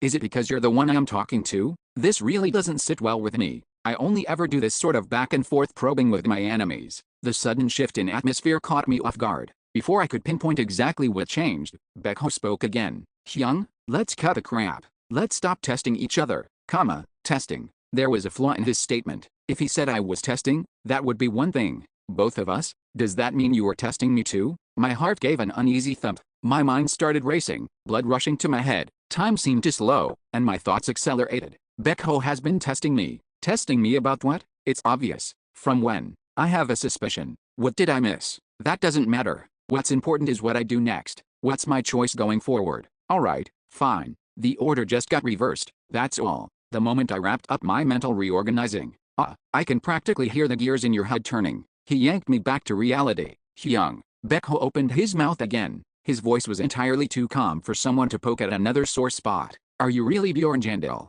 He finally asked, and after a brief pause, I answered. Yes, C-436, Rival 2, Lee Baekho, age 23. A freshly discharged soldier with young, black hair and the eyes of an old country boy. He called me Hyung. Me? It's been over 10 years. At least 10 years. No, actually, now that another 4 years have passed since he said that, it must be at least 14 years that he's survived as a player in this city. Initially, I thought he was an odd fellow. But, you already belong here. I was reminded of what Hans A said when I met him in the punishment box. The venom and persistence behind what he had said before. Hyung, stop talking crap. I'm going back. So, we should be counting our real ages. Lee Baekho is not some eccentric weirdo. He's just more desperate than anyone else. Because of that, it's actually easier to read his motives. Hurry up and lift the ban. Otherwise, you're really gonna die here. His tone is frivolous. Hey, idiot, who said you could start a fire without my permission? He acts like a tyrant, relying on his overwhelming power. Wow, so you really were a player.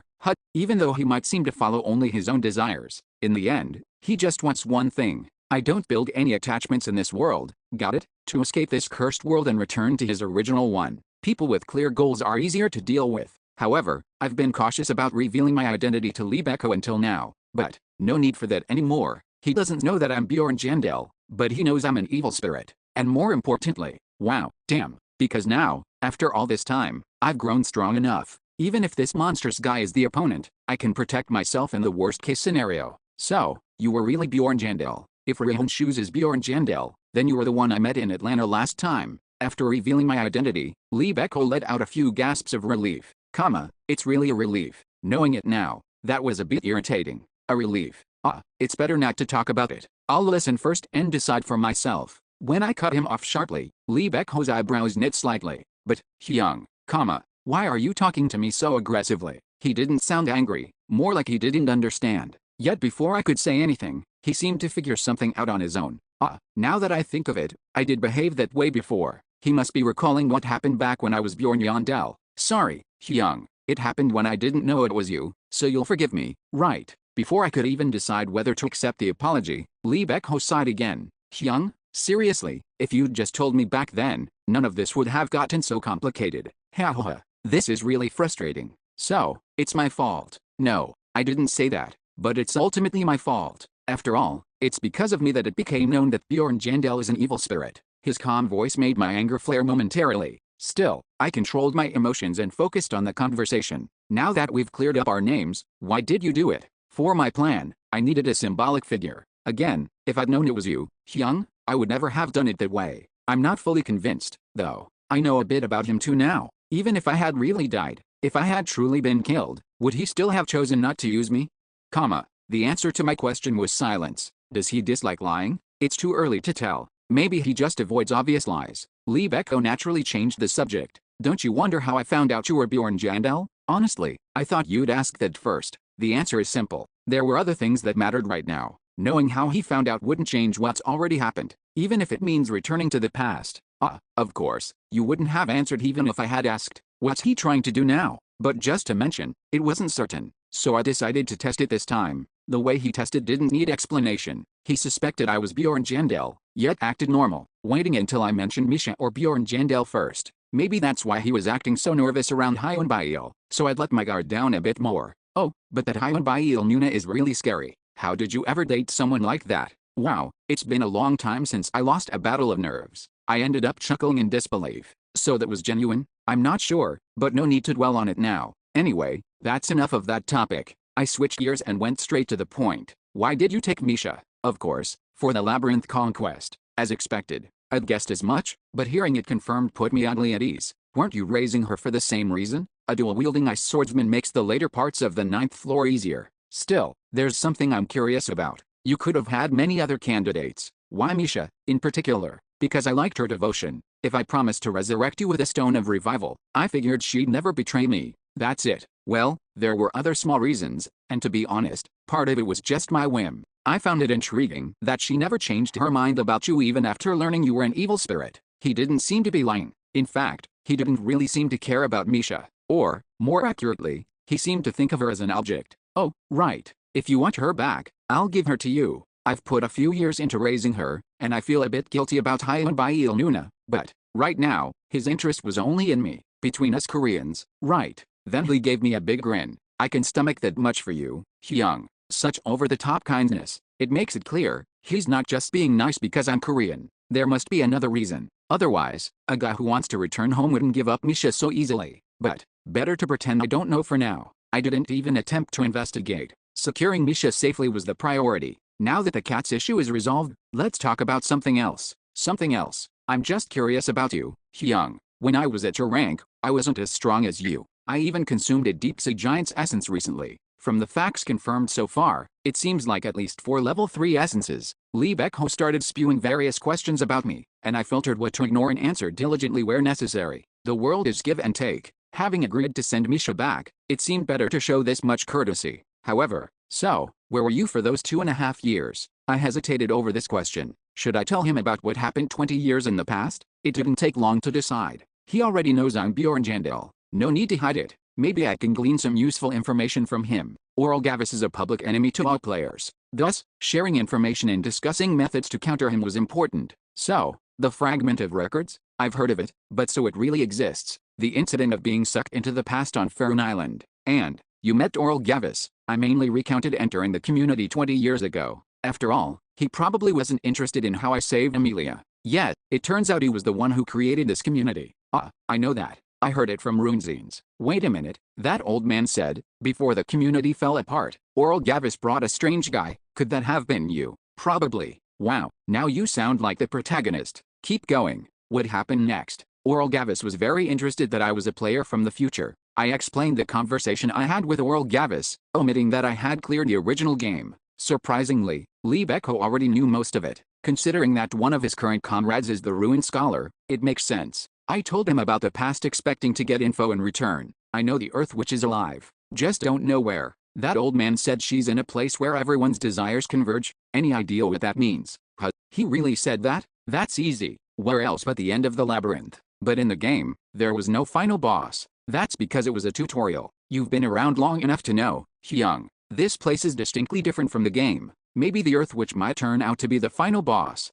How should we prepare then? Talking like this proved more fruitful than I expected. Although I gave information, I ended up gaining even more. Oh, that Kaguri's guy you mentioned is the one who collected the 3 Genesis relics, right? Wait, it was 2 when I left. But more importantly, he is a barbarian? You didn't know? You and he are somewhat connected. They called you the Little Balkan, right? What? Don't tell me. Yeah, Kaguri's is Balkan. More precisely, that's the assumption. New World 136, April 2nd, shortly after Balkan died at the age of 55, the Genesis relics he had collected disappeared and reappeared with the tribes they originally belonged to. This was shocking. So my legendary predecessor, and the original bearer of my nickname, is an evil spirit. What about the portal beneath the royal palace? Do you know anything? I've been investigating for a while, but I've learned almost nothing. Just that the portal down there isn't an entrance, but an exit. An exit. It means you can't enter somewhere through it. Rather, it's the other way around. If you take a portal somewhere, you can travel to where the royal basement portal is.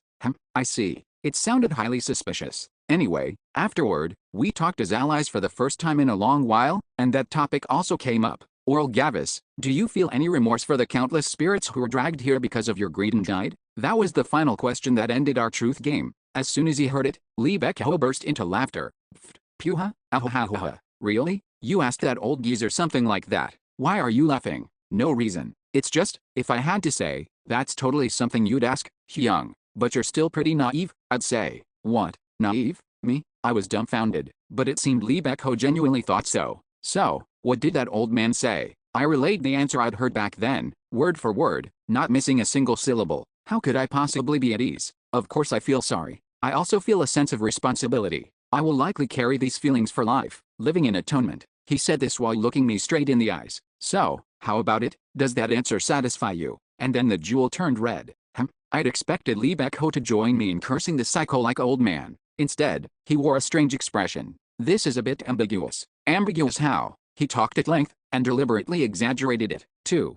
It's a classic pattern for hiding lies inside truths. Especially since he could only answer yes or no at that moment, right? life.Well was suspicious of Gavis's intentions. But the problem was, if I think about it, what he said wasn't completely nonsensical.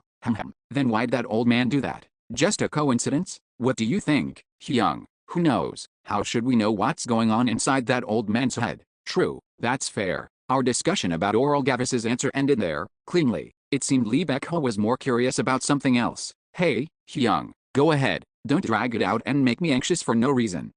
But what I want to ask might be a bit rude. Doesn't matter, just ask. Then I'll do it, okay? Yeah, with my permission, life.Well asked cautiously. What's your goal, Hyung? It wasn't completely out of the blue, but somewhat unexpected. I asked back. My goal. Whether you want to return to Earth or not. So that's what he was curious about. When we met at Gnome Tree, you said you weren't sure. Yeah, I did. At that time, he had asked if it was because of the Red Cat tribe. When I stayed silent, he said I reminded him of his old self and told me not to expect too much from an NPC, which was more like a piece of advice than anything else. Back then he just let it slide, probably because he didn't place much value on Bjorn. Do you still not know? Not sure. In that case, Think about it seriously now. We're well past a point where just surviving could be considered a proper goal. I only meant to pretend, but various thoughts began whirling in my head. What is my goal? If it's too hard, think of it this way. Suppose there's a button right here. By pressing that button, you can return to your original world immediately. life.Ho's advice was more helpful than I'd expected, even though I might not know what to decide in the future. Alright, so what would you do? At least I could figure out how I feel right now. If there really were such a button, I would hesitate in front of it for a long time. I'd be thinking nonstop in my head. If I go home, what's waiting for me there? Plenty of things come to mind right away.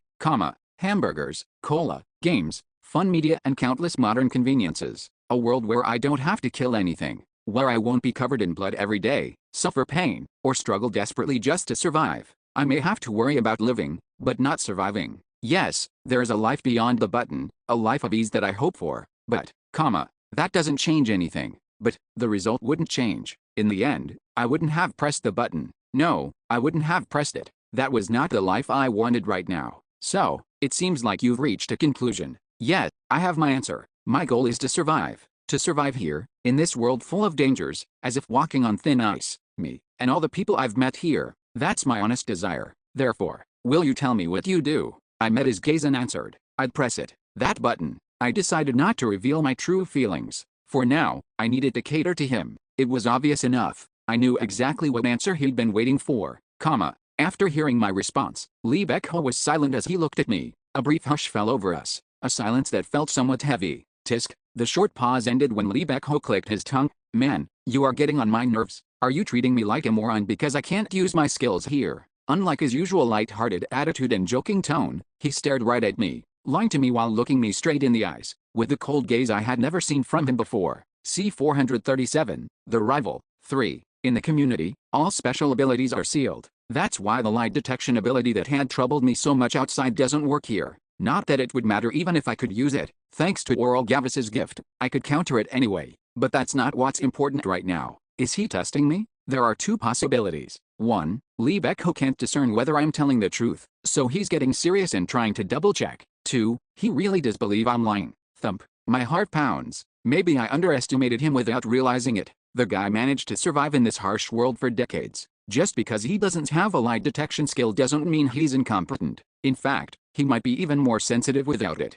It's likely that he's encountered countless patterns of liars through this ability, and has accumulated a vast amount of information. The chance that he's just fishing for a reaction is extremely low. In that fleeting moment, I reached a conclusion. Rather than trying to make excuses, it's better to admit my slip-up and apologize quickly. But life.Ho spoke first. Hyung, sorry, but I really can't return the cat. What did you just say? At my question, life.Ho wore a cold sneer. Have you gone deaf living as a barbarian? Never once had I heard such a scornful tone from life.Ho when I was in Lee Han-Su's body. He looked me straight in the eye and repeated himself clearly. I said I can't return her, you know, that cat you cared about so dearly. My mind went blank for a moment. You see, I think she'll be more helpful to my goals than she would be to you. You want to live in this world, right?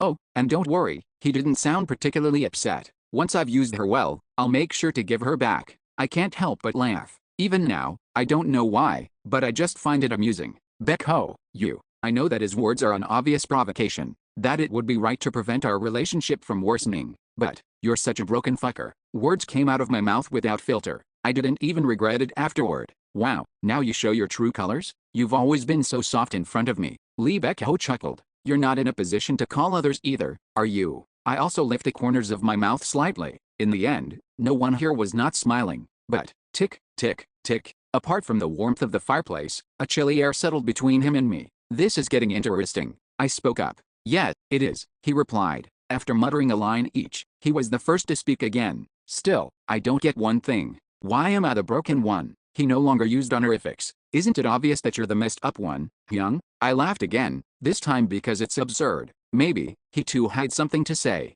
right? Your original life is somewhere else, yet you're so infatuated with these NPCs that you're staying here, clinging to this insane idea. It didn't feel worthwhile to answer. No matter what I say, he wouldn't understand. Not that these guys are nobodies. You have the ability, you've got decent companion characters, your fame is solid, and to top it off, you even got a noble title. So what's your point? I cut him off, and life.Ho got to the main point. Don't pretend you're normal. It's disgusting, you're definitely the one who's a broken fucker, Did you enjoy it? Meeting people and filing your deficiencies? Becoming stronger quickly thanks to the game information and feeling like you've become someone because everyone treats you like a hero? It makes you want to work even harder. Strictly speaking, it wasn't wrong. From a third-person view, anyone observing my changes might say something like that. But whether it's a fact or not doesn't matter. Oh, I really should thank Oral Gavis later. Oh, how long does he plan to ramble? That's not how keyboard battles work. Yet, Beck-ho, seems like you're pretty pissed off. I looked at Lee Beck-ho, maintaining my composure.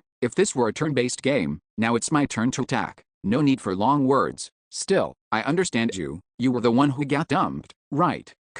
Dumped. He looked puzzled, as if he didn't understand what I was talking about. I kindly added an explanation. Why are you pretending not to know? The story of the girls you liked finding out you were an evil spirit and immediately running away is pretty famous. Hell. So, that's the real reason, isn't it? The reason you're so desperate to return. What is he? A kid? Tisk. Even though I spoke so quietly that Lee Beck-ho couldn't hear, maybe he still eavesdropped like a pervert. Lee Beck-ho's expression contorted ominously. It only lasted a moment though. Lee Beck-ho burst into genuine laughter as if he had heard something hilarious. A typical pattern of coping, mocking laughter. It's such an unbelievable story, and that's why I'm laughing like this. Something like this. I just stared at him, and after a moment his laughter died away as he turned to me again. Hyung, what? You really love that cat? Enough to lash out at me like this? It doesn't matter. It does matter. It seems like the biggest reason you don't want to return. I remained silent. Kaya, even in this situation, you can't admit it. My Hansu Hyung is surprisingly shy. No matter what I say now, I'll fall right into his pace. Wait a second. Just then, Lee Beck-ho paused for a moment. I just got a great idea. It was a statement that inevitably made me feel uneasy. It's about the cat girl. My ominous premonition proved correct. How about I just kill her? Shit. After all, you want to stay in this world because you're too happy now, right? Each word he spoke tightened my heart. So if I just kill her, it wouldn't be so bad. If this place becomes painful, won't you naturally want to go back? Like a rabbit seeking a refuge when winter comes. That's fundamentally why I never revealed my identity to Lee Beck-ho.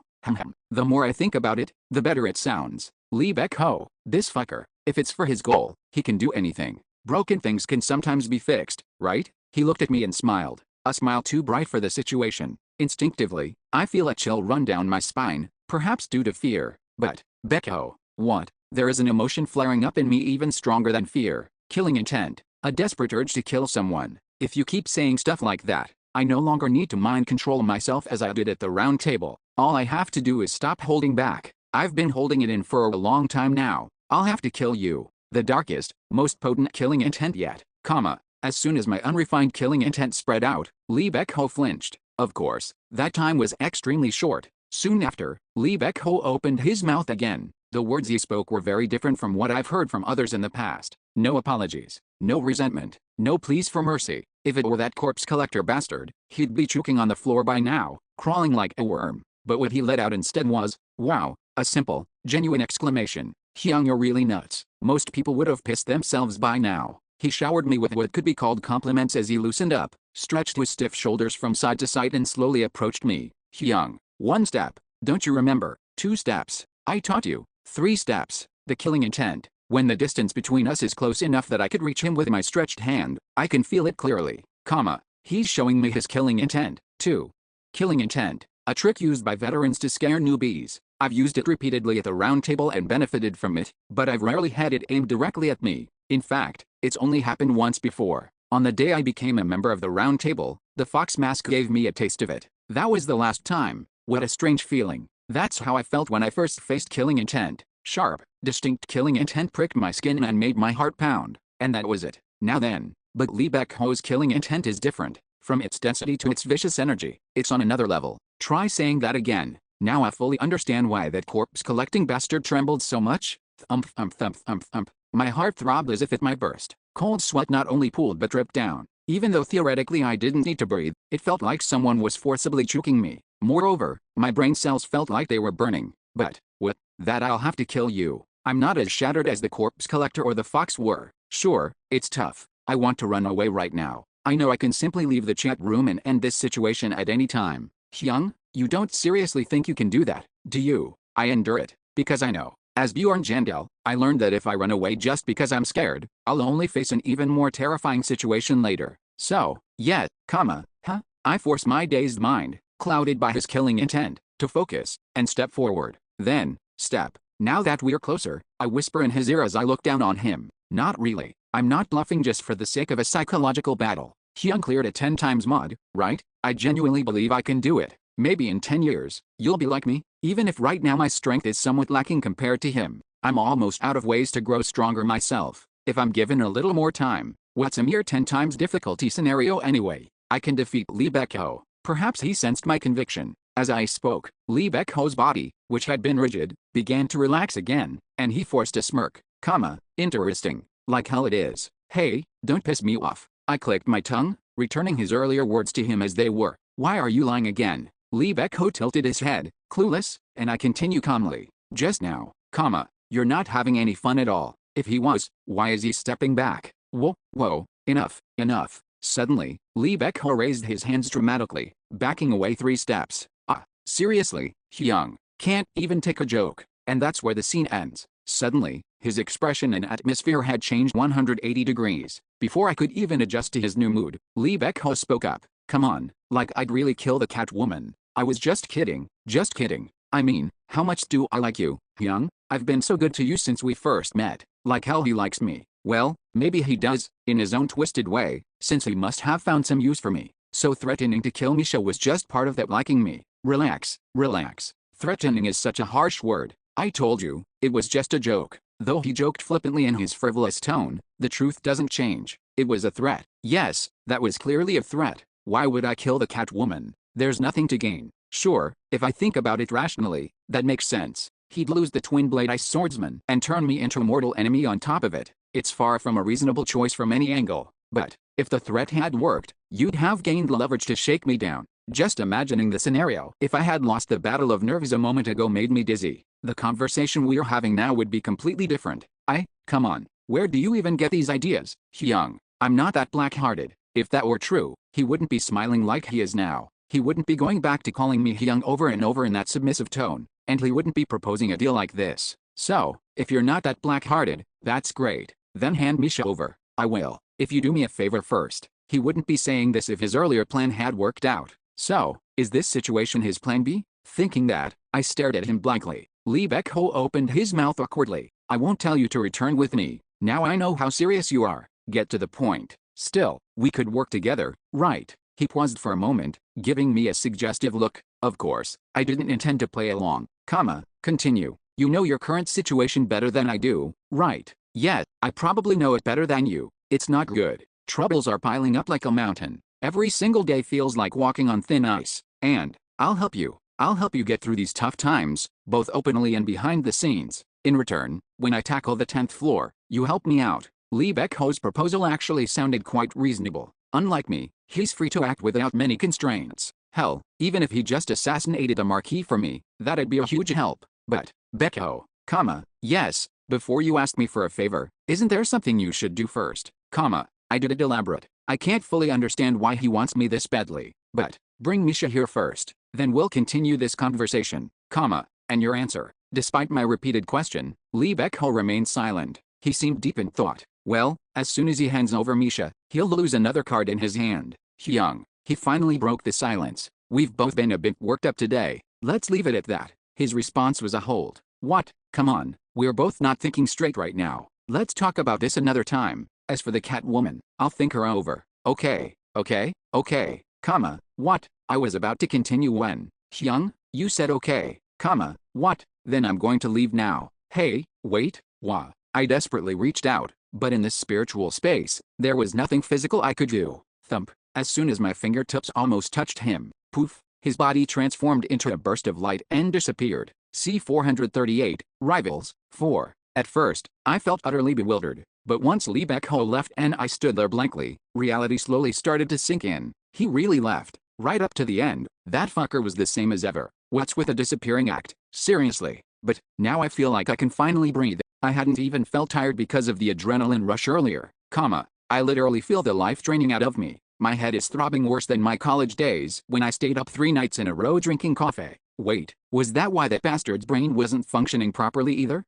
Who cares? Thud. I flopped down onto the sofa, nearly collapsing into it. I desperately needed a mental break. But, rest can come later. With my brain barely functioning, I started muttering about what needed to be done.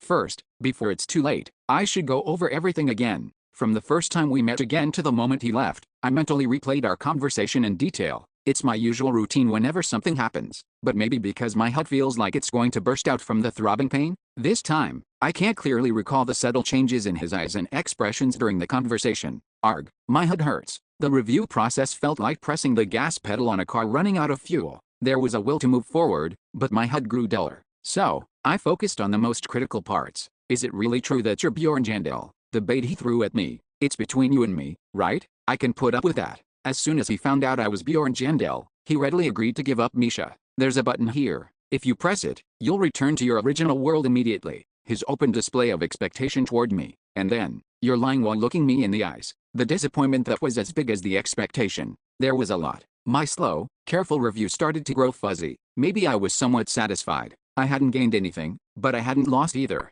At least for today. Revealing that I'm Bjorn Jandel was part of the plan. Anyway, originally, I intended to prove his intentions, then reveal my identity and based on our relationship, demand Misha back. If that didn't work, I planned to threaten him. If I told him I was the one who lifted his ban, I could imply that I could place it on him again. Well, I never got the chance to say that, but still, lift the ban quickly. Otherwise, I'll kill you right here. For someone like life.Ho, who caused a huge ruckus in the city hoping to return here, that threat should have had some effect. But why did life.Ho go to such lengths just to have his ban lifted? Such thoughts did cross my mind, but I didn't dwell on them. How could I know what he was thinking? Maybe he just missed hanging out with the other Koreans.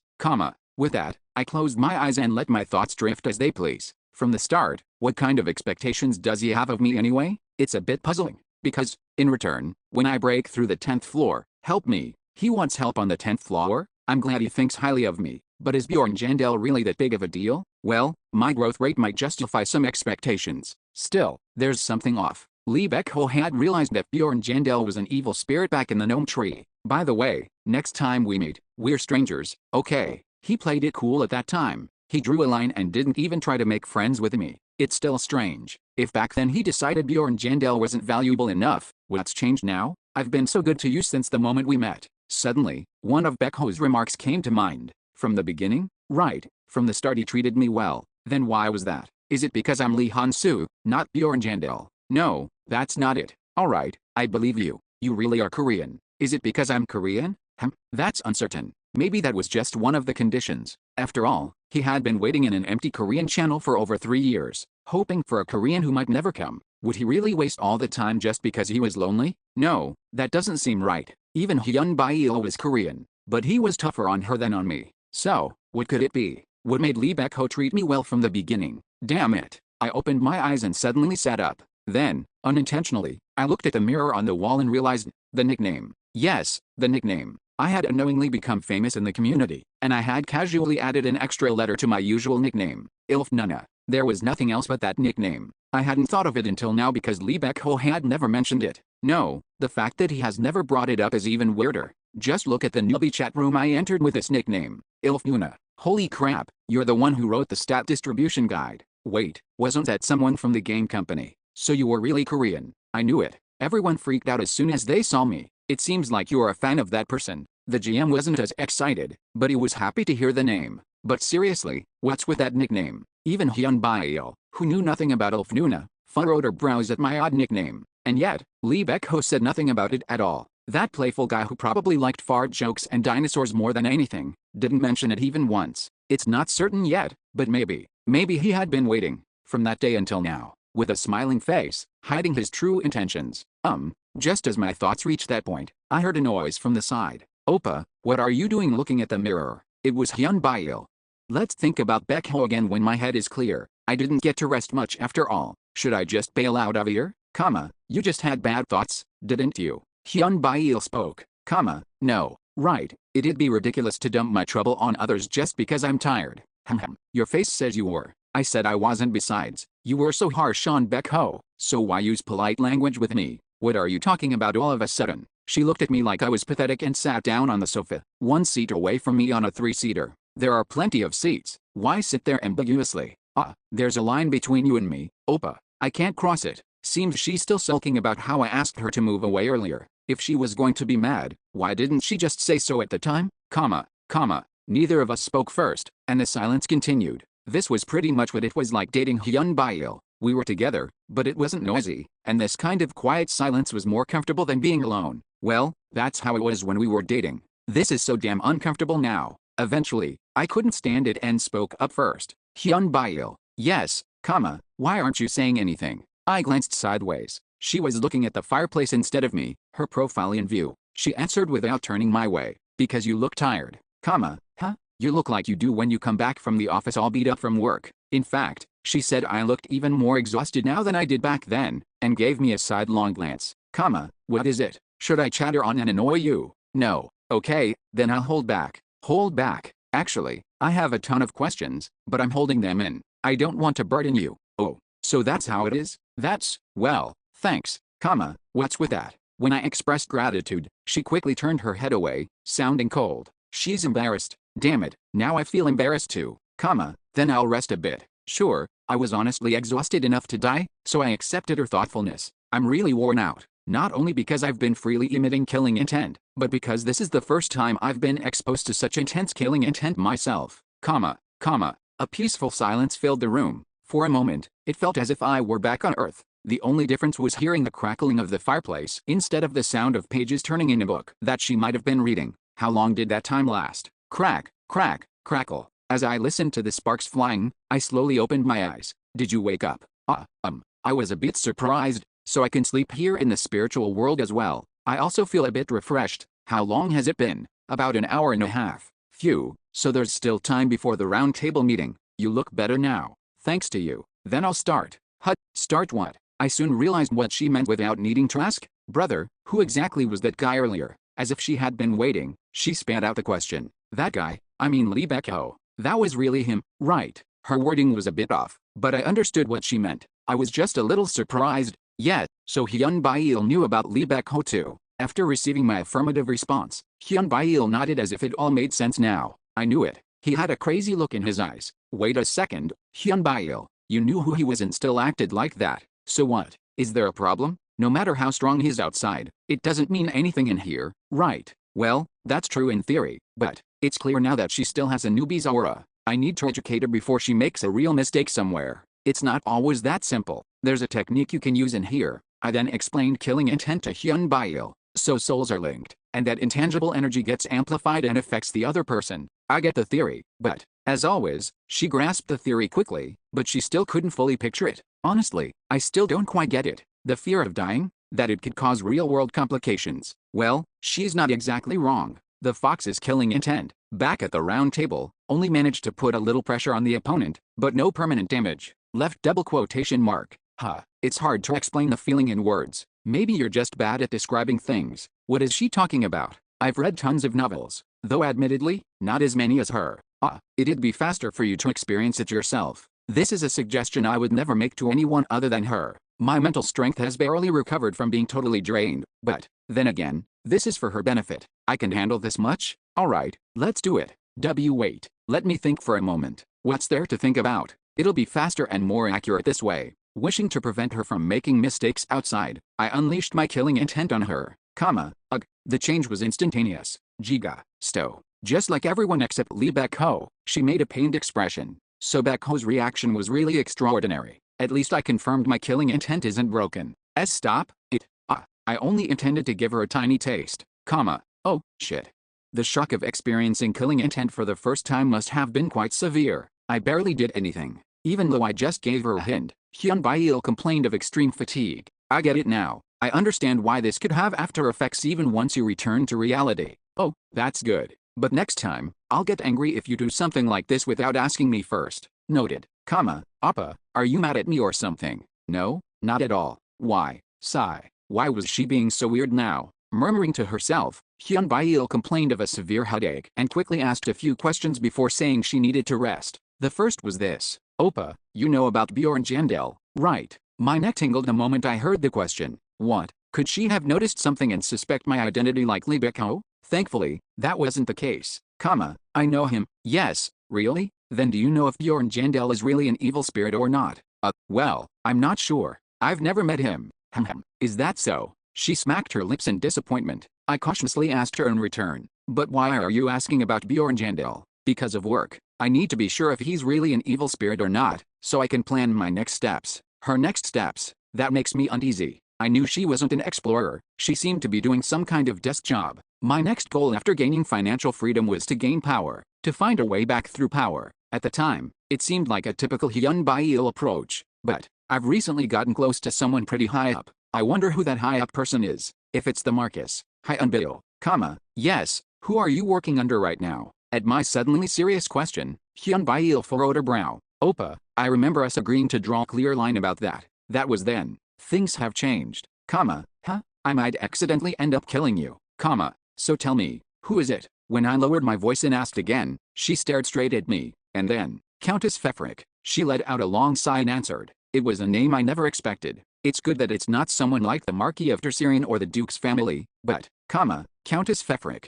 I never thought I'd hear the name now. Yes, we became acquainted by chance, and I've been working under her. Rana Lataniel Fefric, that's her full name. She's a librarian, a mage, and part of the friend group I joined regularly in my newbie days to access the information from the 7th level administrator Shabanamur. So, are we done? Yes, there were a lot of things I wanted to ask, but I didn't want to pry further, so I just nodded. At least I confirmed she's not with the Marquis. For now, there was no reason for Hyun-Bail and me to be adversaries. I was satisfied with that for the moment. By the way, Oppa. Just then, she placed one hand on the middle seat of the sofa. This time as well, in the end, you're the one who crossed the line first, right? Before I could respond, Hyun-Bail stood up, leaning on her hand on the sofa. See you next month. I'm too tired today. With those words, she left the chat room. Since I had no reason to stay, I returned outside as well, and then, 3:07. As I lay down on my bed and rested for a while, the time came. Phew, I'd like to just log out and go to sleep,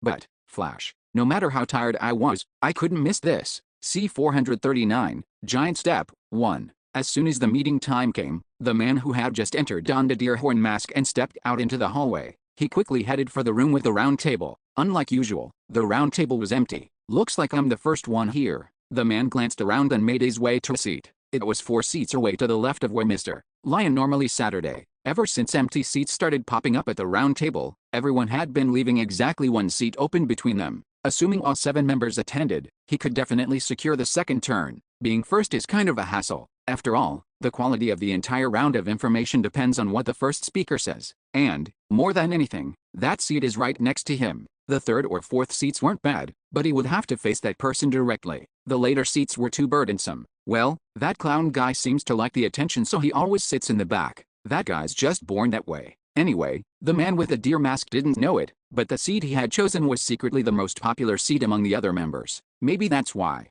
Oh, deer horns? You actually showed up this time. As soon as the goblin mask entered the room, he greeted him and sat down one seat away from him. Mind if I sit here? When the meeting began, this seat would make him the third speaker. Did you have some urgent business last time? When the goblin mask asked this question after sitting down, Deerhorns replied vaguely, just personal matters. Is that so? Since it was more or less just small talk, Goblin Mask didn't seem too bothered by the short answer. Deerhorns asked carefully, by the way, did anything happen?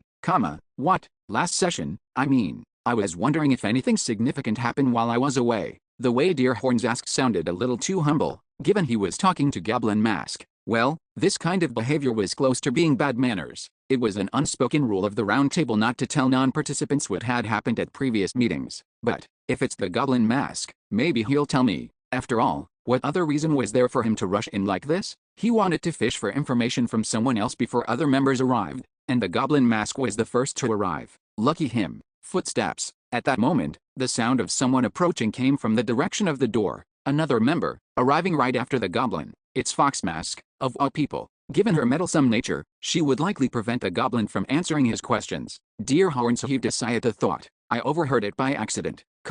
Don't worry about it. Nothing happened. What do you mean? Mr. Lion didn't show up last time. Mr. Lion didn't attend. Yes, and naturally, the clown and the queen just left soon after. Without him there, the session pretty much ended on the spot. Oh, if your curiosity is satisfied, please don't do this again. Once someone breaks the rule, it isn't a rule anymore. Her voice carried a hint of discomfort. I'll be more careful. The Fox Mask then turned her gaze to the Goblin Mask. And you, Mr. Goblin? Me? Why? Don't just answer everything you're asked. Or rather, be careful with what you say. Haha, you're right, Fox, watch what I say. Yes, I'll be careful. Ha ha ha. While the goblin mask let out an awkward laugh, the fox mask looked around at the empty seats and sat in the fourth seat. Fox, in that case, the first turn goes to Crescent Moon, right? That is, if he shows up. I don't think he likes sitting in the back seats. But I wonder if Mr. Lion will miss again. Who knows? We'll find out if we wait. Ha ha. Right. Watching the goblin and fox mask converse, he got a vague sense of discord. Something's off about them. It seemed like the fox mask was quite comfortable with the goblin mask, whereas the goblin mask seemed uneasy around the fox. But Deerhorns didn't dwell on it. There were bigger issues to think about. So Mr. Lion didn't attend. In a way, it was a relief. He had been regretful about missing the meeting, but if he had attended, it wouldn't have made much difference. At least he hadn't missed out on much, but one thing still nagged at him. Mr. Lion is Bjorn. The queen had said this in front of the gemstone. Of course, the gem had turned red and everyone let it go. But it had been a hot topic around the table for a while, as many details seemed to overlap between Mr. Lion and Bjorn. But that's probably just a coincidence. They're too different to be the same person. After all, Bjorn was now a fourth-year explorer, and Mr. Lion had joined this community about 20 years ago. They couldn't possibly be the same person. But, what am I missing? This nagging feeling. He glanced at the goblin, who was still chatting with the fox mask. When will Crescent Moon arrive? It seems like the clown and the queen will be last as usual. Why do you address the queen so formally? Haha, do I? Right, it was this guy. He had been the first to suggest that Bjorn might be the same person as Lion Mask. The timing of Bjorn's death was suspicious, he'd said, only to be laughed at by everyone else. Perhaps it's because, well, she is a queen. He joined their conversation. Listen, goblin, yes, do you still think that Mr. Lion could be Bjorn suddenly. Just curious. The goblin seemed perplexed by the question, but eventually, he answered, no, I don't think so. His voice was clear and decisive. He spoke decisively, and Deerhorns nodded in understanding. That makes sense. A person summoned 22 years ago can't be the same as him. Yes? That's true. When the goblin mask responded somewhat hesitantly, Deerhorns tilted his head. Is there another reason? Well, I actually don't think Bjorn is an evil spirit. Oh, is that why? The royal family's announcement that Bjorn was an evil spirit had been strategic, and the new news that he isn't has spread across the world, so that reaction made sense. No, there's another reason for it. What? Another reason? When Deer Antlers shot a look that demanded explanation, the goblin mask seemed to check the fox's reaction and then spoke. I can't say much, but Bjorn isn't an evil spirit. He can't be an evil spirit. I'm sure of that, at least. Having said that, the goblin shut up, as if to say he wouldn't be answering any more questions, and Deerhorns dropped the subject too. Come to think of it, Sven Parab was also in that expedition party. Evil spirits can often detect fellow evil spirits with relative ease, and if the goblin mask had traveled side by side with Bjorn in the labyrinth, maybe that personal experience led him to a conclusion that couldn't be ignored. So, I guess Bjorn isn't really an evil spirit. Deerhorns did not contemplate the matter further. The subtle nagging feeling from before had already slipped away. Everyone's already here before me. It was Crescent Moon who arrived fourth and took the first turn seat. After him, the remaining members began to arrive. Happy to see everyone again today. The queen came fifth, sitting in the fifth seat. And then, the clown also arrived. As everyone but one had taken their seats, all eyes naturally turned to one place. It was somewhat comical. All these people gathering and leaving one seat open like a seat of honor, waiting endlessly for a single person to show up. I really hope he comes today. As if answering the clown's wish, footsteps echoed from down the hall. Tap, tap. The small steps sounded far away. At the sound, the man in the deer antler mask unknowingly tensed his shoulder muscles. What a strange thing. Thud. It was just the sound of ordinary walking. It was strange. It was just ordinary footsteps. The person wasn't even visible in the corridor yet. So why did it feel so intimidating? He wondered if it was some lethal or a technique, but he knew better. Tap, tap. Yes, there was nothing special about those footsteps. If any one of them walked, they'd make pretty much the same sound. And yet, the instant the footsteps were heard, everyone fell silent. Tap, tap. They all knew, even if the sound itself was ordinary. Tap, tap. The person making it was not. Tap, tap. When the footsteps sounded again, he finally appeared. Sit, welcome. The clown sprang up to greet him like some devoted underling, but the man didn't even glance at him. He simply took the empty seat. Then, he sat, propped his chin on his hand, and said nothing. I better be extra careful today. He unknowingly swallowed. It wasn't even that he felt ashamed for acting so careful. Surely everyone else felt the same. They all felt the atmosphere shift. I really just want to flip over and take a nap. I'm so sleepy. I leaned back, forcibly suppressing a yawn that kept threatening to escape. Maybe I should have skipped today? Beyond tired, I felt like I could fall asleep at any moment. Why is it so quiet here today? I didn't feel like talking, so I just stayed quiet, hoping the meeting would proceed on its own, but the silence stretched on unusually long. Why were they acting like this? I had expected them to bombard me with questions about why I hadn't come last time. Unable to bear it any longer, I finally spoke up. How long, are we going to keep this up? Let's start. I'm about to die of sleepiness. I meant it in a roundabout way, and the goblin quickly responded, yes, we should start. So, starting with Mr. Crescent Moon would be good.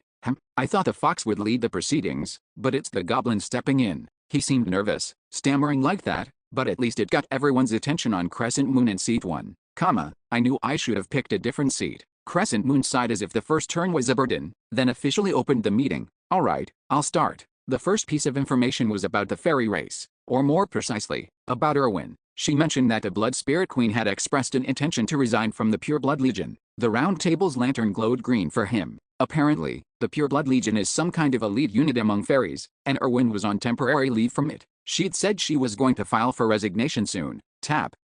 So, the first piece of information was something I already knew. The expedition led by Bjorn Jandel was destined to be sacrificed from the start. Dear Horns, who was in second turn, got a red light after mentioning that the expedition was a sacrifice. It seemed like the fox, the goblin, and I already knew the story. In the end, Dear Horns tried again, flustered, the royal family has offered to grant Bjorn Jandel a noble title for his contributions in this expedition. Although a green light appeared, there was no feedback. Normally, someone would have chimed in, so he won't just be a lesser baron but a proper baron? Can he pass it on to his children? Or something like that. Come to think of it, it was the same during Crescent Moon's turn. Why's everyone so quiet today? Truth be told, the expedition news would have been shocking to most of them, but we already knew it. Their reaction was a bit odd, but I didn't really care. I was too tired to bother. Tap. Anyway, I guess that second piece of information was a dud too. Should I have told the fox and the goblin in advance? If I had, maybe it would have shown up as a red light this time, too. As I was licking my lips in regret, it was time for the third turn. The goblin, who was in his turn, trembled and got straight to the main point. I expected him to talk about the expedition, but he didn't. Was it because of the fox's warning to be careful what he said? He could still have shared something helpful, but the internal affairs of some church I don't care about. That's just how the goblin is. Sometimes he spills important stuff, but most of the time the quality of his information is pretty low. Anyway, the lantern lit green, so we moved on. So that's 3 duds in a row. Something felt off today. Usually, even if the lantern turned green, someone would object and force a second piece of information if the first one wasn't good. Why is everyone just letting it slide? Tap. I didn't feel like stepping in, so I just let it go. For now, I can consider the goblin an ally. So now it's the fox's turn. Honestly, I wasn't expecting much here either. She'd been in the labyrinth with me the whole time, just like the goblin. Major clans are planning a collective boycott. They're angry that an expedition with a special mission was formed without even informing them. I already knew this from my time in the city. Although she was expelled from the clan after being in a vegetative state, the fox, who had long been vice captain, had a wide network and access to various pieces of information. She now shared that network with me, so the fourth piece of info is a dud as well. I hoped the next one might be different. Tap. As I shifted my gaze to the queen, our eyes briefly met, but did my look make her uncomfortable? Swoosh. Startled, the queen immediately looked away. She then spoke in an uncharacteristically timid voice. The GM has lifted the guy's Lee Beckho's ban from the community. It was obviously the GM's doing. She was trying to emphasize that she'd carried out the request I'd asked of her a while back. Oh, for crying out loud, never mind that, just spit out some real info. Tap. Anyway, the content was good enough to get a green light from everyone else, so it moved on to the next person. It's already my turn. Sit. No one had made any side comments, they just spat out their info, so we arrived at the sixth turn way faster than usual. How are you? Right, this guy's always the wild card. Even though I was so sleepy I could die, I still had some hope that he'd come up with something interesting, so I kept my ears open. But, I'm sure you've all heard that the Dragon Slayer, Regal Vargas, is dead. He opened with something like he was testing the waters, but the info he ultimately revealed was a real letdown. Bjorn Jandel, that guy, the royal family said he was given a special mission and infiltrated our side. All of that is a lie. Not only was it not helpful, it was downright annoying. Tisk, great, now I'll have to explain everything to the fox and the goblin later, because they believed that story. In any event, the clown got a solid green light for his info, and then came my turn, all eyes were on me. It was the usual pattern once my turn came around. Since I joined, an unspoken rule had developed at the round table: if they brought me something entertaining, I'd evaluate it and give them a reward in return. So, how is it this time? Was it really something I was interested in hearing? Thump. My response was simple. I raised my hand to the gem and spoke. Normally, I might have filtered what I said, watered it down, but I couldn't be bothered today. Everything you guys just said. Honestly, I was pissed off. It was complete garbage. That wasn't me playing some persona. I was 100% serious. I mean, I had to stifle countless yawns just to listen through that crap. I feel like taking a nap would have been more productive. The moment I lifted my hand from the gem, the lantern lit up. SSHH. Such a strange thing. So you all really didn't know, seeing that it's glowing green, it made me want to sleep out of boredom. C440, giant step, 2. The flickering green light had died down a while ago, but a heavy silence followed, It was like the reaction of a student scolded by a scary teacher. Seeing grown adults acting that way might normally stir up some sympathy, but for some reason, it only made me more annoyed. If I'd known it was going to be like this, I should have just stayed at home and slept. Everyone's completely out of it. How lazy have they been about gathering information all this time? I didn't drag my tired body here just to listen to this kind of crap. Oh, more than that, I'm so sleepy I could die. Maybe I'm irritable because I'm tired. No, that must be it. If I were in a normal state, I wouldn't be this annoyed, nor would being annoyed make me this emotional. Tap, tap. I start thinking seriously, should I just end this now, before I waste any more time?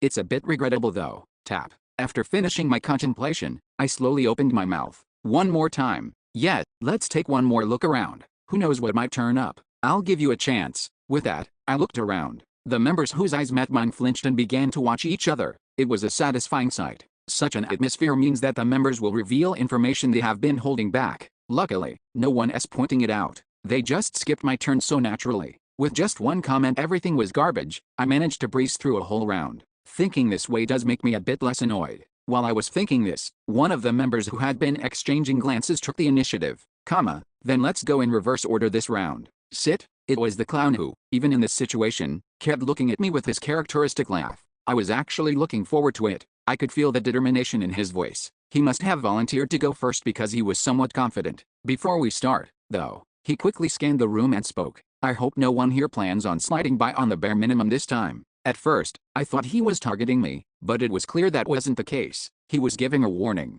He would bring out his reserved information, and so should you, Unfortunately, no member responded to his warning. Maybe they took his silence as affirmation? The clown then placed his hand on the jewel, and, in Nork, they are planning a city invasion. As soon as the green light lit up, the pupils of the masked members widened dramatically. I was too tired to react, but I was just as surprised, because, a city invasion, not a battle within the labyrinth, but a real city invasion. That means those who went outside are planning to invade Raftonia, why? The fox mask, unable to hide her panic, asked the clown. You said everything was fine outside, why would Nork need to do that? A valid question, and I had been thinking the same. They went out to the outside world, but still forced their way back into the labyrinth to build their strength, and now they plan to invade the city? Is it because the situation outside is not so good, or is there need to overthrow the royal family? There were many questions, but the clown held back on answering them. Well, my turn is over. Sit. Yeah, that's enough information to pass the turn. After that, the clown glanced at me briefly, then leaned back in his chair as if he'd said all he needed to say, which meant it was now the queen's turn, Even though it was her turn, she stayed silent for a while. She seemed to be lost in thought. Sensing this, the clown did not miss his chance to provoke her. What are you hesitating about? Don't tell me you plan to gloss over it again this time. I was just thinking. The queen curtly replied and then placed her hand on the jewel. Whatever the clown said seemed to have pushed her. Nice assist. While I mentally gave the clown a gold star, the queen finally opened her mouth. This is something we only recently confirmed. But why is the introduction so long? The master of the round table is Oral Gavis. What?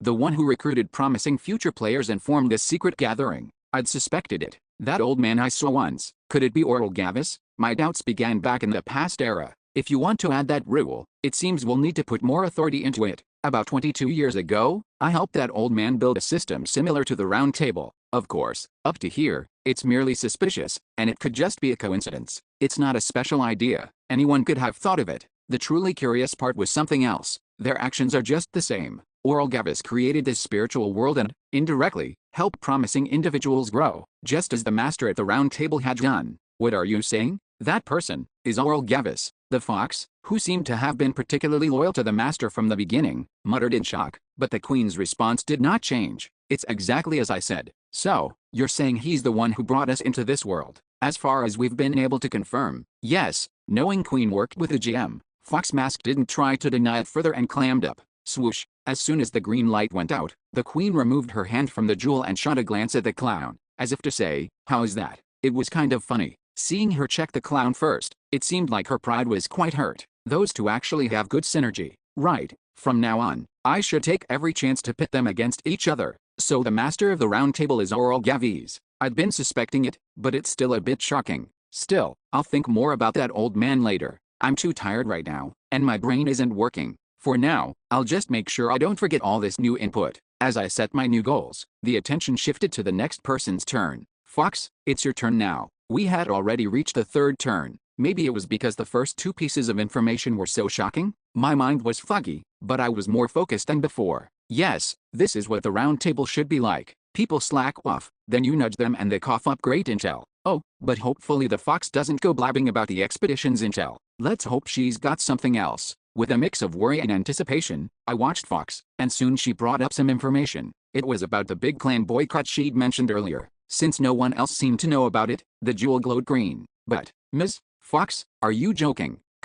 If you're going to do it like this, you may not be able to continue attending these gatherings. The clown and the queen, who had just been arguing, now joined forces to object. In the end, the Fox Mask had to try again. A truly unfortunate turn of events. The leader of the Explorers Guild, Iriah Edners, is hoping the royal expedition fails and has sent spies to ensure it. If it weren't for this, there wouldn't have been any information about the expedition at all. Tisk, a fitting example of reaping what you sow. Well, I guess it's not something that'll do major harm. I decided to look at it on the bright side. After all, there's no guarantee the guild leader is on our side. And by opening up this information, other members might investigate and come up with new information. Maybe she even mentioned it with that in mind. I let go of my hesitation and focused on the members' expressions. The clown seemed to be thinking, Guildmaster, and the queen was hard to read. The goblin cast a worried glance at the fox. Lord Adner sent spies, and Deer Horns, presumably affiliated with the royal family, showed the most alarm. So, you guys really didn't know about that? Now, the green light is on but the crescent moon, who had been quiet throughout the second round, glanced around and started speaking, wondering if anyone would challenge. But, well, it's still quite lacking. She got a green light during her first attempt as well. Using two pieces of information, Fox barely made the minimum cut for her turn. So now it's the goblin's turn, now it's my turn. Please, don't just bring up something strange. Why are you so nervous? No one here expects anything from you, anyway. Well, isn't that just your opinion, clown? Do you think differently, queen? Even a squirrel in winter has an acorn hidden in its cheek if you look hard enough. It was unclear whether that was a compliment or an insult. Unsure, the goblin responded in a strange voice. Thank you. He seemed to take it as a compliment. Are you clueless or just spineless? Enough already. Just get on with it. Oh, yes, we've received a prophecy. Another prophecy? Why does the leadless church's goddess have so much to say? This isn't from our church. It's from the Tabera Church. Tabera Church? Yes, the Tabera Church. I'm not sure if you know this, but they're famous for almost never receiving oracles. I don't need the background. How about you just tell us what the prophecy actually said? Prompted by the clown, the goblin sighed and went straight to the point. The Sage of Eternal Life has returned. It was an extremely brief one-line piece of information. The green light was on, but the reaction was not good. Is that all? Yes, that was the content. The clown laughed as if it was ridiculous, and the queen asked a further question. Was there any commentary or interpretation by the cardinals or high priests that would help in assessing the value of the information? There was none. I only managed to hear about the prophecy's content. Goblin's voice carried a clear tone of embarrassment. It seemed he had not anticipated this kind of situation. Well, this round was a bit unusual. Normally, if the word prophecy came up, it passed no matter what it was. Maybe I should lend him a hand. If I just leave him alone, who knows what random details he'll start blurting out. As soon as I decided that, I cut off the clown and jumped into the conversation. It seems everyone feels it's a bit lacking. Why not try a different? The Sage of Immortality, you say? Yes, a bullshittery only I could pull off at this table. So he's returned. The fifth style, entertaining judgment. Interesting. If I say it's interesting, what can you all do? Dungeon and Stone is a team game after all. C 441, Giant Step. 3. A brief silence descended on the round table. Any doubts about the value of the information the goblin had spat out had long since faded, and now everyone was too absorbed in their own thoughts. It was an additional effect of the entertaining judgment. The immortal sage. Who in the world could that be? Well, I don't know who that person is, either. The moment I heard it, Oral Gavis popped into my head, but I'm not sure it's him. But by leaving it at that, they will diligently investigate. Sit, I guess I'll have to find out as soon as I leave. If you find a clue, let me know. I will pay a corresponding price, the queen spoke to the clown. There's nothing I can't do, but only if you promise to. I promise. Yeah, good luck with that. I have high expectations for both of you after all. Is the goblin issue resolved then? It seems so. Honey dripped from the eyes of the clown. Sit, it's really unpredictable with people. Who would have thought that Mr. Goblin would hit the jackpot? The goblin nodded awkwardly, unaccustomed to the clown's praise. Yes, that's right. Ha ha ha. It seemed like he himself couldn't believe the current situation. Now it's my turn. After the commotion died down, it was Deerhorn's turn. I'd planned to keep a poker face no matter the story, but this time it felt harder to do so. Rana Lataniel Fefric is the illegitimate daughter of Marquis Tersirian. I'd heard that name once earlier from Hyun Bail, and now again. Ironically, I heard that name twice just today. Swish. Soon, a green light emerged on the jewel, and no one objected to it. So that's why the Marquise has been steadily backing her in political circles. Crescent Moon chimed in, and the Queen also had a reaction of her own. This is turning out to be quite an interesting affair. Her murmur was almost like talking to herself. Is it that important that she's illegitimate? When Goblin hesitantly interjected, the Queen chuckled and replied, well, it's a political weapon to use against a person who's almost the second in command of a country.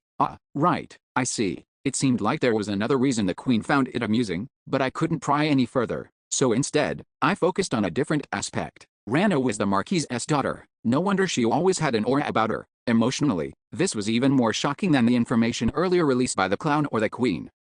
Things just got more complicated. I'd have to look into it more later, but for now, all I can do is hope. Hope that Rana and the Marquis aren't firmly on the same side. Worst case, I'll have to find a way to get Hyun Bail out of this, at least. Anyway, after the Deerhorn's turn ended, all eyes naturally shifted to Crescent Moon.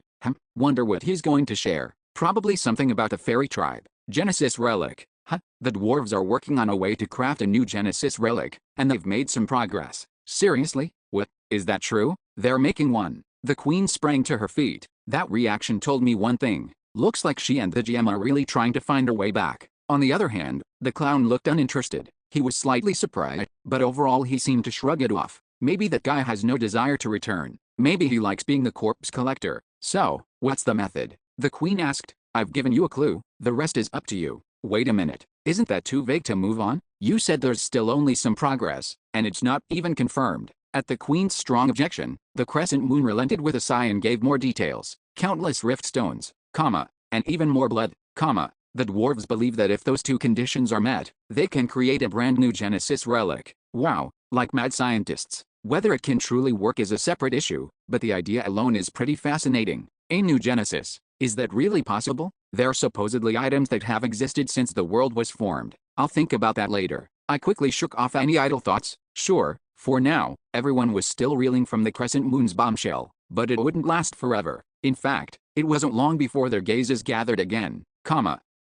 Unlike before, there were almost no uneasy looks, probably because the goblin's entertaining judgment had changed the mood significantly. Alright, what should I share? I didn't spend long thinking. It's only natural to go to the water if you want to catch fish. The one who used to go by the name Elfnuna. Let's throw the bait. That person has already entered this world. Now, I too was getting curious. What secret was hidden behind this nickname that both Bekho and GM were making such a fuss? Swah. The jewel glowed green, and almost on cue, everyone started talking at once. Ilfnuna. That's the one, right? The person rumored most likely to clear the original version of the game. Sit, so he really has been summoned. It means that at least half of the rumors circulating in the community are true. I knew what the clown was talking about. The rumor is that Elfnuna had cleared the original version and was summoned here long ago, and as a reward for clearing the original, he had received tremendous perks. It's a story that makes me laugh whenever I hear it. Perks, my foot. What a joke. If anything, I stepped on a trap in the goblin's cave right after I got here and almost died. Half of it, you say. Well, we still don't know if he really cleared the original difficulty. For all we know, they might have realized it was impossible and changed the multiplier at some point. Adding that remark, the clown gave a shrug. He didn't seem to care much about Elfnuna. Unlike the queen, she didn't utter a single comment. She just sat there, petrified. Rather, her manner showed how important this information was to her. Okay, then this news will reach the GM too. The GM will likely make the first move. Moreover, he'll try to engage me in a one-on-one conversation to probe more about Elfnuna. All I need to do then is one simple thing. Leverage my upper hand and slowly squeeze out information from him. Anyway, thanks again for the mystical tidbits today. Sit, Mr. Lion. Have you ever met that person? Dear Horn, it's rude to ask such a question, don't you think? I didn't even have to interrupt him. The clown, acting as my press secretary, jumped in and shut down the question. And then, sit, by the way, it looks like going for another round of info is impossible. He let out a derisive laugh, as if mocking the other members. Though maybe it was just my imagination. He also didn't seem to have any more information to share, so he was pushing to end it here. Why yes, let's stop here for today. I agree, as do I. Starting with Goblin, the Fox, and Crescent Moon declared their non-participation, and naturally, the meeting concluded with this round. I walked out without looking back. Phew. Back to Hansu's room. Having ended the round table, fatigue surged over me. This community session felt unusually busy. Feels like I've spent almost a week in here. I sat down at my computer desk. Then, moving the mouse, I hovered over the logout button. Normally, I would have browsed the forums, but let's just go back. I just wanted to return and rest today. Click, click. As I clicked the logout button, my surroundings flashed and twisted. Your character is moving to Raftonia. When I opened my eyes again, I'm in my room on the second floor of Erwin's mansion. Amelia was there next to me again. You're back early today. Yeah, sort of. Every time I go to the spiritual world, she stands guard next to me. It's both reassuring and a bit embarrassing. It's good you're back. Then rest. You look tired. I'll tell the fairy not to wake you until you're up on your own. Thank you, Amelia then calmly stood up as if she had no further business, and before leaving the room, she even turned off the lights. Just the right silence and lighting to fall asleep. I was going to tidy up a bit before bed, but the moment my head hit the pillow and I closed my eyes, a tide of exhaustion overwhelmed me. After using my killing intent and attending the round table, I feel like I'm about to die. Hope Becko's doing okay, I ended up passing out. A dark room with thick curtains blocking out even the moonlight. Phew, it feels like I survived. The first thing the blonde man did upon waking was to get up and check the door. Okay, no signs of intrusion while I was gone. Geez, who'd have thought my ban would get lifted this time? It was quite disconcerting to be taken away so suddenly. Usually, I prepare everything before I leave. Oh, my head. After confirming the front door was secure, the man finally felt the full force of his fatigue and sat down on the edge of his bed. All he wanted was to lie down and fall asleep on the spot. But, if I really fall asleep today, someone will come in and take me away. The man forced himself to endure the tiredness and opened the subspace. He then pulled out a coffin-shaped metal box. It's been a while since I've used this in the city. Number 1577, the Coffin of Eternal Rest. He'd always taken it into labyrinths instead of a sleeping bag, partly for the boost to health regeneration and partly for its massive durability. Right, I'll just sleep in here tonight. He squeezed into the coffin and closed it from the inside. It felt ridiculous to do this with a perfectly good bed just a few feet away, but he had no choice, preparing for even the remotest possibility. Although the spot was uncomfortable, as soon as he felt safe, his mind eased. He closed his eyes and organized his thoughts. There was one scene that kept coming to his mind. Not really. Bjorn Jandel's response to the question if it seemed possible to kill him. I don't think I can't. As soon as he heard that voice, he instinctively felt it, like when he had detected the lie about pressing the button. That statement was undoubtedly true. Man, he's not an easy one. Even now, the memory sent shivers down his spine. On the other hand, the memory of him emitting a killing intent made him laugh again and again.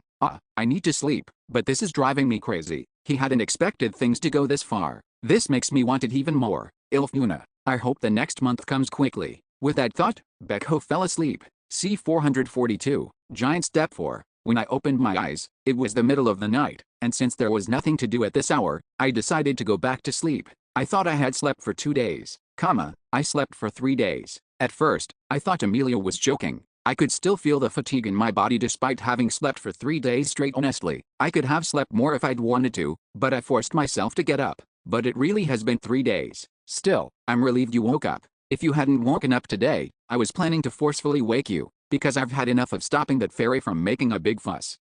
So where's Erwin? She went out for a bit. Went out. Said she's going to the sanctuary. Seems like that matter isn't wrapping up as easily as she expected. She hadn't specified what it was, but there was no need to ask. It must be about her leaving the Pure Blood Legion. During my absence, she'd received considerable support from the fairy race. To be free from all that, she'll have to give up a lot. Most obviously, the Divine Tree Bow, or else, the funds for purchasing this mansion, extorted by taking the Divine Tree Bow hostage. Well, the real problem is the pure blood itself. A fairy's pure blood is a kind of secret racial skill. Only one person can inherit the pure blood at any given time, and the inheritor's natural affinity stat is insanely boosted. That's how Erwin was able to contract with the Spirit King. I need to get that resolved ASAP. Letting Erwin handle it all on her own doesn't make any sense. I regret the time I spent sleeping. It hasn't even been a month since we survived Ice Rock and made it back, but I have no time to waste relaxing. However, go check the kitchen. There should be some food left. Right, let's eat first.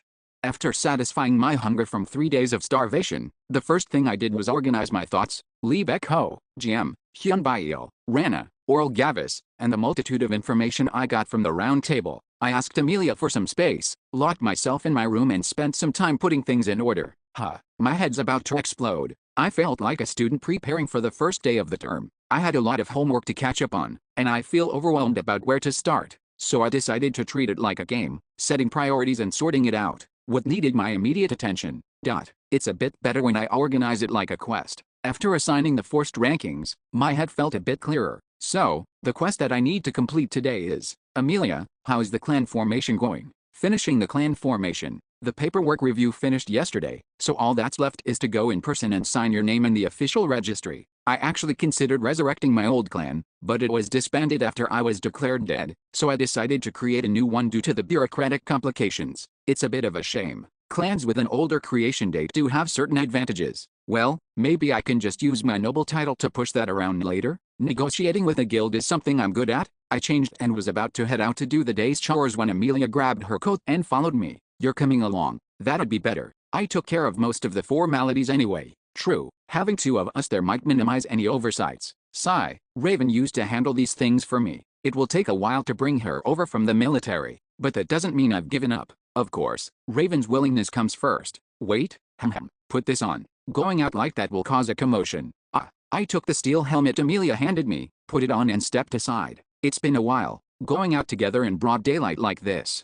Is it? Now that she mentions it, I think the last time we went out together like this was when we visited the auction house to buy the ball essence and then went to that art gallery. After returning to the present era, we haven't been in a position to walk around comfortably. Oh, there it is. Our house was in the center of town, so it wasn't a long walk to the local guild branch. We took a ticket and waited like other explorers, then handed over our IDs when our turn came. And, beep, beep, beep, beep, HRR and G. As soon as the clerk saw my ID, she nearly had a seizure, so we ended up moving to a private reception room on the second floor. The branch manager himself rushed out to wrap up the remaining formalities. It was a strange feeling. Leader, Bjorn Jandel. Deputy leader, vacant. Member, vacant. Member, Emily Rains. Member, Einar Fenelin. Member, Aryan Rocklov. This was the minimum number of people that was required for the formation of a clan. By the way, Erwin couldn't join the clan because she was still in the Pure Blood Legion and hadn't resolved that. Please visit us again soon. After receiving the branch manager's lavish hospitality and leaving the guild, we headed for a nearby restaurant. I was already hungry again, not surprising after 3 days of fasting. Amelia. It was Emily outside, wasn't it? Right. My mind is a blur from hunger. So, what did you want to say? It's nothing big, just curiosity. Why did you leave the slot for the first member blank? I had left it vacant as she instructed, but she hadn't told me why. What's the reason? Sometimes, impatience ruins everything, When she withdraws from her order, tell her that we deliberately left the spot open. That will calm her down a little. Wait, what did I just hear?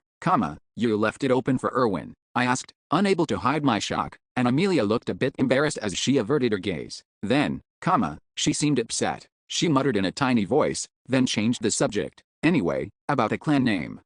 Is there a particular reason you chose it? I found out it means a pack of beasts in an ancient language. She thought of an ancient language first.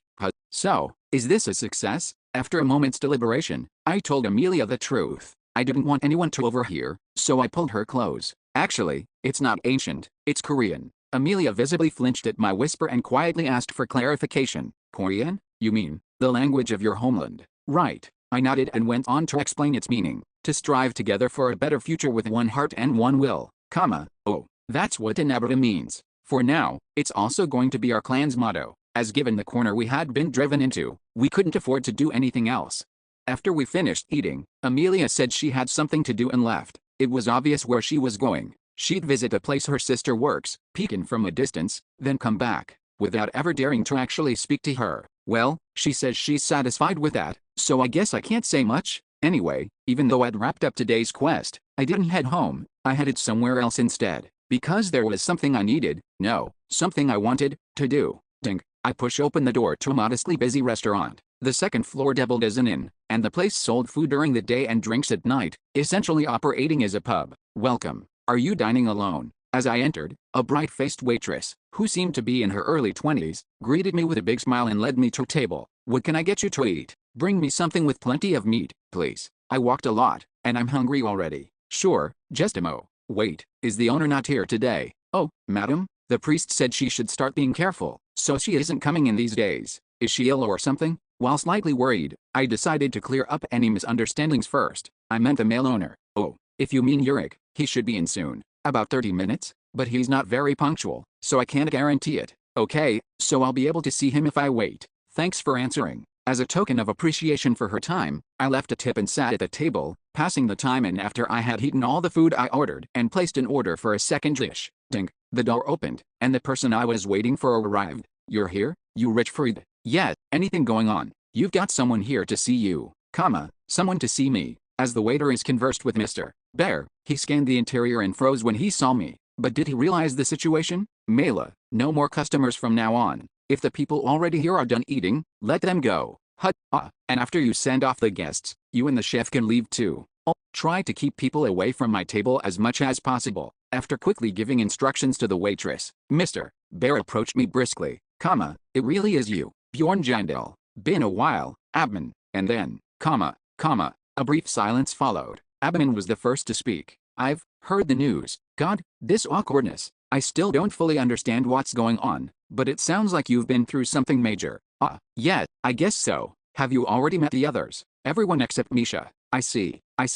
Mr. Bear then seemed to think about something, and then spoke again. Actually, when I heard you were alive, I went to your house a few times, but there were too many people and you didn't come out, so I just turned back. You could have knocked. I'd have let you in any time. Well, I guess my mind changed, there was something odd in his tone, or was it just my imagination? Right, so, Abman, I never meant to deceive you all or anything. Let's make this clear first. I couldn't show myself for 2 years and 6 months because of, that's enough, Bjorn, it seems you're under some misunderstanding. I'm not angry with you or anything. Sure, I felt betrayed, but that has nothing to do with this. He cut me off sharply, took my drink, and gulped it down before continuing. I just don't want to hear it, whatever the reason you hid yourself. It might be because you were involved in something dangerous. It's a story that doesn't concern me anymore. Something felt tied in my chest. It doesn't involve you. Sorry, but I should make this clear. If you came here today hoping to bring me back on your team, that's impossible. So this is what it feels like to get rejected before even confessing?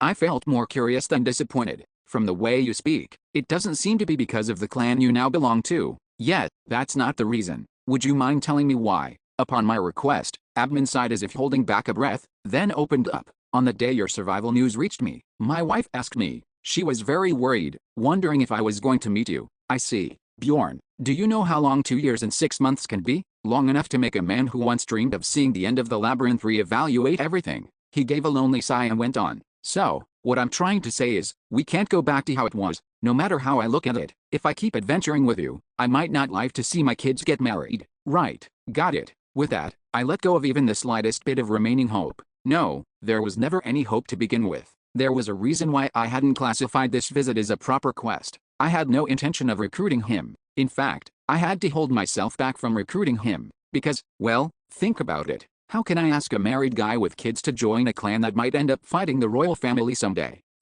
I'm sorry. Mr. Bear spoke. What, sorry? Let's just have a drink. This was the real reason I had come here. Why? If we're not going into the labyrinth together, does that mean we can't have a drink together either? That's not it. Soon, Mr. Bear lifted his glass, and we spent time chatting about trivial things. Eventually the customers gradually left and even the employees had all gone home, until the sun set and night fell, laughing, talking, and sometimes even getting into serious arguments.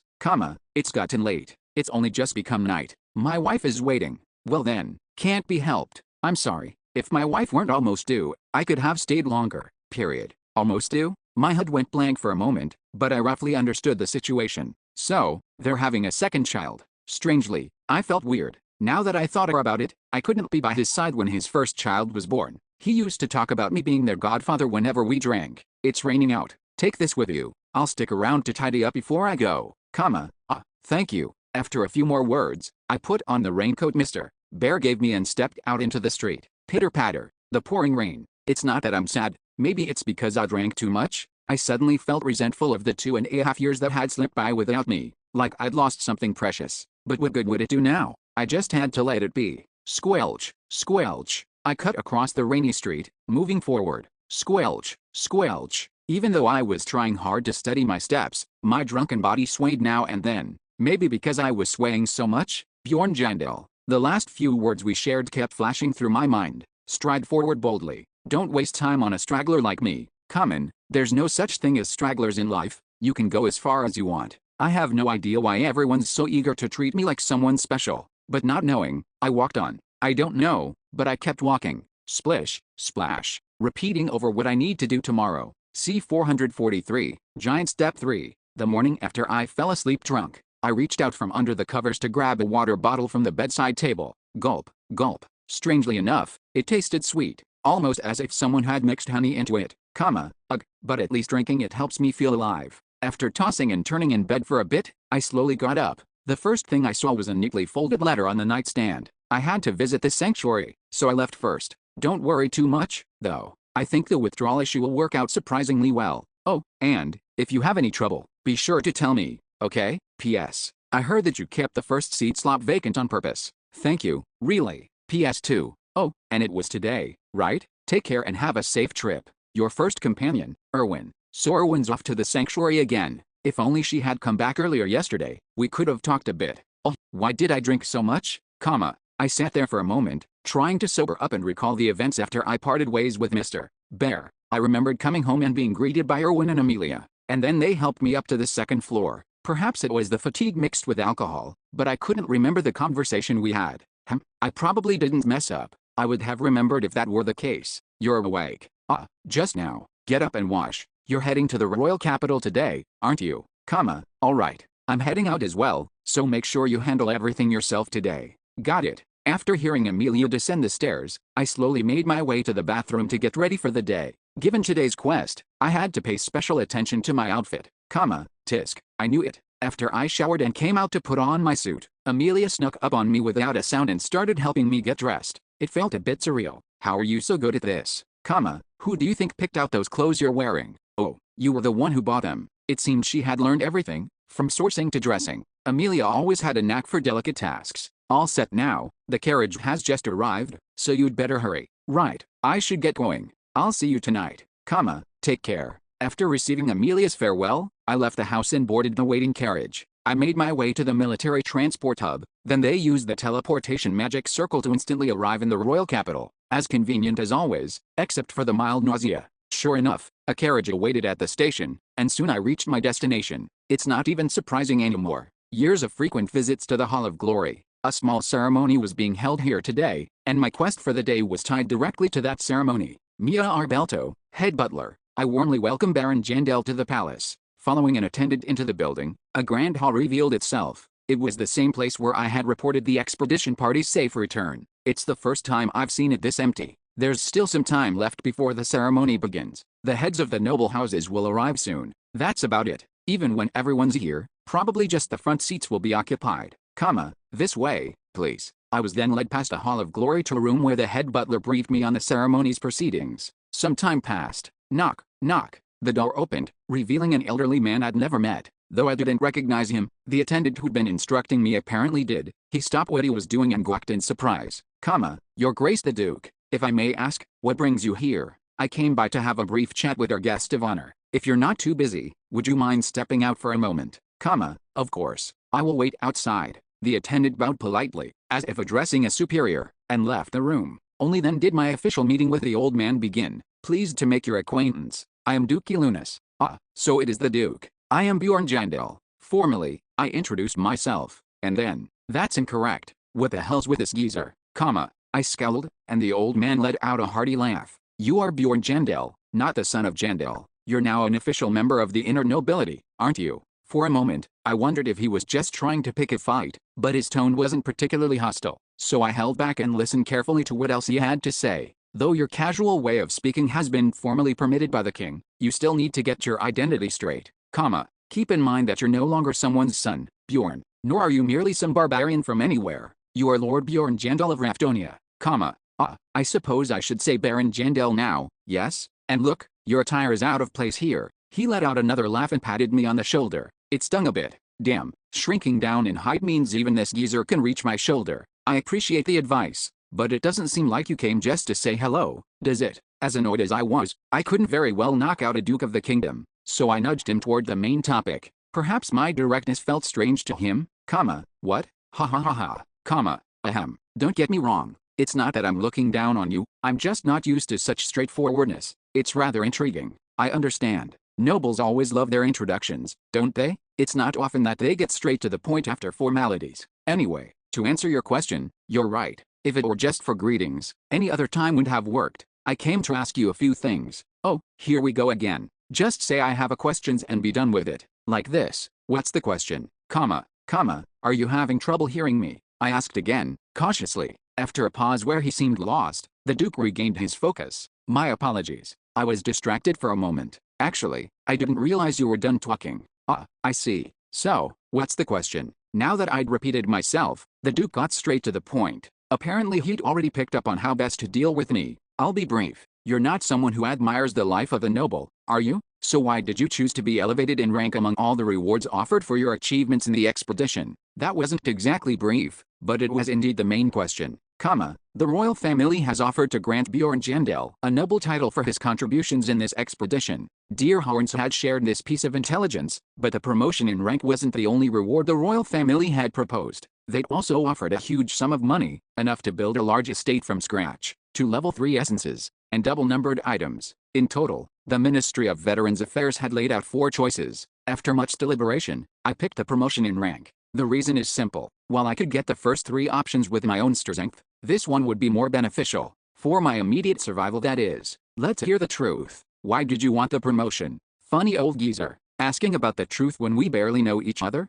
Seeing how he was practically urging me to answer, I let out a short laugh and replied as if it were the most obvious thing in the world. Well, the more wives I can have, the better. I made a point of sounding enthusiastic, but the Duke simply froze, as though he'd just heard something he absolutely shouldn't have. Wives, you say? Does he really have hearing issues? Yes, wives. Starting from the rank of Baron, you can have up to 3 wives of official standing, right? I repeated myself casually, at which the Duke's eyes took on a curious gleam. His expression seemed to say, is he being serious? But even so, he couldn't argue with me, because he wasn't completely sure whether I was joking or not.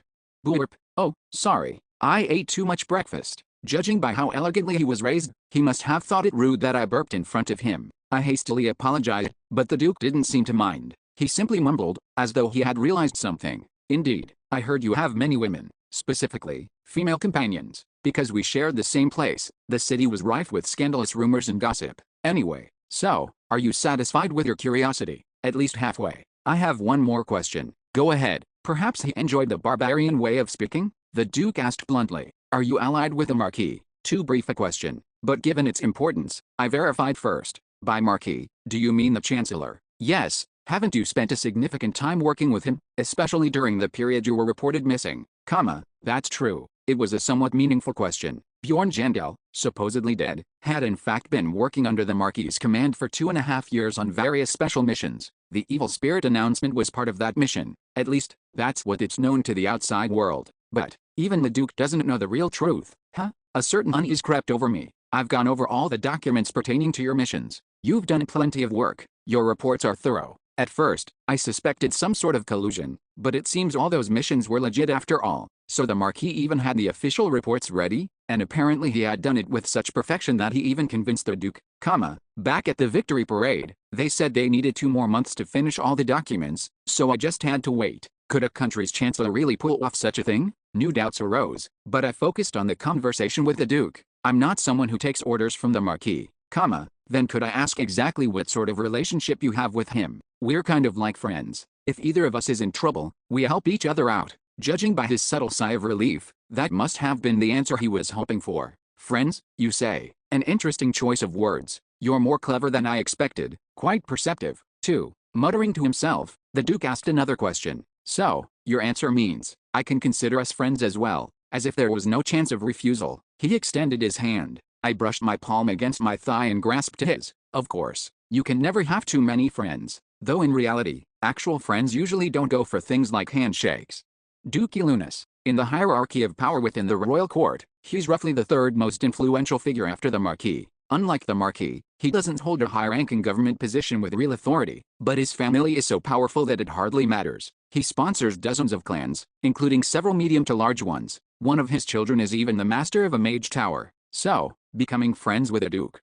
It was certainly unexpected, but there was no downside. Not as if we'd actually be real friends. He just wants to keep me from forming an alliance with a Marquis. Meanwhile, I can receive what he's willing to give and vice versa, at least until it's no longer necessary. It's almost time for me to go. Then, see you later. Sure, he made small talk with me until just before the ceremony began and then left. Most of our conversation was just friendly chit-chat, but one topic stood out. That perhaps the expedition's survival was only possible because the Rose Knights, stationed on another mission, happened to clash with Nork's forces. I can't tell if he was fishing for info or not. I don't know the Duke's true intentions, but one thing is clear. The royal family's intelligence bureau is interpreting the incident in a way that suits me. As for that sly bastard, the Marquis, I wonder what he'll do. That's really what I'm most curious about. I haven't run into him at all since the victory parade. Today might be the day for a reunion. Baron Jandel. Yes, it's starting. I stood by the door as instructed, waiting momentarily. Then, as the door opened, I walked forward.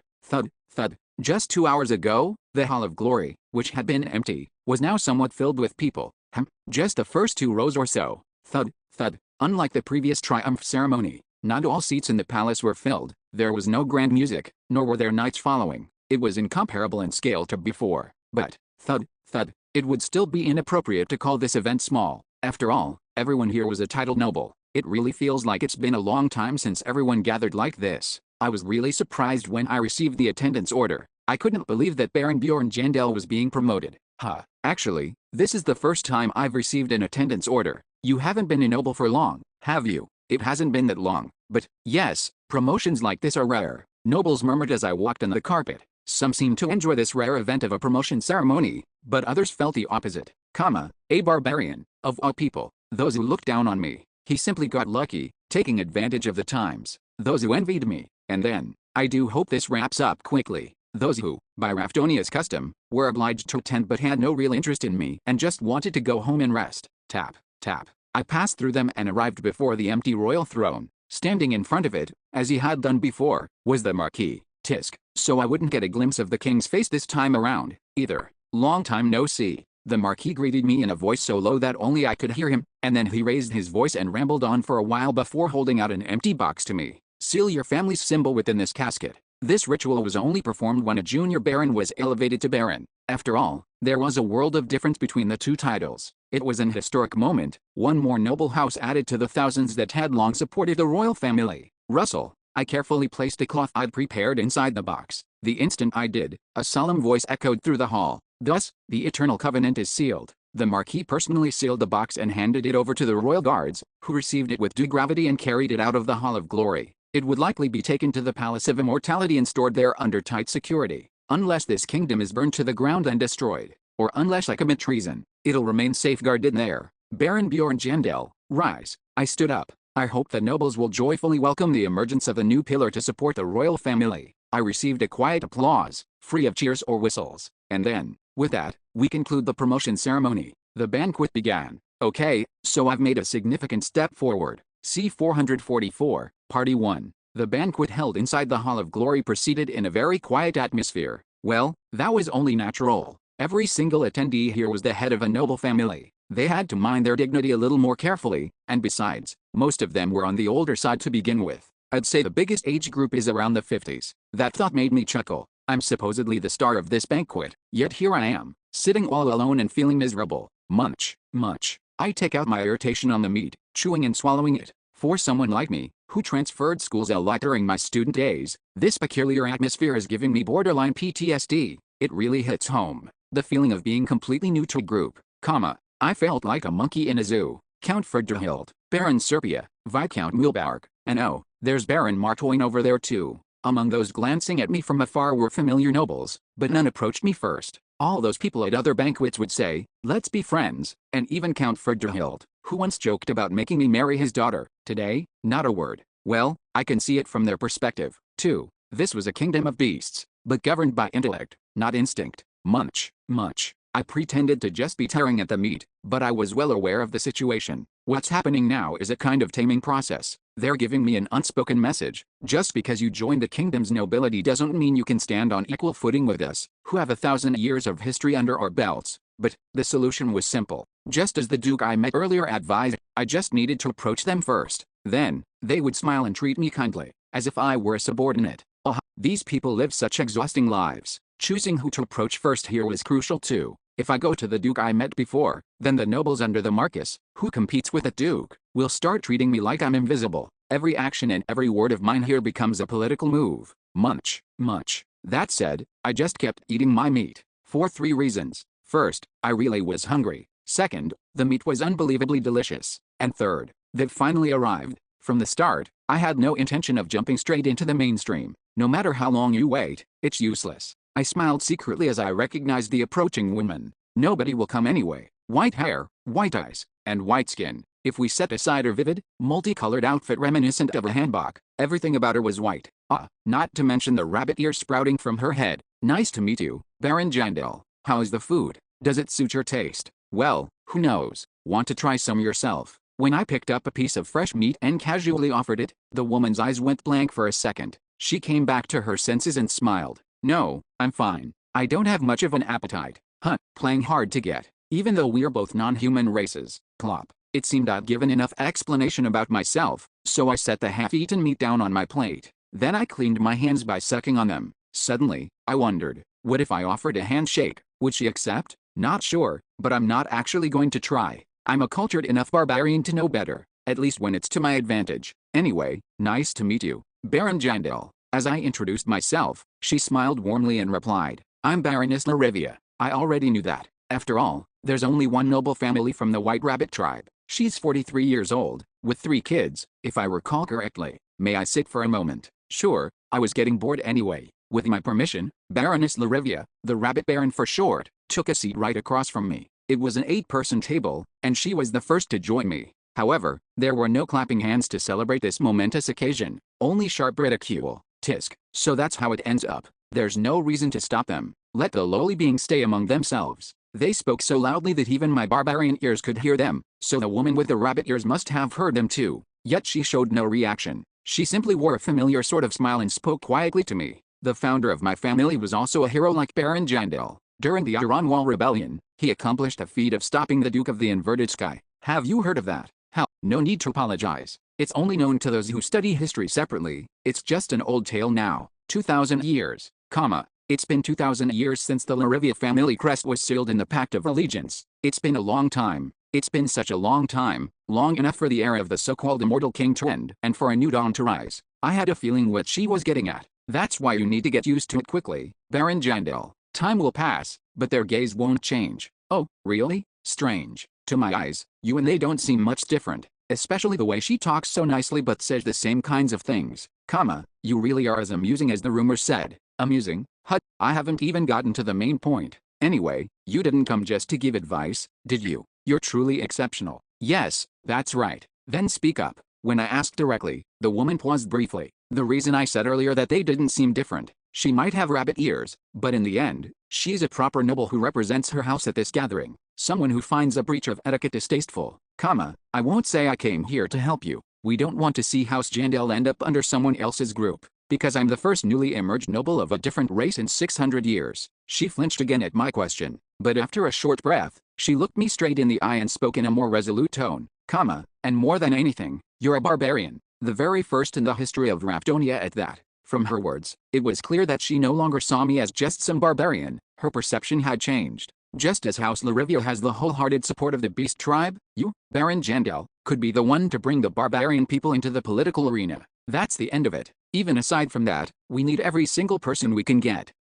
I see. Along with the House Larivia, there are 31 other houses working together for a common purpose. Of course, we're still a minority in politics, but we can at least make our voices heard. As she continued explaining, I rested my chin on my hand, looking uninterested. I'm not suggesting we unite for the greater cause. Sure, the one who is more desperate should make the first move. If you align yourself with us, you'll receive massive support in establishing your foothold as a noble house. Care to elaborate? Things like purchasing land immediately, constructing a mansion, hiring the myriad personnel needed to maintain a proper house, decades of work to build up a family could be cut down to a few years, minimum. Is it because it's a noble society? The rewards are astounding right from the start. Even just receiving these benefits would more than cover the payoff for choosing a title promotion as my reward. Of course, that's not the end of it. Our movement began simply as a matter of survival. Then she said, if Baron Jandel sides with us, our enemies become your enemies, and your enemies become ours. That's the reason I waited for these people instead of going around chatting up the other nobles, precisely because they treat every single one of us like we truly matter.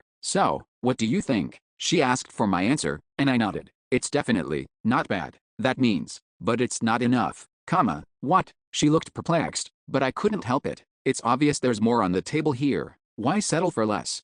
Baroness Larivia's eyes hardened at my response, but soon she returned to normal and asked politely, Baron Jandel, I felt you were a clever man when I met you. If there's something you desire, could you speak frankly? This alone told me how much the Melvis, the coalition of mixed species noble families, wanted me. Of course, I was just as desperate for this group, but they don't know that. If I'm selling, I might as well get the highest price. I'll continue to enter labyrinths in the future. I would like support for that too. Could you give an example? I'd like you to sponsor the clan I'm going to create, with superior essence or rare numbered items, for instance, that won't be easy. We see no benefit in that. Why not? You know as well as I do that this country starts and ends in the labyrinths. If you're talking about influence in the labyrinths, we already have sufficient alternatives. Tisk, they're not giving in easily. It seems it's time to bring out the barbarian again. Why not?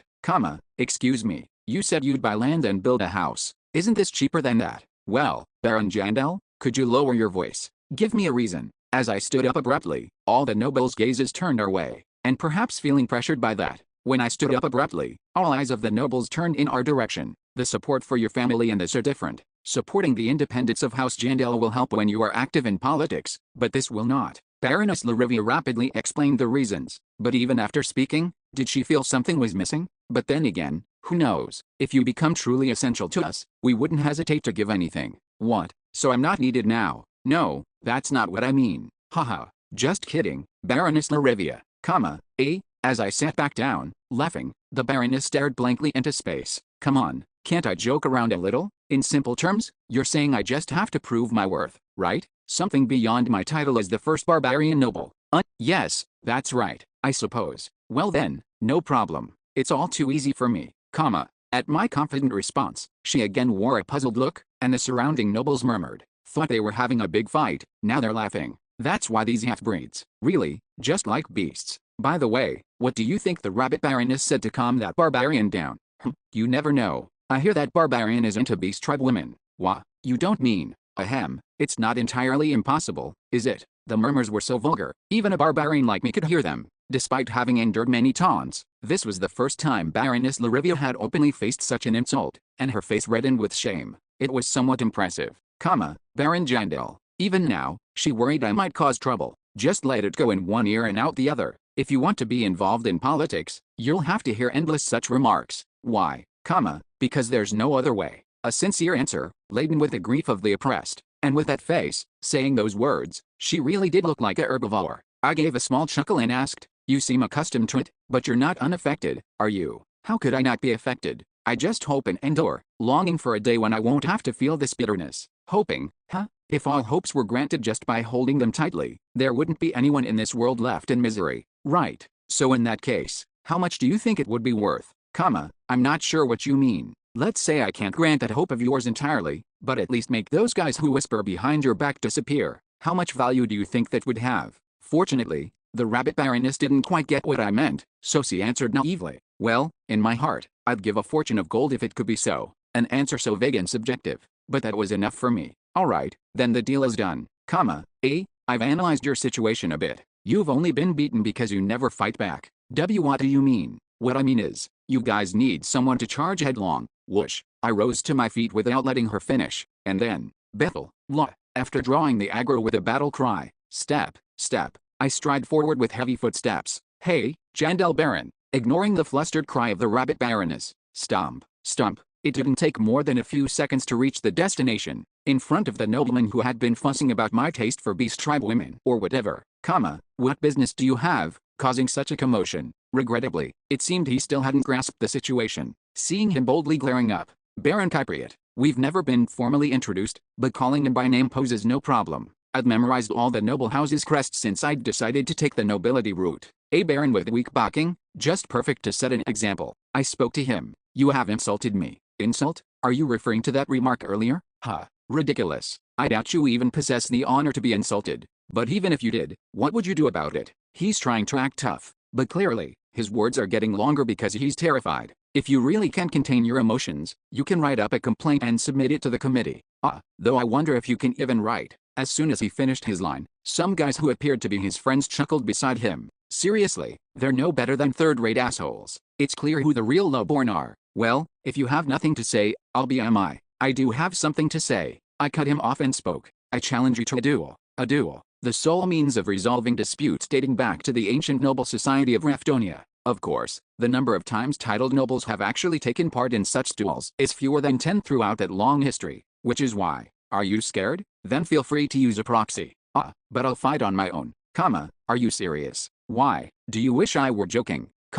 He offered no response to my question. His thoughts were obvious. He probably finds this whole abnormal situation humiliating and frightening. Why is this happening to him, now of all times, especially when he was just doing the usual thing, and his friends were there to witness it? But now, it's time for him to realize, a barbarian noble has been born. After all, it's time to instill some fear in these complacent aristocrats. So, then, I took another step forward and looked down at him as I continued. Be they a knight, an explorer, or a mage, it doesn't matter. Technically, using a mercenary for a proxy duel is against the rules, but I don't care if they're not from your house, bring anyone, bring the strongest person you can find. He remained silent. No answer came back. Why, aren't you confident? I'm not. I'm confident I can kill whoever you bring right here on the spot. See 445, Party 2. Giving off a similar aura like at the round table, I looked down at him as though I could tear his throat out at any moment. But this wasn't the community that merely connected our minds. Right now, we were here in the flesh, which is more than enough. I continued to glare down at him, which was more than enough to make him roll back his eyes. Yes, that's how it should be. Considering the privileged life he's led as a direct descendant of the noble family, he's never encountered situations like this before.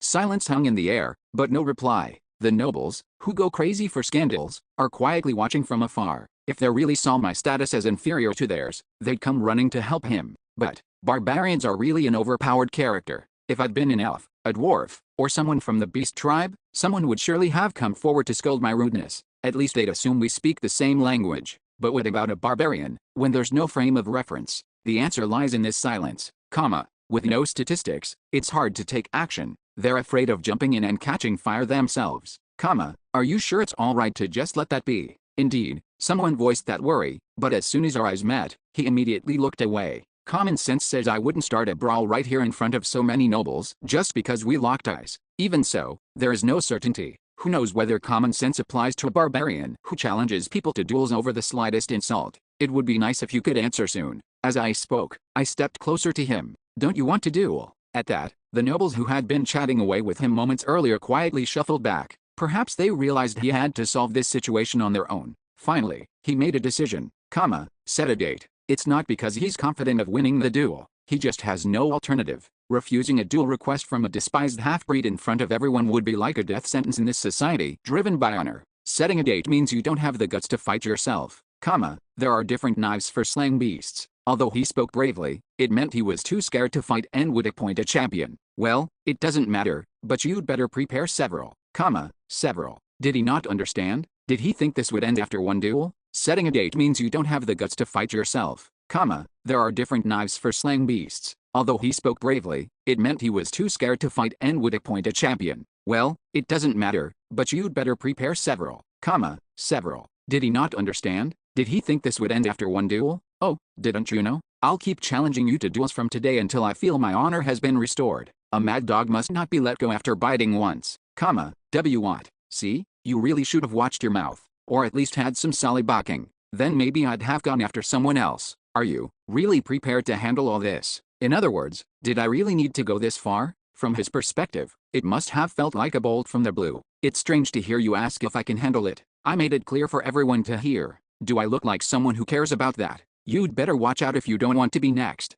Thus, the duel was set. All that was left was to set the date. This week works for me, need more time to call your people. No, that should be enough. Seems like he's gotten used to this abnormal situation. The Baron didn't drag out his response anymore. Maybe he had finished his calculations. Perhaps he sees this as an opportunity. The barbarian, recklessly raging without understanding his place, and him, accepting the barbarian's duel and splendidly winning, upholding the dignity of a noble. It's quite a plausible future, isn't it? Though it's unlikely to happen. At best, he can probably pull in some knight with a bit of a reputation through personal connections. I can't be certain about the level of his champion. However, I am confident the Royal Knight's captain wouldn't stoop to represent a baron. If it's not that level, I am confident I will win. But, regrettably, someone intervened at that moment. Duke Elunas. He parted the crowd like the Red Sea and patted my shoulder as if to soothe and pacify a sulking child. Isn't it a good day, It would be generous of you to let it go. Aren't we all pillars supporting this kingdom? The Duke's timing and political intent were clear.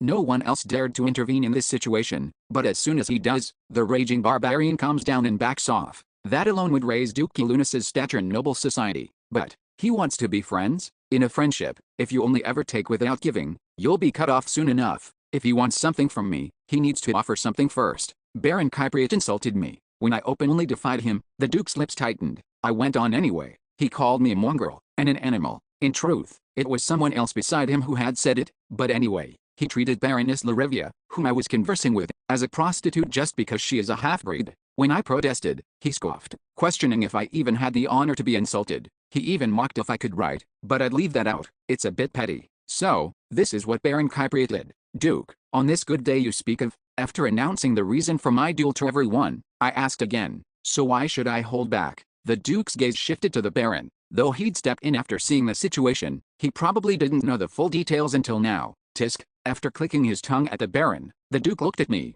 Perhaps he regretted intervening, but once he had, there were only two choices. Either he could return ineffectually after stepping in so grandly, or, it seems Baron Kypriot has made a mistake. He had to concede something to me. The Duke's judgment was swift and decisive. I promise on behalf of Duke Elunas that such mistakes will not happen again, not here, nor anywhere else. A promise made with the weight of Duke Elunas's name. Isn't that so, Baron Kypriot? The Baron, now trembling, answered without delay. Why yes, of course, your grace. It didn't seem like mere lip service to escape the situation. The Baron, and likely other nobles as well, wouldn't dare repeat today's actions. The promise carried that much weight. If such a situation were to recur, it would be akin to tarnishing the Duke's name. It's a bit disappointing that it didn't come to a duel, but there will be other opportunities. I quickly made my decision. The Duke had stepped back, after all. So, will you calm your anger now? If I turn this down as well, it's basically an open declaration of hostility. I haven't even heard an apology from Baron Kypriot yet, and even if I do,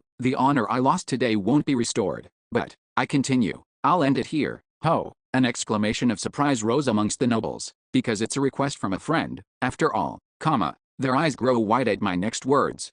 Friend, a word that signifies a mutual and equal relationship, the moment that word leaves my mouth, a hush falls over the Hall of Glory. A barbarian, and the Duke are friends? As if awaiting clarification, the air goes still. In the silence, the Duke furrowed his brow slightly, then recovered his genial smile and spoke. I'm glad to hear it. A short phrase, neither confirming nor denying the use of friend, but it's enough. Enough to raise the standing of Baron Jandel, who has only just joined the Royal Club, up several notches. Unintentionally, I've gained quite a bit. Of course, the Duke must have weighed the politics carefully. He even pledged his family name to make up for a single noble's mistake. Perhaps he felt that raising my status would be less damaging to the dignity of his house. Well, I have official business now, so I'll take my leave. We'll arrange another day to meet.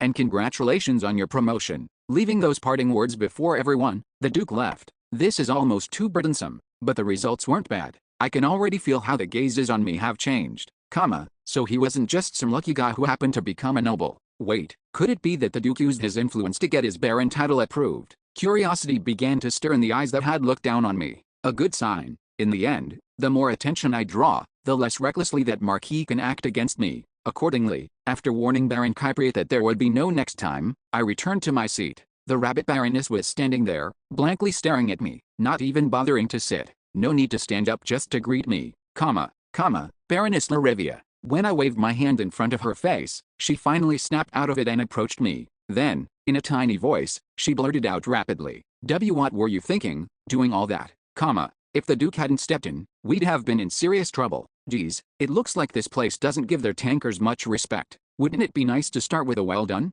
But it ended well, didn't it, The Duke's promise won't erase discrimination, but it will stop the whispers behind us, just as she wanted. As I cut to the chase, Baroness Larivia's expression turned strange. Did you really do all that just for that reason? What other reason do I need? That was too reckless. If the Duke hadn't intervened, even the houses of Melbs might not have been able to save you. It was a bit disappointing. That makes it sound like my achievement was all just luck. But in the end, it all worked out fine, didn't it? A single promise from the Duke won't eradicate discrimination, but no one is going to whisper behind your backs anymore, just like you wanted. When I said that so matter-of-factly, the Rabbit Baroness's expression turned strange. Did you really do all that just for that one reason? And why would I need any other reason? That was too reckless. If the Duke hadn't stepped in, even Melvs might not have been able to protect you, Baron. A bit of a downer, that comment. It sounds like all my efforts amounted to nothing but luck. I don't really see it that way, Granted, I personally hold Baron Jandel in high regard, but the other houses in Melbs might not feel the same. They could have decided that it wasn't worth recruiting you, given that you'd barely begun to establish your position and yet were already drawing so much resentment. Stop. It was an irrelevant response, because that's not what I meant. Melbs has nothing to do with this, what? Nor does the Duke. Even if he hadn't stepped in, the outcome wouldn't have changed, Seeing that she clearly didn't follow, I kindly explained it to her. Didn't you tell me to become indispensable, That's why I challenged him to a duel. Having someone like me around will stop the other jerks from getting cocky. And Baron Kipriot made a perfect example. His house is nothing special, and he doesn't have any big connections. Wait a minute, Baron, are you saying you planned all of that from the start? For the most part. When I nodded, the Rabbit Baroness was flabbergasted, yet there was still one thing she seemed confused about. Oh, that? When you told me to just let it pass earlier, and I asked you why, you said there was no other way. At that moment, I saw it clearly. What the non-human nobles faction lacked. Only a battle-hardened main tanker could recognize it at a glance. In truth, you guys did have a way. There's always some way forward in any situation. I spoke firmly. If you find yourself surrounded by enemies and can't see a path, it's only because you have no one capable of making one, someone who'll take all the arrows from the front and cut open a road. When I finished speaking, the Rabbit Baroness said nothing. Yet from her expression, I could tell. Okay, guess I've made myself PR loud and clear. Okay, that should have made a good impression of myself. Yet, I set my own value.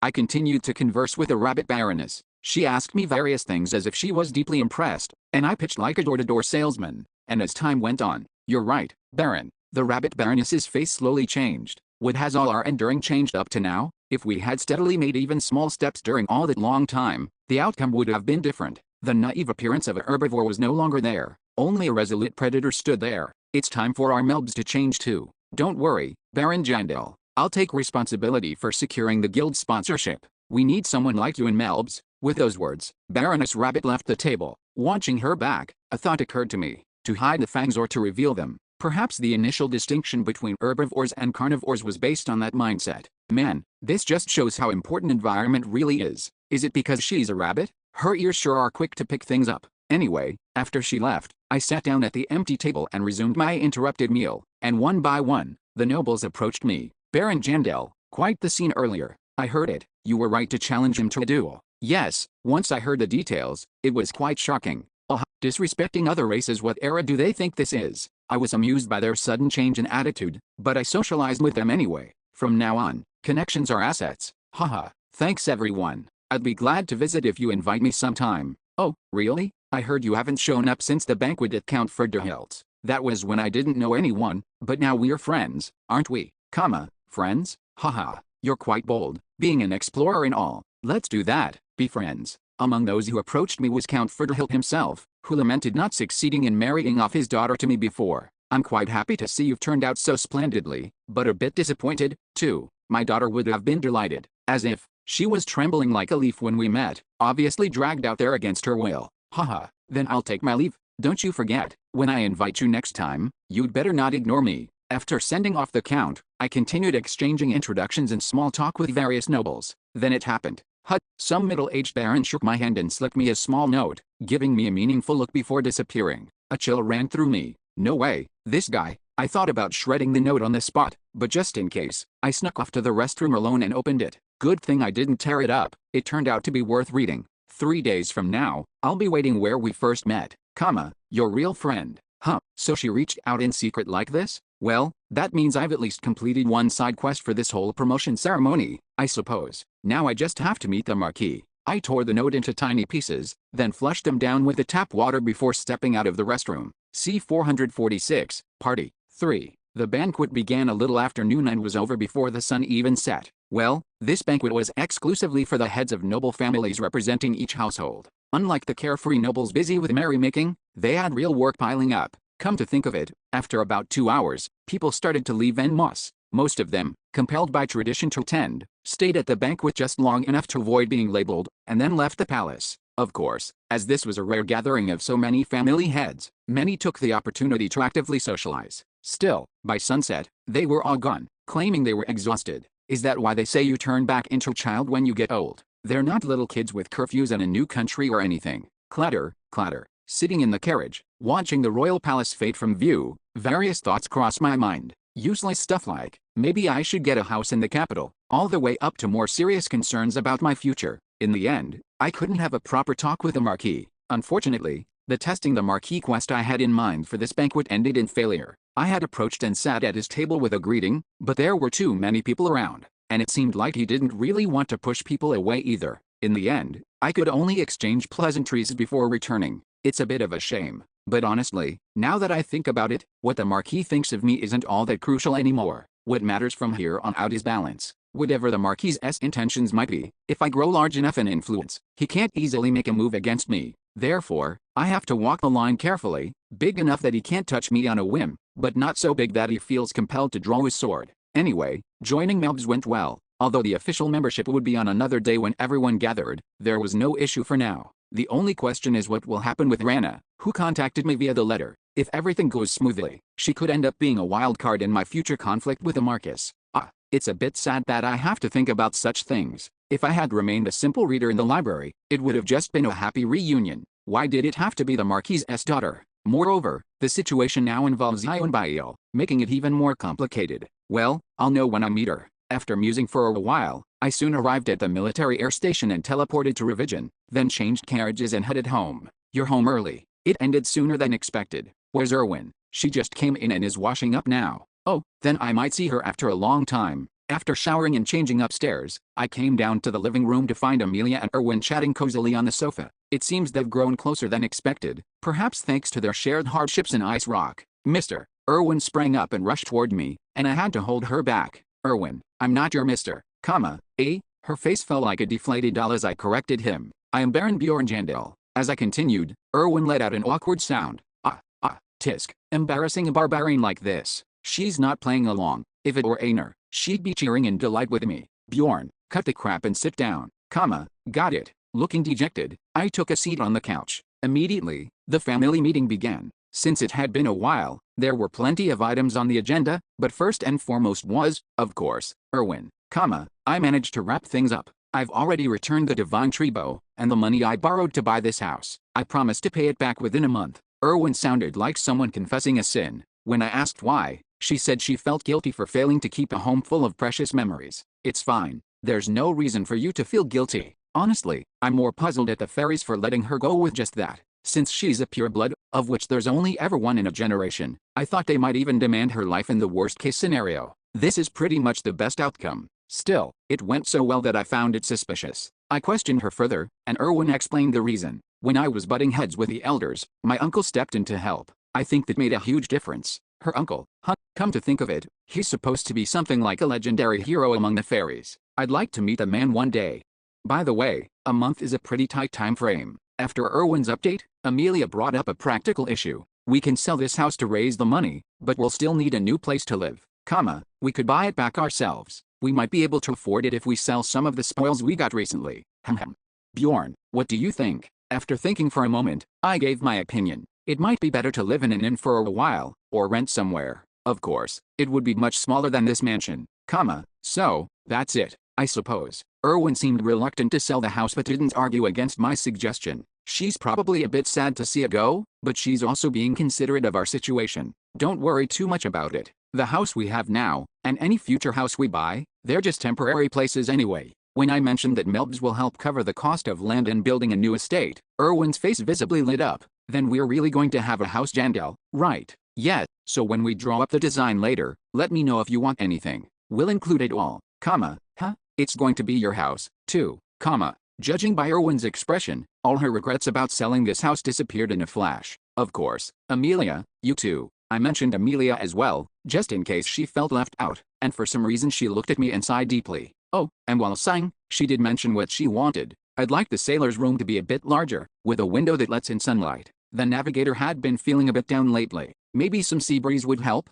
That settles the housing issue. What about the labyrinth exploration? With the housing issue resolved, Amelia brought up the next topic. Our party is still incomplete. Aner, Erwin, Amelia, me, and our sailor. We need one more member to complete the 6-member team. The problem is, there's no obvious candidate at the moment. I plan to eventually have all my expedition comrades join my clan, but moving too fast could cause issues. The only viable recruits at the moment might be Ravine or the mage Versal Galland, but Versal said it would take a month to fully settle her affairs with the Order, and Ravine said she'd take a break from exploration for a while, which means one slot remains empty. Taking a whole month off feels like a waste, so I made a decision. This time, let's go in with just us, all 5 of us. It's not that unusual, is it? Until a few years ago, 5-person parties were the norm. Well, that's true. We won't go up to the 7th floor, just stick to the 6th. I don't think it'll be too dangerous. Alright, the 6th floor. Got it. I'll tell Rocklov that, too. And with that, the matter of labyrinth exploration was settled. We then had a casual dinner and chatted before going to bed. The next morning, we all went to the guild branch to complete our clan registrations. How? Thank you, mister. I wish she'd thanked Amelia instead. Seeing her carefully store the extra copy of the document, I felt a twinge of guilt. Phew, now to fill the deputy leader position. I had hinted at Amelia being suitable when forming the clan, but she flatly refused. She didn't want to attract people's attention. Well, the name Emily Rains she uses is an alias after all. So, who should be the vice captain? I sank into thought. The vice captain position is the one that absolutely must be filled. Moreover, by registering the letter of delegation in advance, whoever held the position could carry out the administrative tasks that required the captain's authority. Raven would have been the perfect vice captain. She was meticulous about taking care of the tedious duties. After registering the clan members, we settled for a quick meal at a nearby restaurant. Bjorn, so are we heading to Camelby now? No. First, to the temple, the temple. Amelia tilted her head for a moment, then quickly realized what I meant. You want to remove the essence of Gachibin, right? Now there's no need to hide my appearance. I had been contemplating this issue even today. The essence of Gachibin was quite beneficial, so I wondered if it might be better to keep it until I farm the next essence. However, there's another reason, isn't there? Well, I did get my old equipment back from Aner and Abman, and it's a waste not to use it when I can, provided I go back to my old body. Plus, we might find a better essence on the 6th floor, and I plan to visit the tribe eventually, so it'd be weird to show up with this body. Amelia let out a curious little hum in response. Erwin, on the other hand, looked disappointed. Oh, so you're going back to how you were before? Yeah, I kinda liked how you look now. I'll never understand that sense of aesthetics. What's so great about this skinny body? Then I'll be back. After arriving at the temple, I went in alone and underwent the process to remove the essence. The essence of Gachibin, infused in the character's soul, has been removed. Your 6th sense decreases by -40. Your physical resistance decreases by -15. Your dark resistance decreases by -30. Your accuracy decreases by -45. Your bone density decreases by -110. My stats plummeted. Bone density decreases by -110. Increased height. Control increases by +30. Anyway, it seems like my mind has also cleared up a bit. Luck +50 increase. At least my most important stat, luck, also improved a little. Swish. I took a moment to adjust to my changed eye level, then pulled out the clothes I'd brought and put them on. Finally, I looked in the mirror to confirm my reflection. Phew, I'm finally back to my original body. It really hits me again how big I am. I felt like calling upon the name of our ancestral gods, but with my superhuman willpower, I held back. After all, this is a temple. Bjorn Jandel. Rank, 7. Physical, 1390.55, Nu -54.5, Mental, 521.3 Special Abilities, 2197.65, Item Level, 6285, Nu -2020, Total Combat Index, 5680.75, Nu -575.58, Essences acquired, Orc Hero, rank 5, Ogre, rank 3, Bayuan, rank 3, Stormgush, rank 3, Ball Urchin, rank 3, Deep Sea Giant, rank 3. When I left the temple, the reactions of my two companions were poles apart. Hey, mister, you look cool this way too. Just like when we first met. Erwin, who had shown regret earlier, now complimented me, well, it's definitely better than before. Meanwhile, Amelia, who had no particular comment up to now, drove a nail right into my warrior's heart. She muttered something under her breath, but, in some ways, this might actually be an improvement. What's that supposed to mean? I mean you're better off looking ugly. I'm not ugly. I'll look manly. Did you just laugh at me? Home training. The phrase came to mind, but I held back. After all, she's a precious comrade, and she really didn't receive proper home training. I should let it slide as the clan leader. If it weren't for my restored control, that might have gotten dicey. Anyway, we headed to Camelby as originally planned. Not all of our expedition members live in Zone 7. We agreed to meet in Camelby. As soon as we entered the building Versal had rented out for the day, familiar faces gradually appeared. Haha, finally, you've arrived. Jandel Baron, or should I say Baron now, Melon Caselin, oh my, your appearance has changed. Lyris Morone, James Carla, Sven Parab, and others. The members of my unit who had survived the cold and hunger of the ice rock gathered around me, wondering at my transformation. Versal, where are Akiraba and Ravine? They both said they couldn't make it, due to personal reasons. At least everyone else is here. Well, I suppose everyone was curious. Well, I was curious myself, so imagine how they must feel. What about the surroundings? No need to worry about surveillance. I deliberately picked a place with no windows. We've got voice dampening magic active, and I'm also doing real-time mana detection just in case. She really is a proper mage.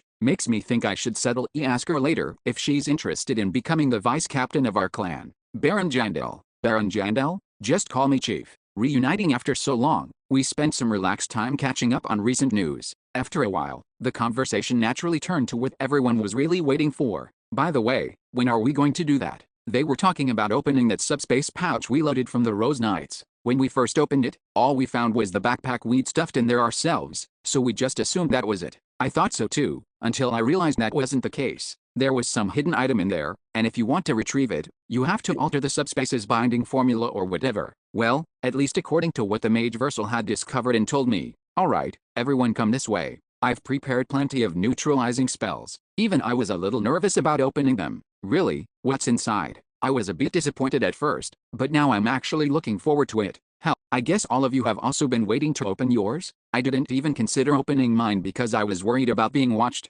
What were the Rose Knights trying to hide by going to such lengths for their security? I have no idea what it might be, which is exactly why I removed the essence of the Gachibin ahead of time. So, now that it's over, let's open it. Here's hoping we're lucky today. C447, Party 4. We didn't know what to expect from the secret subspace of the Rose Knights, so we decided to open it one by one. The first to step up was Lyris Morone, the battle mage. It's a box. What emerged from her subspace was a small wooden box, just about large enough to fit 1 or 2 books. There aren't any magical protections on it. We can just open it. With Versal's permission, she immediately opened the box, and then, oh, this is. Awkward exclamations escaped from everyone who checked inside the wooden box. It was so far from what they were expecting. Just some cash, a few fake IDs, and a portrait. Whose portrait is it? A family member. Seems like it. It looks well handled. What is this? Let's move on. Open the next one. Although the situation was depressing, none of the members, including myself, lost hope and continued with the opening ceremony.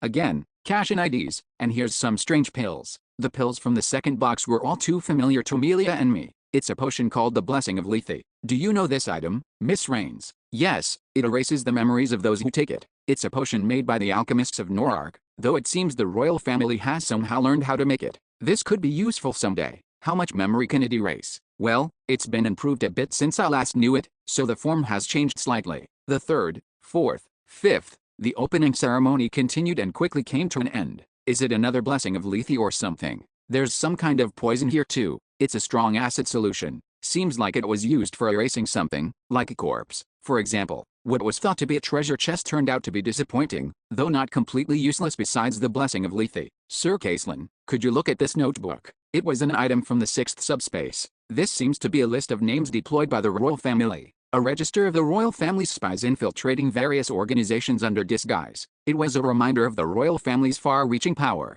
Judging by the volume, this must be just a fraction of other operatives. So many, and it's only a fraction. Look, most of the spies are concentrated in a specific noble house. Maybe the owner of this subspace was on a personal mission related to that noble house. This list, is it just for that one mission? Of course, that's just my guess. Caslin ended his explanation, but no other possibilities came to my mind. The eyes and ears of the royal family are everywhere, more than I imagined. With that, a heavy silence fell. All members felt it, at least indirectly. The real power of the royal family we would have to face in the future. Anyway, good job. I deliberately broke the silence, acting as though nothing was wrong. Versal, I'll take this list. It might be useful someday. With that, I tucked a ledger away, and that was the end of the matter. So, this is the last one. The members' eyes lit up. Although their inflated expectations had dwindled, they hoped this time might be different.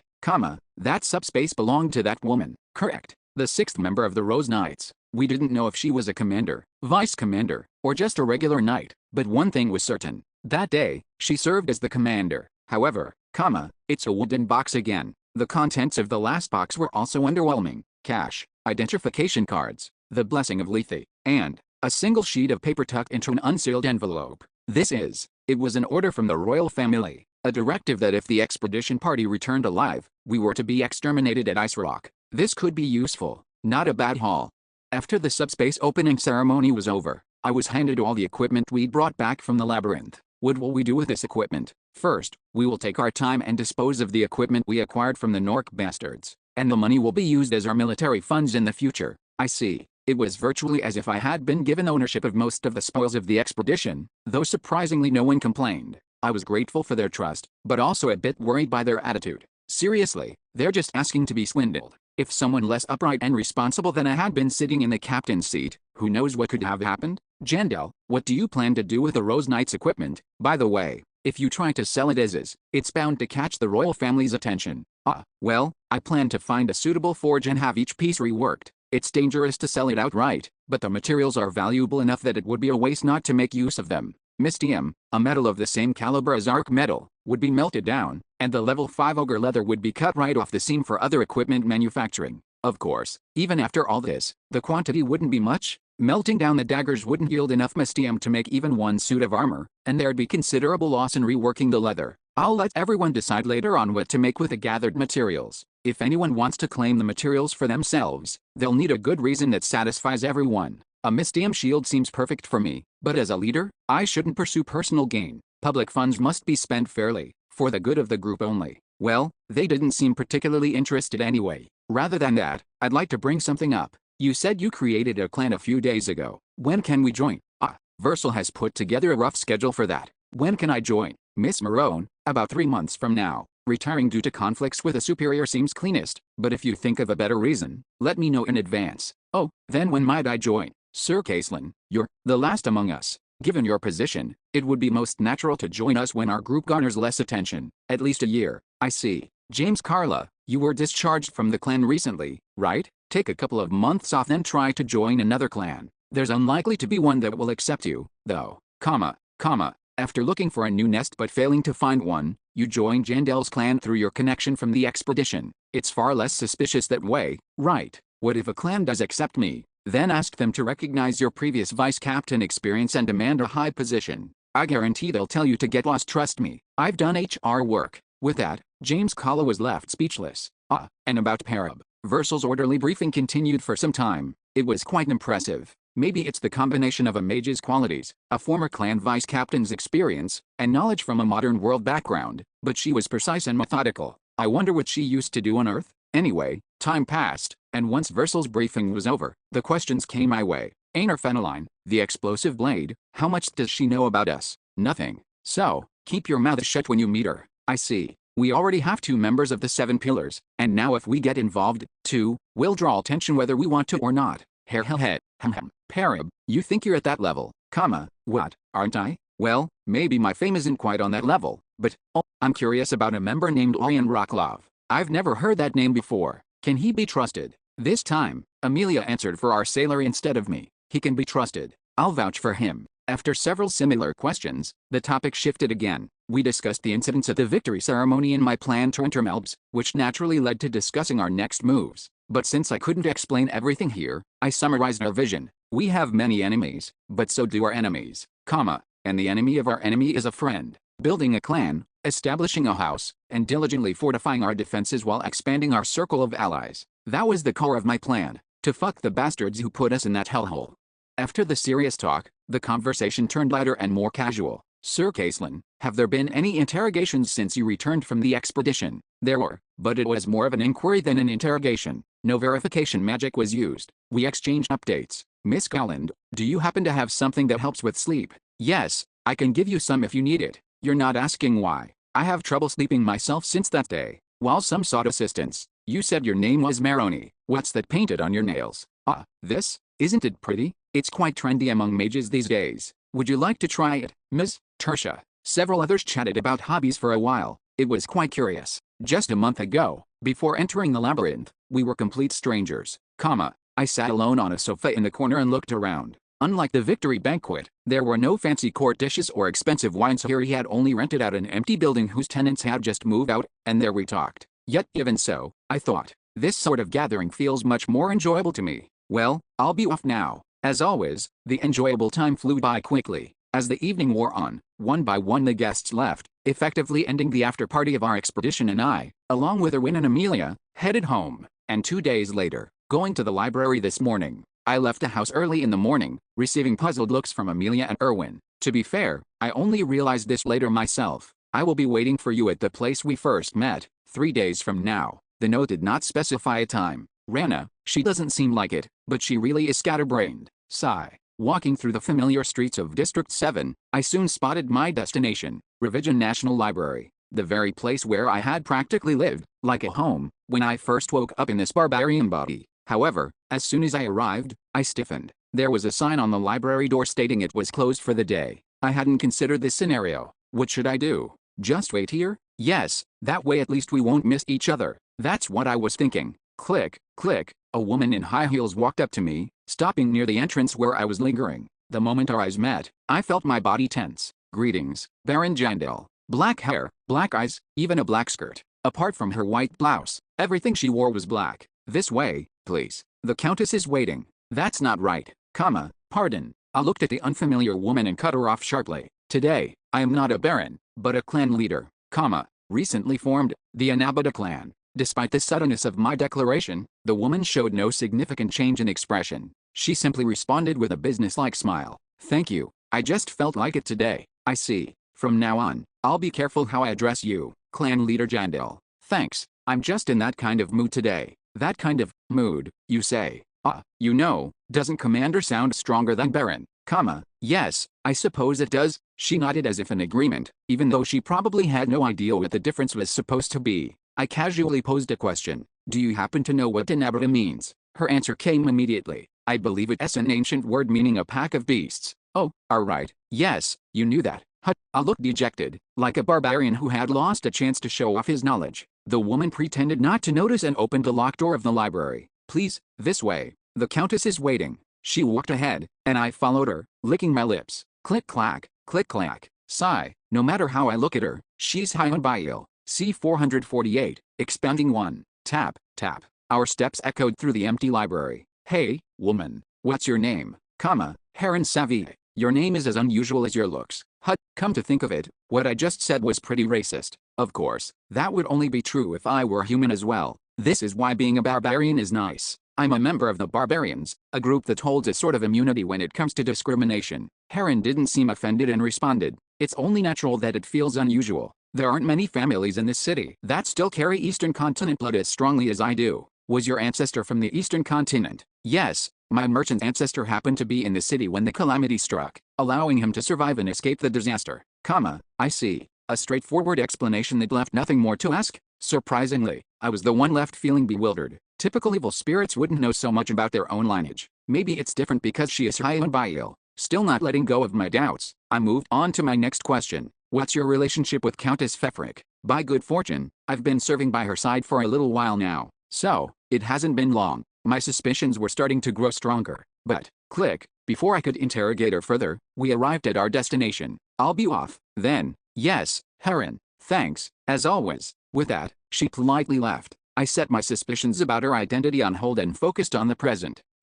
Blue eyes, blue hair, Perhaps it was the way she had tied up her hair, exposing her neckline, that made her seem more noble than before. But, it's been a while, Bjorn Jandel. Her tone was the same. I only felt awkward for a moment at her unfamiliar appearance, but soon enough, I soon felt a sense of warmth. Yes, it has been a while, Rana, or should I call you Countess Fefric now? Your sense of humor is the same. It was more of a verification than humor. Well, from the fact that she didn't address me as a noble, I could somewhat guess the kind of relationship she preferred. It seems you've changed a bit. Do you think so? Was it because of her hair? Rana spoke in a mumble as she fiddled with her hair. Even taking her changed hairstyle and outfit out of consideration, she still had a more mature vibe about her than before. More than I ever imagined. Jandel, I never thought you'd be alive. Neither did I. I knew there was a story, but I never thought you'd be the Marquis's daughter. Excuse me. What? At my casual remark, Rana stiffened for a moment and frowned. What do you mean? That I'm the Marquis's daughter? You're not. I'm not. Although, if that were true, it would sort of explain a few things I've wondered about. What in the world is going on here? Let's clarify this first. Jandel, where did you hear that I'm the daughter of the Marquis? Oh, if it's too difficult to tell me your source, at least let me know how reliable it is, please. I thought it was reliable information, at least until I met you now. So that means it came from someone you trust. I see. Is that how she sees it? But I don't even know the face or name of Deerhorns. As I tried to maintain composure amidst the sudden turn of events, I asked, maybe, could you share your story? It might help me advise you on this issue. After a moment of hesitation, Rana cautiously began, all right. It's not something I can hide forever, besides, it's not something that necessarily needs to be hidden. I could feel Rana's transformation through her words. In the past, no matter how much I tried to inquire, she would just look sad and refuse to answer. The source of her mature demeanor was internal. While I admired this internally, Rana began her story. When I was a child, the nanny who raised me on her own would always say, Rana, you must live quietly without drawing attention. That's the only way you can repay him, as you know, I'm not actually a member of House Fefric. My father borrowed the name of a ruined noble house to give me an environment where I could live safely. I see. I don't know who my father is, but my nanny always told me he was a nobleman of extremely high status, and that if my existence were discovered, it would cause huge problems. She also said he loves me and is always watching over me. He just can't meet me in person due to certain circumstances, I loved my nanny, but I never believed her words that my father loved me. Still, I did as she asked. I kept my head down and lived quietly. I even quit learning magic, which was my only hobby. Although it was just something I enjoyed doing, for some reason, I kept attracting attention. So that's why a mage who was at least rank 5 at such a young age was working as a librarian. Again, I loved my nanny, enough to give up that small desire. Was your nanny's name Litanio, by any chance? Yes, that's right. No wonder the records only listed the name Countess Rana Fefric. It turns out that wasn't her true full name. What about your mother? Do you know what happened to her? I was told she passed away on the day I was born. I see. Listening to Ragnar's calmly told story answered most of my lingering questions. But the real question was now, so what happened after that? What had happened to Rana while I was away in the past, turning someone who wished to live quietly into countess suddenly? Shortly after the royal family declared you an evil spirit, Jandel, Marquis Tercerian came to me with a proposal, the Marquis did. Yes, he offered to restore the fallen House Fefric if I would work under him. I accepted. The tale she revealed is something I could never have predicted. But why? You didn't know at the time that he was your father, right? Well, precisely because of that, I refused him at first. My nanny was already gone, and I'd lived my entire life in hiding, so it felt awkward to step forward. But, after hearing what the Marquis expected of me, I changed my mind. Will you tell me? The Marquis wanted me to help integrate evil spirits into the city as its citizens, That's why Rana had brought up the subject of evil spirit integration at the Royal Council. Yet, there were still things I couldn't understand. A very fundamental question that runs through this story. Why did the Marquis make such a proposal? And, why did you change your mind after hearing his proposal? What motivated Rana to hope for the integration of evil spirits? She then spoke. Because I know. The answer was profoundly simple. There are good people among evil spirits, So, I didn't want my friend to be remembered as another one of those monsters. I couldn't say a word in response, and Rana avoided my gaze, adding in a small voice, is it strange that I'm doing it for that reason? I let out a sigh I'd been holding. Yeah, it's strange. Frankly, Rana and I weren't that close, or more precisely, that's how I viewed our relationship. Somewhere between friends and acquaintances, pleasant to meet, but naturally drifting apart if contact was lost. Yes, that should have been it. So that means it is. Before she could get the wrong idea, I quickly opened my mouth. But, thank you, Rana, from the bottom of my heart. I didn't know what else to say. How long had this awkward silence filled the library? Eventually, I was the one who broke it. The letter you sent, it didn't have a time written on it. That's because I wrote it in a hurry and forgot. I thought that might be the case. I chuckled and asked again. It seemed like you had been waiting here for a while. How long have you been here? It hasn't been that long. Don't worry. Well, if that's the case, then all right. Anyway, from there, the conversation naturally shifted to the matter of the library being closed for our meeting. I was a bit surprised myself. Being a countess, renting out the library for a day wouldn't be impossible, but I didn't expect you would do that. It's better not to attract any public attention, after all. You could have just suggested meeting somewhere else, couldn't you? That's true, but I thought it would be nice to meet here again. I felt similarly, actually. But, so you decided to use your power? I teased her playfully. Initially taken aback, Rana boldly retorted. Yes, is there a problem? Isn't it alright to be selfish once in a while?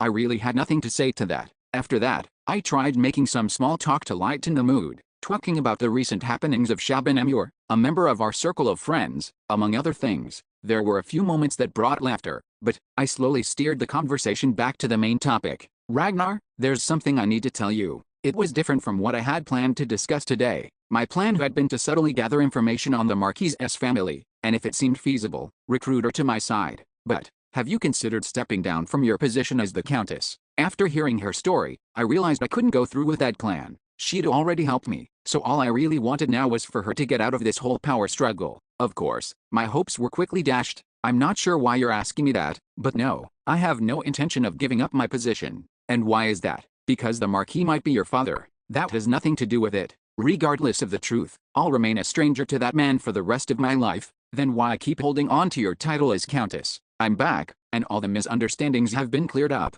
so you don't need to stay in that position anymore, right? Because it's the most meaningful thing I can do, out of all the things I'm capable of, I don't follow. Over time, I've come across and analyzed various cases to push this agenda through, to prove that not all spirits are evil, so you ended up feeling genuinely committed to the cause, completely independent of me. Yes, to put it simply, that's right. It didn't sound like empty words at all. Right now, Rana is sincere. I shifted my approach to persuasion. Then how about stepping away from working under the Marquis? It doesn't seem like he plans to push through with the agenda anyway. What do you mean? I heard that during the last Royal Council meeting, when you first brought up the issue, he was one of the most vehemently opposed. That's something I found strange too. However, the Marquis explained that he stepped in first because the evidence I brought to support the policy was weak, preventing other nobles from attacking it. What? He said that if I bring a more reinforced policy that could convince other nobles, he would support it fully then. You actually believe that? Why shouldn't I? After all, the reason the Marquis called me in the first place was for that. Well, yes, on the surface that does seem to be the case. Although I tried to sow discord, I still don't really know what the Marquis is thinking. Why did he bring in Rana, who was living well, and why did he propose the ethnic integration bill to such a person first? Jandel, it seems like you dislike the Marquis. That's when Rana asked me. Her voice was a bit sharper than before. Is that because he might be her father? Blood ties aren't so easily severed. After all, Tisk, things have gotten a bit complicated. It's not that I dislike the Marquis. It's just, I find the intentions behind his approach to you a bit suspicious. I hurriedly spat out a clarification before things could get worse between Rana and me. Fortunately, Rana seemed to believe me. I see. Jandel, I understand what you're worried about. But, don't worry too much. I can take care of myself now. Those were truly enviable words. Taking care of oneself. That's something I'm still not very good at. By the time I left the library after parting ways with Rana, it was just about noon. We had been chatting away when she suddenly received a summon. Heron, the Marquis has summoned me. Yes, he said he will discuss the details when you meet. Why does he want to see me? Well, it's no bother. I was getting hungry and was about to leave anyway. I will contact you later. Right, as I asked earlier, don't tell the Marquis that we met. Of course. I also don't want the Marquis to use our relationship for political gain. Heron is also tight-lipped, so don't worry. With that, Rana left with Heron, a secretary whose ancestor hailed from the eastern continent, and I watched them go for a long while. Heron, while chatting with Rana, I had gathered quite a bit of information about Heron. The two had met about a year ago, at the very library I'd just been in. Even after quitting her job as a librarian, Rana often came here to do research for her integration policy, and that's where she met and befriended Heron. And then, Heron is a woman I like, and her abilities turned out to be better than I thought, so I recently revealed my identity and recruited her as a secretary and advisor. That's all that happened between them. Heron, just as I suspected, she must be high on bile. It's almost certain Harren is life.Well. Given the circumstances, there's really no one else she could be. After all, there is no one else around Rana who could be considered a retainer except for Harren. However, the issue is, if it's life.Well, she must have known from Rana's outfit that she is a noble. She must have deliberately approached to build rapport and become close. Now that I understood the entire situation, one thing worried me. I recently caught the ear of a very high-ranking person. That high-ranking person life.Well mentioned, "I'll use that power to push you forward." Was it really Rana she was referring to? Thunk, thunk. No. When I asked who she was working under, she didn't seem like she was lying. I shook my head. I consider myself to know life.Well pretty well. It's more likely she didn't lie to me, and the more reasonable interpretation was this. Rana Lataniel Fefrik has a secret, something huge that I still don't know about. C 449, expanding 2. After the meeting with Rana, I returned home to find unexpected visitors waiting. 2 of them, in fact. "Ah, mister, you're here. Your friends have been waiting for you." Friends. As I entered the living room with a puzzled look, 2 men who were enjoying snacks on the sofa stood up to greet me excitedly. "Oh my, isn't this really Bjorn Jandel?" "It really is Bjorn Jandel. Hikard Murad, aka the dwarf, and, long time no see. I heard you were alive a while ago, but somehow it still doesn't feel real." Braun Rottmiller. It was nice to see familiar faces after such a long time. Well, I had secretly stopped by the dwarf's forge some time ago, so he and I had crossed paths once. To be honest, it was a somewhat shocking memory. Hell, tisk, I thought he looked rich, so I gave him a thorough explanation, and he turned out to be a pain in the ass. I hadn't expected to hear something like that just for looking around and leaving without buying anything. "It's good to see you. I was actually planning to visit you first." "Sorry." "Haha, don't be sorry, my friend. I heard you've been incredibly busy lately." "How did you know that?" "Well, someone as famous as you is bound to generate talk no matter what they do. Even if I'm just working in the forge, I hear about it naturally."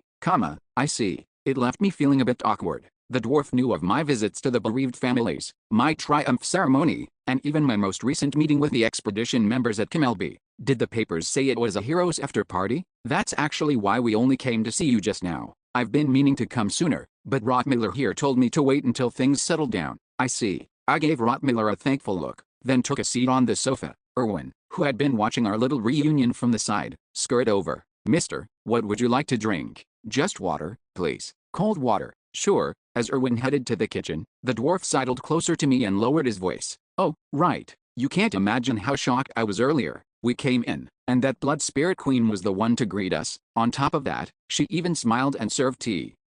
Wait, this is the first time the 2 of you have met Erwin." At my question, Rottmiller nodded, and the dwarf shook his head. "I've actually met her once. Right around when the party disbanded, she came to find me, asking if I knew what had happened to you." She sounded worried. I seem to remember hearing something like that. Phew, I never thought that a young fairy would become such a renowned explorer. Truly, you can never tell what a person's future holds. Indeed, I had thought Erwin was a promising talent, but even I didn't expect her to grow this quickly, let alone earn a nickname like the Blood Spirit Queen. "By the way, Jandel." Just then, Rottmiller spoke to me. "Have you met Miss Karlstein?" I was wondering when this would come up." "Not yet." "I see. What about you? Have you met Misha?" "Just once after you were reported dead. I went because I was worried, but after that one time, she wouldn't even meet me. Then she disappeared somewhere." "Hikard, you." "Same as Rottmiller here. Tisk, with your news spreading this far across the city, I thought she might have come by. Hopefully, nothing bad has happened." Despite his roundabout way of saying it, it was clear what the dwarf was worried about. But fortunately, Misha was safe. "Well, I don't know if she's doing well, but I do know she's alive. I'm looking for her too. I'm sure I'll find her and bring her back, so don't worry too much." "Well, if you say so. But I have to ask, is it because of the Blood Spirit Princess, by any chance?"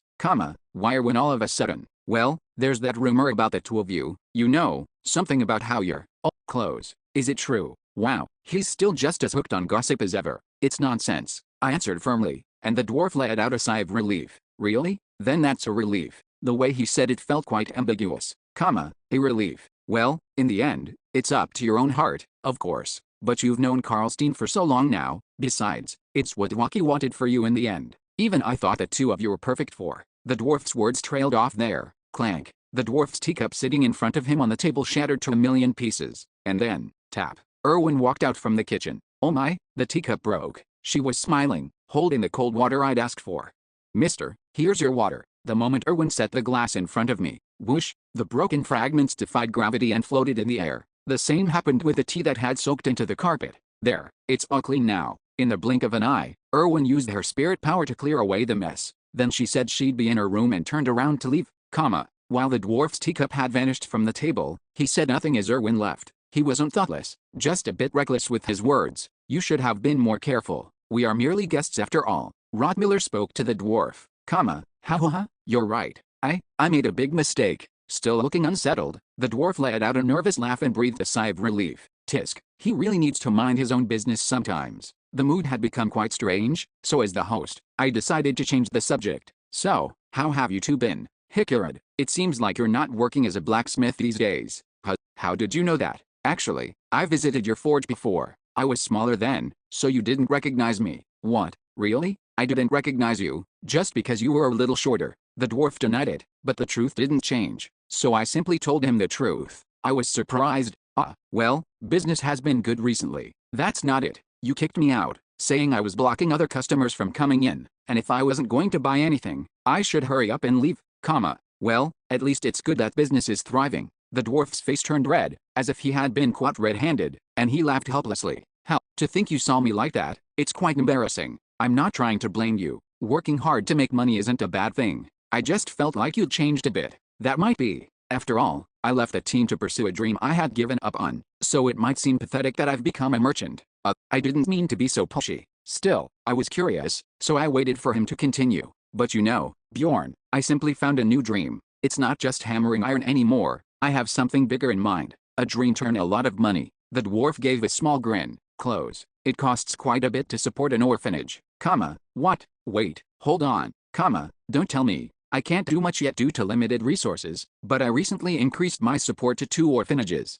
Now I feel petty. I sighed inwardly but somehow thought to myself, Bjorn, I'm going to make a lot of money. No matter how ugly it looks, I might not have much potential left, but the children do, they might achieve the dreams I couldn't, that's my new dream. Today, the dwarf seemed larger than life, After revealing his new dream, the dwarf seemed embarrassed and I, lost for words, awkwardly sipped my water. Then Rottmiller spoke. I'm just living without work these days. Somehow that was even more surprising news than the dwarf's. This hard-working man is unemployed? What about your training center? You were giving lessons on scouting techniques to budding explorers, weren't you? Unfortunately, it seems I'm not cut out for business, so it failed.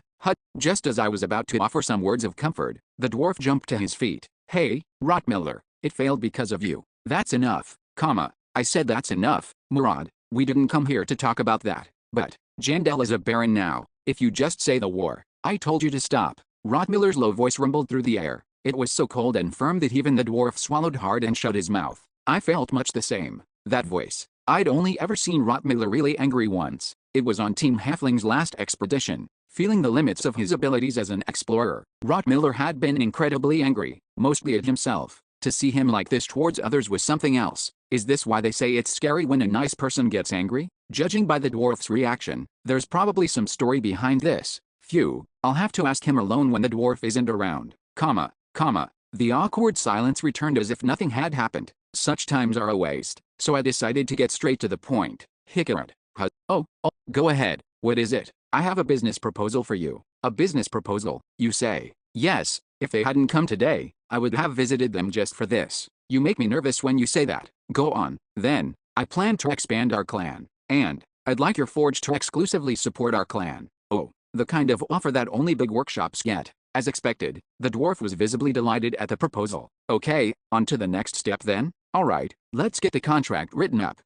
A contract? Aren't we close enough to not need that? Official matters need to be clear. That's true, but aren't we rushing it? If we're going to sign a contract, I should review it first. Are you going to make a big deal out of it? What's there to think deeply about between us? Come on, just stamp your palm on it. It's just a formality.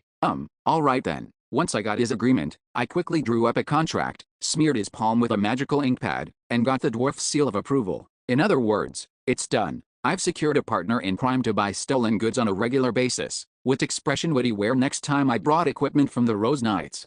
The day after the dwarf and Rottmiller visited, I received my keepsakes back from Mr. Baron. No, calling them keepsakes sounds a bit strange. Anyway, I put on my old gear for the first time in a long time. The character has equipped an adamantine large battle shield. Total item level has increased by plus 1750. A shield made from a level 5 material. And the character has equipped a latinium breastplate. Total item level has increased by plus 270. Since I first bought it, it had been smashed and repaired, and if not repairable, repurchased to the same specifications. The character has equipped idiom greaves. Overall item level has increased by plus 400. I had picked these up in the doppelganger forest and have used them quite well ever since. Your character has equipped no. 8667, Outlaw of the Wasteland. Overall item level has increased by plus 315. A belt. Your character has equipped no. 8820, Iron Wall. Overall item level has increased by plus 310. These boots, when activated, double your physical resistance and spell resistance for 3 seconds. And then, why on earth did Mr. Bear take these? It makes me feel weird. A special pair of magical underpants that were enchanted with self-repair, shape-shifting, acid immunity and in later cleanliness retention. The slang term for it here in Refdonia is a guard. Honestly, with Unity, I don't really need it anymore, but still, because they were relatively expensive, I continued to use them even after they were no longer needed. I got the Soul of the Dead and the Orb of Fire back from Raven recently, so all that's left is to get my necklace back from Misha. Thinking about it made me laugh. It's like I'm collecting Dragon Balls or something. After equipping my gear and looking in the mirror, I was glad that I had stubbornly refused to take back the money they had received from my will. The equipment they'd held on to had been kept in pristine condition. I'm already grateful they didn't sell it, and on top of that, they'd repaired every damaged spot from the fight with Stormgush. They must have spent quite a bit on repair costs, too. Misha just took the one necklace. But, that's actually the most valuable thing I own. Sigh, that's actually the most valuable thing I own. Alright, let's see if there's any problem. After checking the condition of the equipment, I left the house. Though I took off the helmet, it had been quite a while since I had walked the city streets in full armor mode. After all, there's rarely a need to fight in the city. Usually, I just wore the breastplate. Conversely, doing a full kit today means I'm expecting a fight. Step.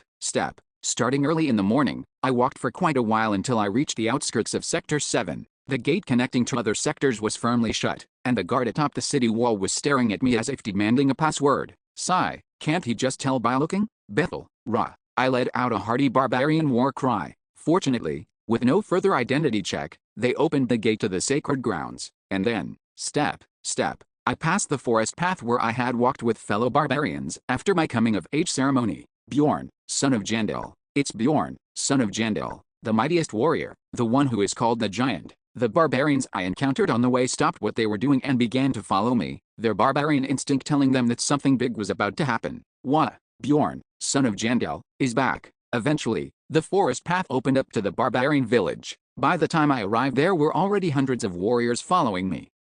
So the rumors were true. The barbarians who'd been hanging around the village all rushed out, barefoot, to wait for me once they heard the news. Step.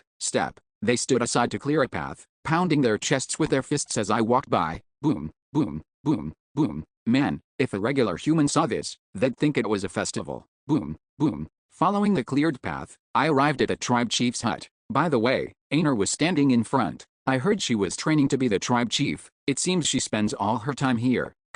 Is the tribe chief inside? After exchanging nods with Aner and asking, she stepped aside to clear the way to the hut. Should I go in directly? If so, well, thud.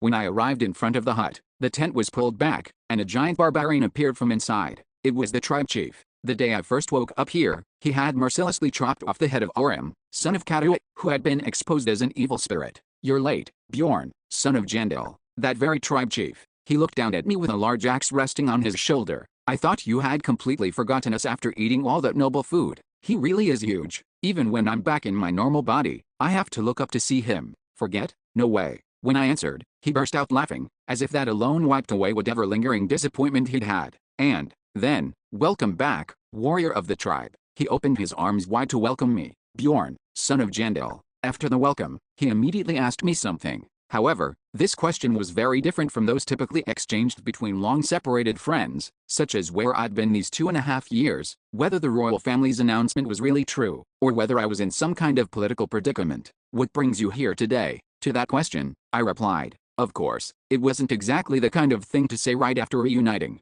I've come to say something, since I'm a true barbarian. What is it? I answered the tribe chief in a straightforward barbarian manner. Let's have a good fight, for the position of tribe chief. It didn't take long for the tribe chief to respond this time either. Alright, he accepted my challenge, and at the same time, Bethel, rah, all the barbarians began to howl. Bjorn Jandel, rank, 7, body, 1390.55 mind, 521.3 ability, 2197.65. Item level, 7980, new plus 1695. Overall combat index, 6104.5, new plus 423.75. Collected essences, Orc Hero rank 5, Ogre, rank 3, Bayuan, rank 3, Stormgush, rank 3, Balhurchin, rank 3, Deep Sea Giant, rank 3, C450, expanding 3. A noble is a servant of the king. So, can a noble simultaneously serve as the chief of a certain tribe? If someone were to ask that, the answer would be simple. No one knows, because it's never happened before. Of course, if it were actually to happen, it would undoubtedly cause an uproar in the noble society. But again, a noble is a servant of the king. A noble should only act for the king and the kingdom, not for a specific tribe. Even if there's no explicit law that prohibits it, there still exists an unspoken rule.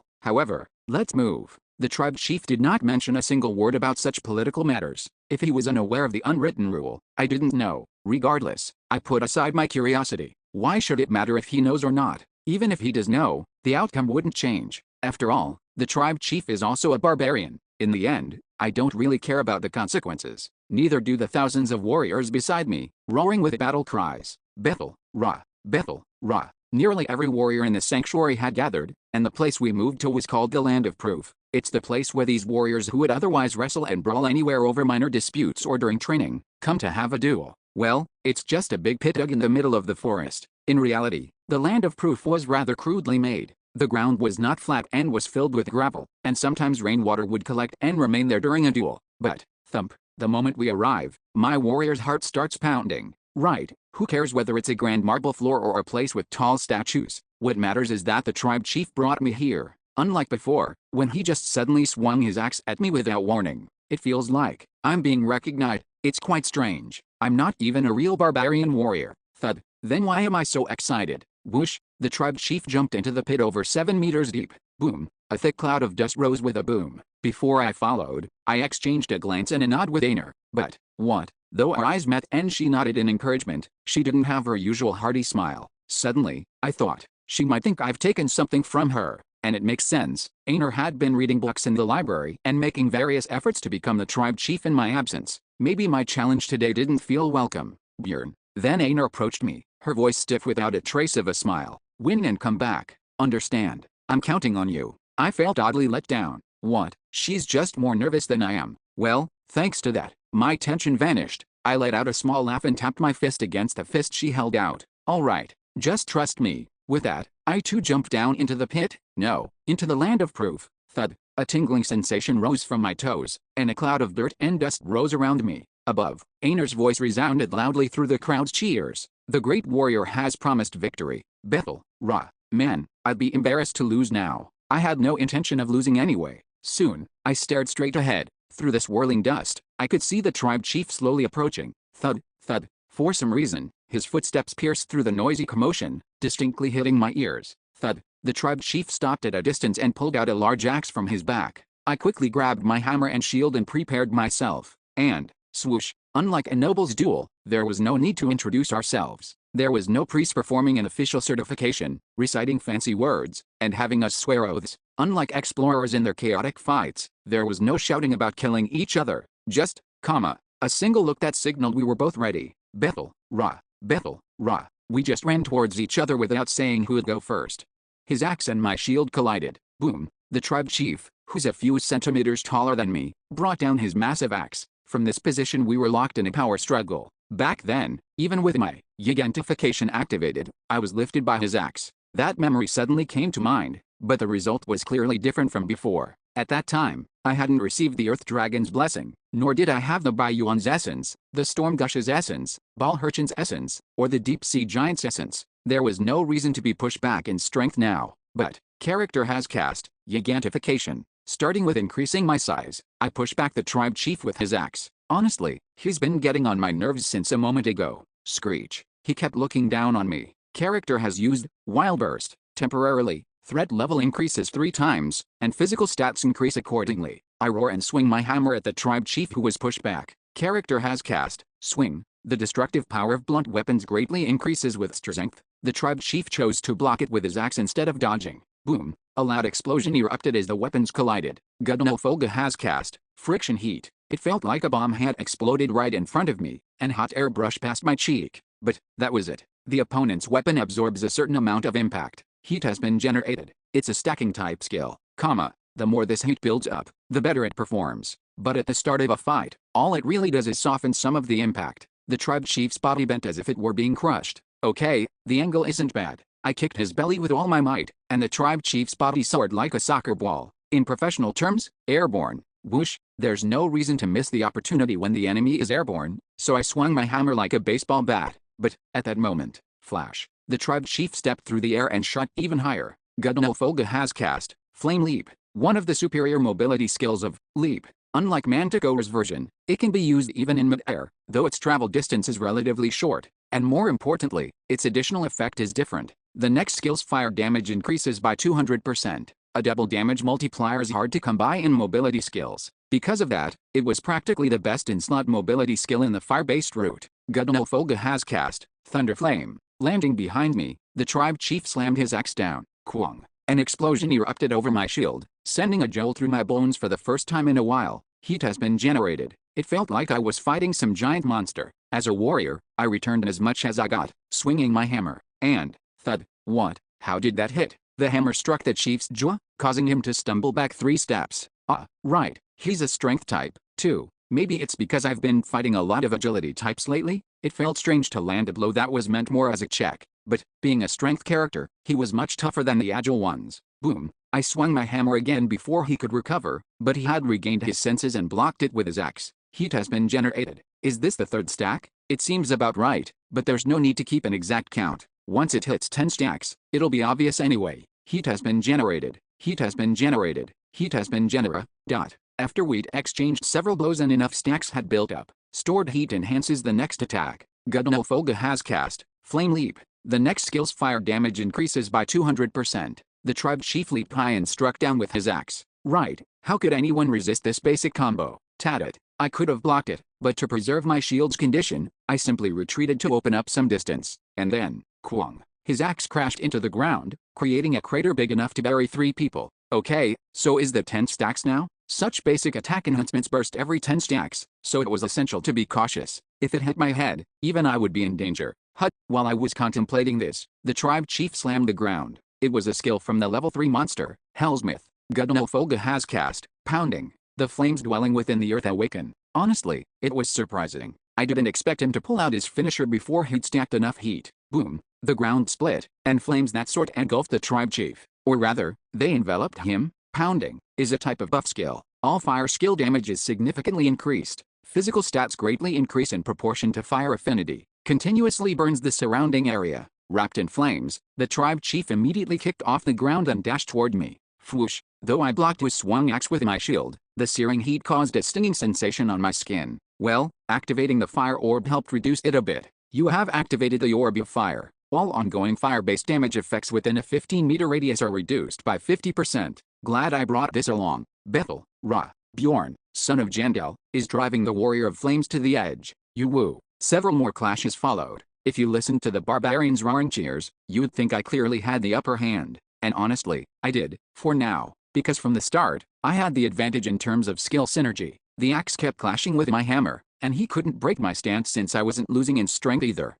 Whoosh. The reduced fire damage was something my natural regeneration could handle easily. Stored heat enhances the next attack. I avoided any potentially dangerous situations by stepping back. From the tribe chief's perspective, it must have been frustrating. Maybe it'd be one thing if I were a pure tank and not part damage dealer. Thud. But I was a warrior, who wielded a shield for defense and a hammer to do damage.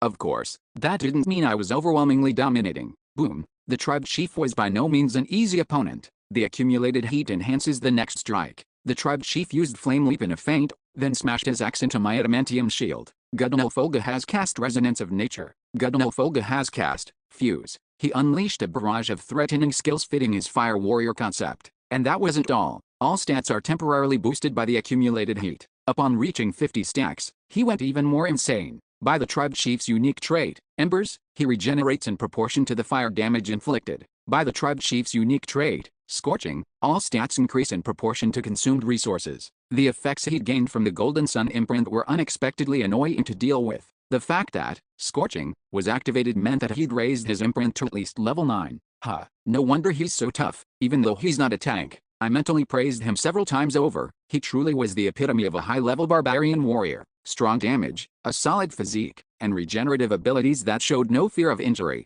And above all, Bethel, Ra. The more cornered he was, the more ferocious he became. His nickname, the Flame Warrior. I finally understood the story I had heard so long ago about the tribe chief's youth. He was recruited by the largest clan at the time, and after the attack on the Frost Lord's palace in one of the 8th floor rifts, they started to see him as their leader. Back then, I thought the guy was overrated, but now, right, at this level, I can see why they wanted him. He was considered one of the weaker tribe chiefs historically, but he was still plenty strong, yet not enough to overcome this unmistakable gulf between us. Soon, time to wrap this up. 1, 2, 3. As I mentally counted to 3, the flames engulfing the tribe chief died down. Pounding has been deactivated. That buff, practically his finisher, had finally ended. Now it was my turn to go on the offensive and end this. Boom. I cast Swing with every attack, continuously linking Transcendence and Eye of the Storm, giving him no room to breathe. Of course, this would quickly deplete my MP, but I haven't even used Soul Dive yet. Sensing my determination to finish the fight, the tribe chief's resistance became even fiercer, and crack. The shield that had deflected several axe blows finally shattered. I wondered how much it would cost to repair it. Even in the heat of the moment, I felt heartbroken, but in the end, it was worth the price. If not for the shield, it would have been my arm that shattered. Thump. With my shield gone, I used my free hand to punch the tribe chief square in the jaw. Even as his jaw twisted, he glared at me and swung his axe. Boom. I blocked the axe with my hammer, and at that moment, all heat has been charged. The tribe chief's axe began to emit a red-hot glow as if it had just come out of the forge. Phew, so he's finally accumulated a full stack. I had tried to end it before that. All stats are significantly increased due to the heat. Of course, reaching the full stack doesn't mean his condition is good. Blood dripped down his forehead, and his arms, legs, and abdomen were all grotesquely swollen. Honestly, it was a wonder how he was still standing. That's when I realized the others must have felt this way watching me. Son of Jandel, Bjorn. That's when the tribe chief addressed me. If you're going to talk, at least stop the red-hot axe. Still, since it was practically the first time he had spoken during the fight, I listened while dodging the axe. You've gotten stronger. So that's what he wanted to say? It seems I can trust you with the tribe. He spoke as though acknowledging me, but his eyes were nowhere near those of a man who'd accepted defeat. And sure enough, his next words confirmed that. But then the tribe chief let out a roar. It still pisses me off to lose, so I'm the one who'll win. With that shout, he charged at me, undeterred by all the hammer blows he'd taken, and my response was the same as before. Dodge when I need to, block what I can, endure hits when necessary, and keep swinging my hammer until he finally falls. How much time had passed? Everything around me sounded muffled, as though my ears were plugged. The warriors on the cliff were undoubtedly screaming with all their might, but the only sounds that reached my ears were those essential for battle. Not particularly surprising, isn't there a saying? Barbarians only hear what they want to. At the moment, that was the enemy's breathing, the sound of his feet hitting the ground, and whoosh, and the sound of the wind. Tat-it. I didn't see it coming with my eyes. My body just moved on its own. I kicked off the ground and stepped back, and at that moment, the red-hot axe slashed up from below, grazing my torso.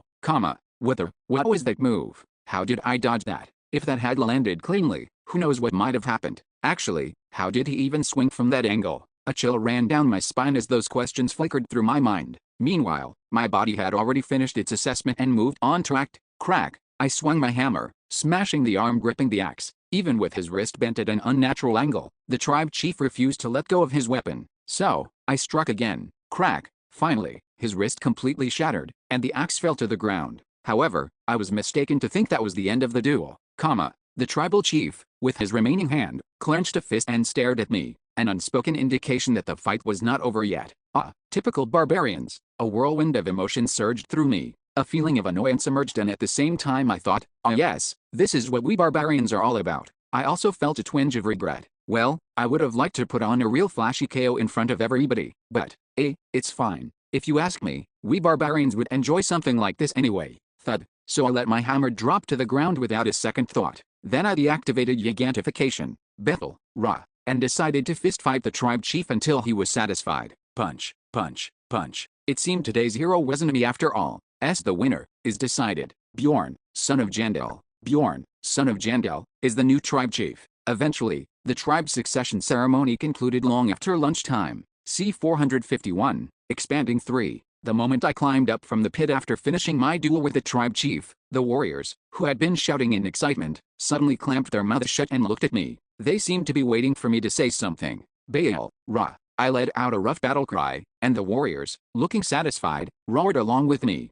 Oh, my ears hurt. Swoosh. Receiving the cheers of so many warriors, I looked down into the pit. The elders were dragging away the fallen tribe chief. Such a lonely end for the defeated. No warriors took any interest in the tribe chief's departing figure. It might seem cold-hearted at a glance, but in this culture, it's perfectly natural. Winners and losers are simply determined by the laws of nature. Nothing more, nothing less. Boom, boom, boom, boom. No preparations had been made, but a festival began on the spot. Warriors who knew how to play instruments beat their drums, while those without any skill simply beat their fists against their chests. Everyone danced wildly and raised their cups high. They chopped down a tree on the spot to build a large fire, and who knows where they got the meat from, but they grilled it over the flames and shared it among themselves. Time passed like that, and by dusk, great warrior, where are you going?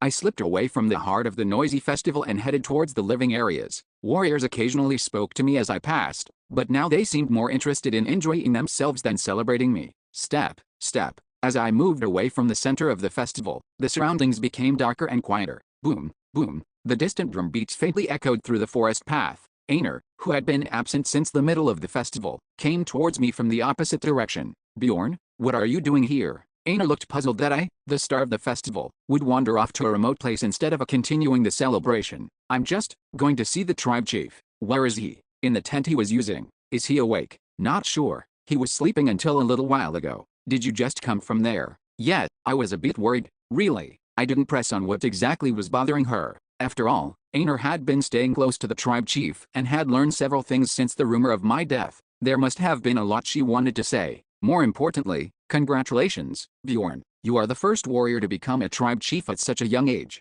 So you're saying I'm the youngest? Why yeah, youngest. Isn't that amazing? In any case, if you're heading to the tribe chief, why not go together? How about we go see the tribe chief together? Weren't you just coming from there? Huh, what does it matter? I was on my way to see you anyway, if you say so. As I walked with Einar toward the tribe chief's tent, we exchanged a few words. Most of it was about the duel, then about the tribe chief's current condition. Apparently, his wounds were almost healed already. The elders are all a bunch of petty bastards. They said the injuries would heal themselves, so they didn't use a single potion. In the end, I had to pour potions on him myself. Can you believe it, and during the coming of age ceremony too. I said we should at least send them off with proper shoes, but those stubborn elders kept talking about tradition, even though I was being reasonable. Einar, yet, when someone acts like that, you should call them irrational, not petty bastards. Ah, is that so? As I corrected her word choice, Einar scratched the back of her head awkwardly, and then, step, step, we walked quietly along the forest path for a while.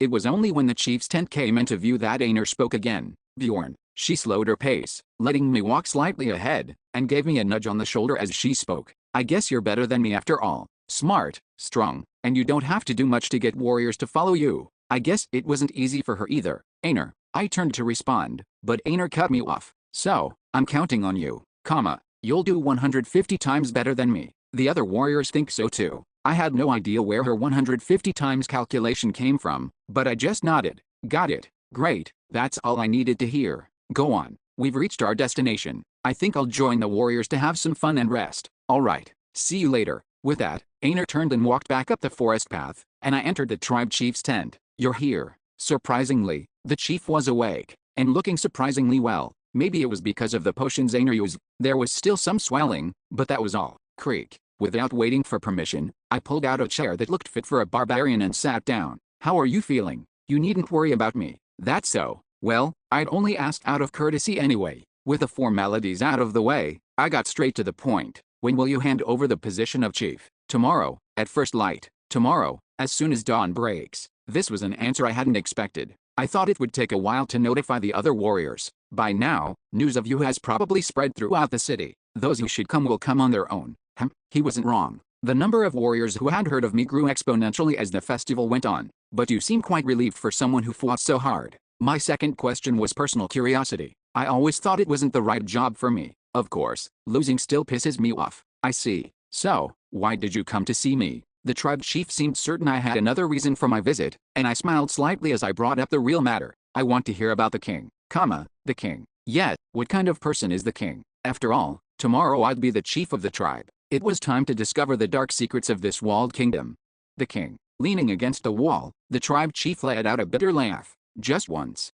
Just once. That was the only time I met him. It was somewhat unexpected. That was surprising. He'd spoken so fearfully of the king before, so I assumed he knew him well. It was towards the end of the Holy War, so more than 13 years ago. It was right after I had become the chief. I first saw him at a tribal conference, motivated by the ambition to revive our declining tribe. As he stared off into empty space, his breathing grew rough, as if the memories of that day were coming back to him. So, what happened? At first, it was no different from any other conference. The dwarf bastard and the member from the beast tribe were muttering about God knows what among themselves, and I was busy arguing with the fairy bastard and the old mage from the tower who had come as the human representative. A mage? Isn't the king supposed to represent the humans? That's what you'd think. But after I became the chief, that's how it always was. The king never showed up. Some other human always did in his place. Got it. This was new information to me. As a mere warrior, it was tough to learn the details of these interspecies conferences. Anyway, that's why that day was special. A royal visit you might only witness once in a lifetime. Still, the tribe chief said he never understood why the king arrived in the middle of that summit. I was in the middle of an argument with the old mage when I realized he had taken a seat. None of us knew who he was. One of us even tried to throw him out, asking who he was, but, it was just one sentence. Bow down, my subjects. At the moment those words left the king's mouth, the chiefs, forgetting their own words and questions, dumbfoundedly stood up and knelt before him, and, though we still didn't know who he was, words involuntarily escaped our lips. What were they? We greet His Majesty, the king. Even thinking about it again still creeped him out. The tribe chief added. He felt an overwhelming sense of helplessness that took away any will to resist for that brief moment. Of course, the part that interested me was something else. Control abilities. Could it be some kind of mage? What could be the source of the king's power? Certainly, there is no essence in the labyrinth that allows one to control others without any physical contact. Thus, if it were possible, it might be magic. But when I brought that up, the chief immediately shook his head. It wasn't like magic or an essence. It was as if his voice itself had power, as if it had been etched into my blood and soul from the moment I was born. That he was my king, my master. The more I heard, the more confused I got. Still, I listened to the rest of his story. So what happened next? Not much. He briefly looked us over, as if searching for someone, and said, "He's not here." Then he left. Only after that did we finally take a breath. That was all there was to the chief's story about meeting the king. Before forming any theories, I wanted to confirm a few more details. You are asking how strong the other representatives were back then? Well, most of them were probably as strong as me. So, the king's control ability was beyond absolute. He subdued 5 top-level explorers, all probably at least 8th floor caliber, by a single command, and there didn't seem to be any limit to the range of his control. Don't you think I would have resisted if I could? Ridiculous. I'd rather die than kneel to a stranger. The chief was certain. If the king had ordered them to die, their lives would have ended right there. If it's neither essence nor magic, what kind of sorcery did the king use? I don't know. But thankfully, there was still a sliver of hope.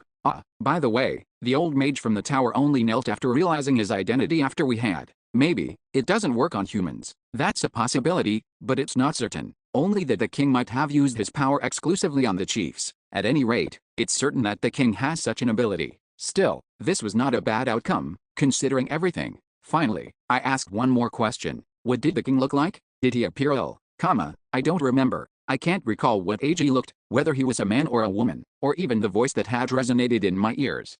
Could the king also manipulate memories? No, perhaps he used some kind of magic or item. Unlike his control ability, there are several items that could produce a similar effect. So, has your curiosity about the king been satisfied? To some extent. Really? That's good to hear. With a wave of his hand, the chief indicated it was time for me to leave, but something about his demeanor caught me. Chief, may I ask one last thing? Make it quick. Why do you seem so unconcerned? You know what I might do as chief. In the past, the chief had told me, hating humans will leave us no place to live. We must endure even if it's unreasonable. It was frustrating to hear, but from the chief's perspective, it made sense. But now, why should I care? I'm no longer the chief or anything else. The chief chuckled as if he'd heard something amusing. From tomorrow, I'm just another barbarian, not a chief, but a warrior. And, as a warrior, he said to me, since ancient times, we've always been the ones who confront things head-on. Is that answer enough for you? More than enough. Good. Now, I'm hungry, so please leave. Dismissed by the chief, I left the tent and simply entered any tent to sleep. The next morning, warriors, I, Bjorn, son of Jandel, swear on the warrior's name, Fancy words wouldn't make much sense to them, so I kept it simple and strong. We will grow stronger, reclaim all that we have lost, and advance further. I declared this while gazing beyond the forest at the walls. And then, the character's position within the tribe changes from ordinary warrior to chief. A special stat support is created. Thus, I became the Barbarian Lord.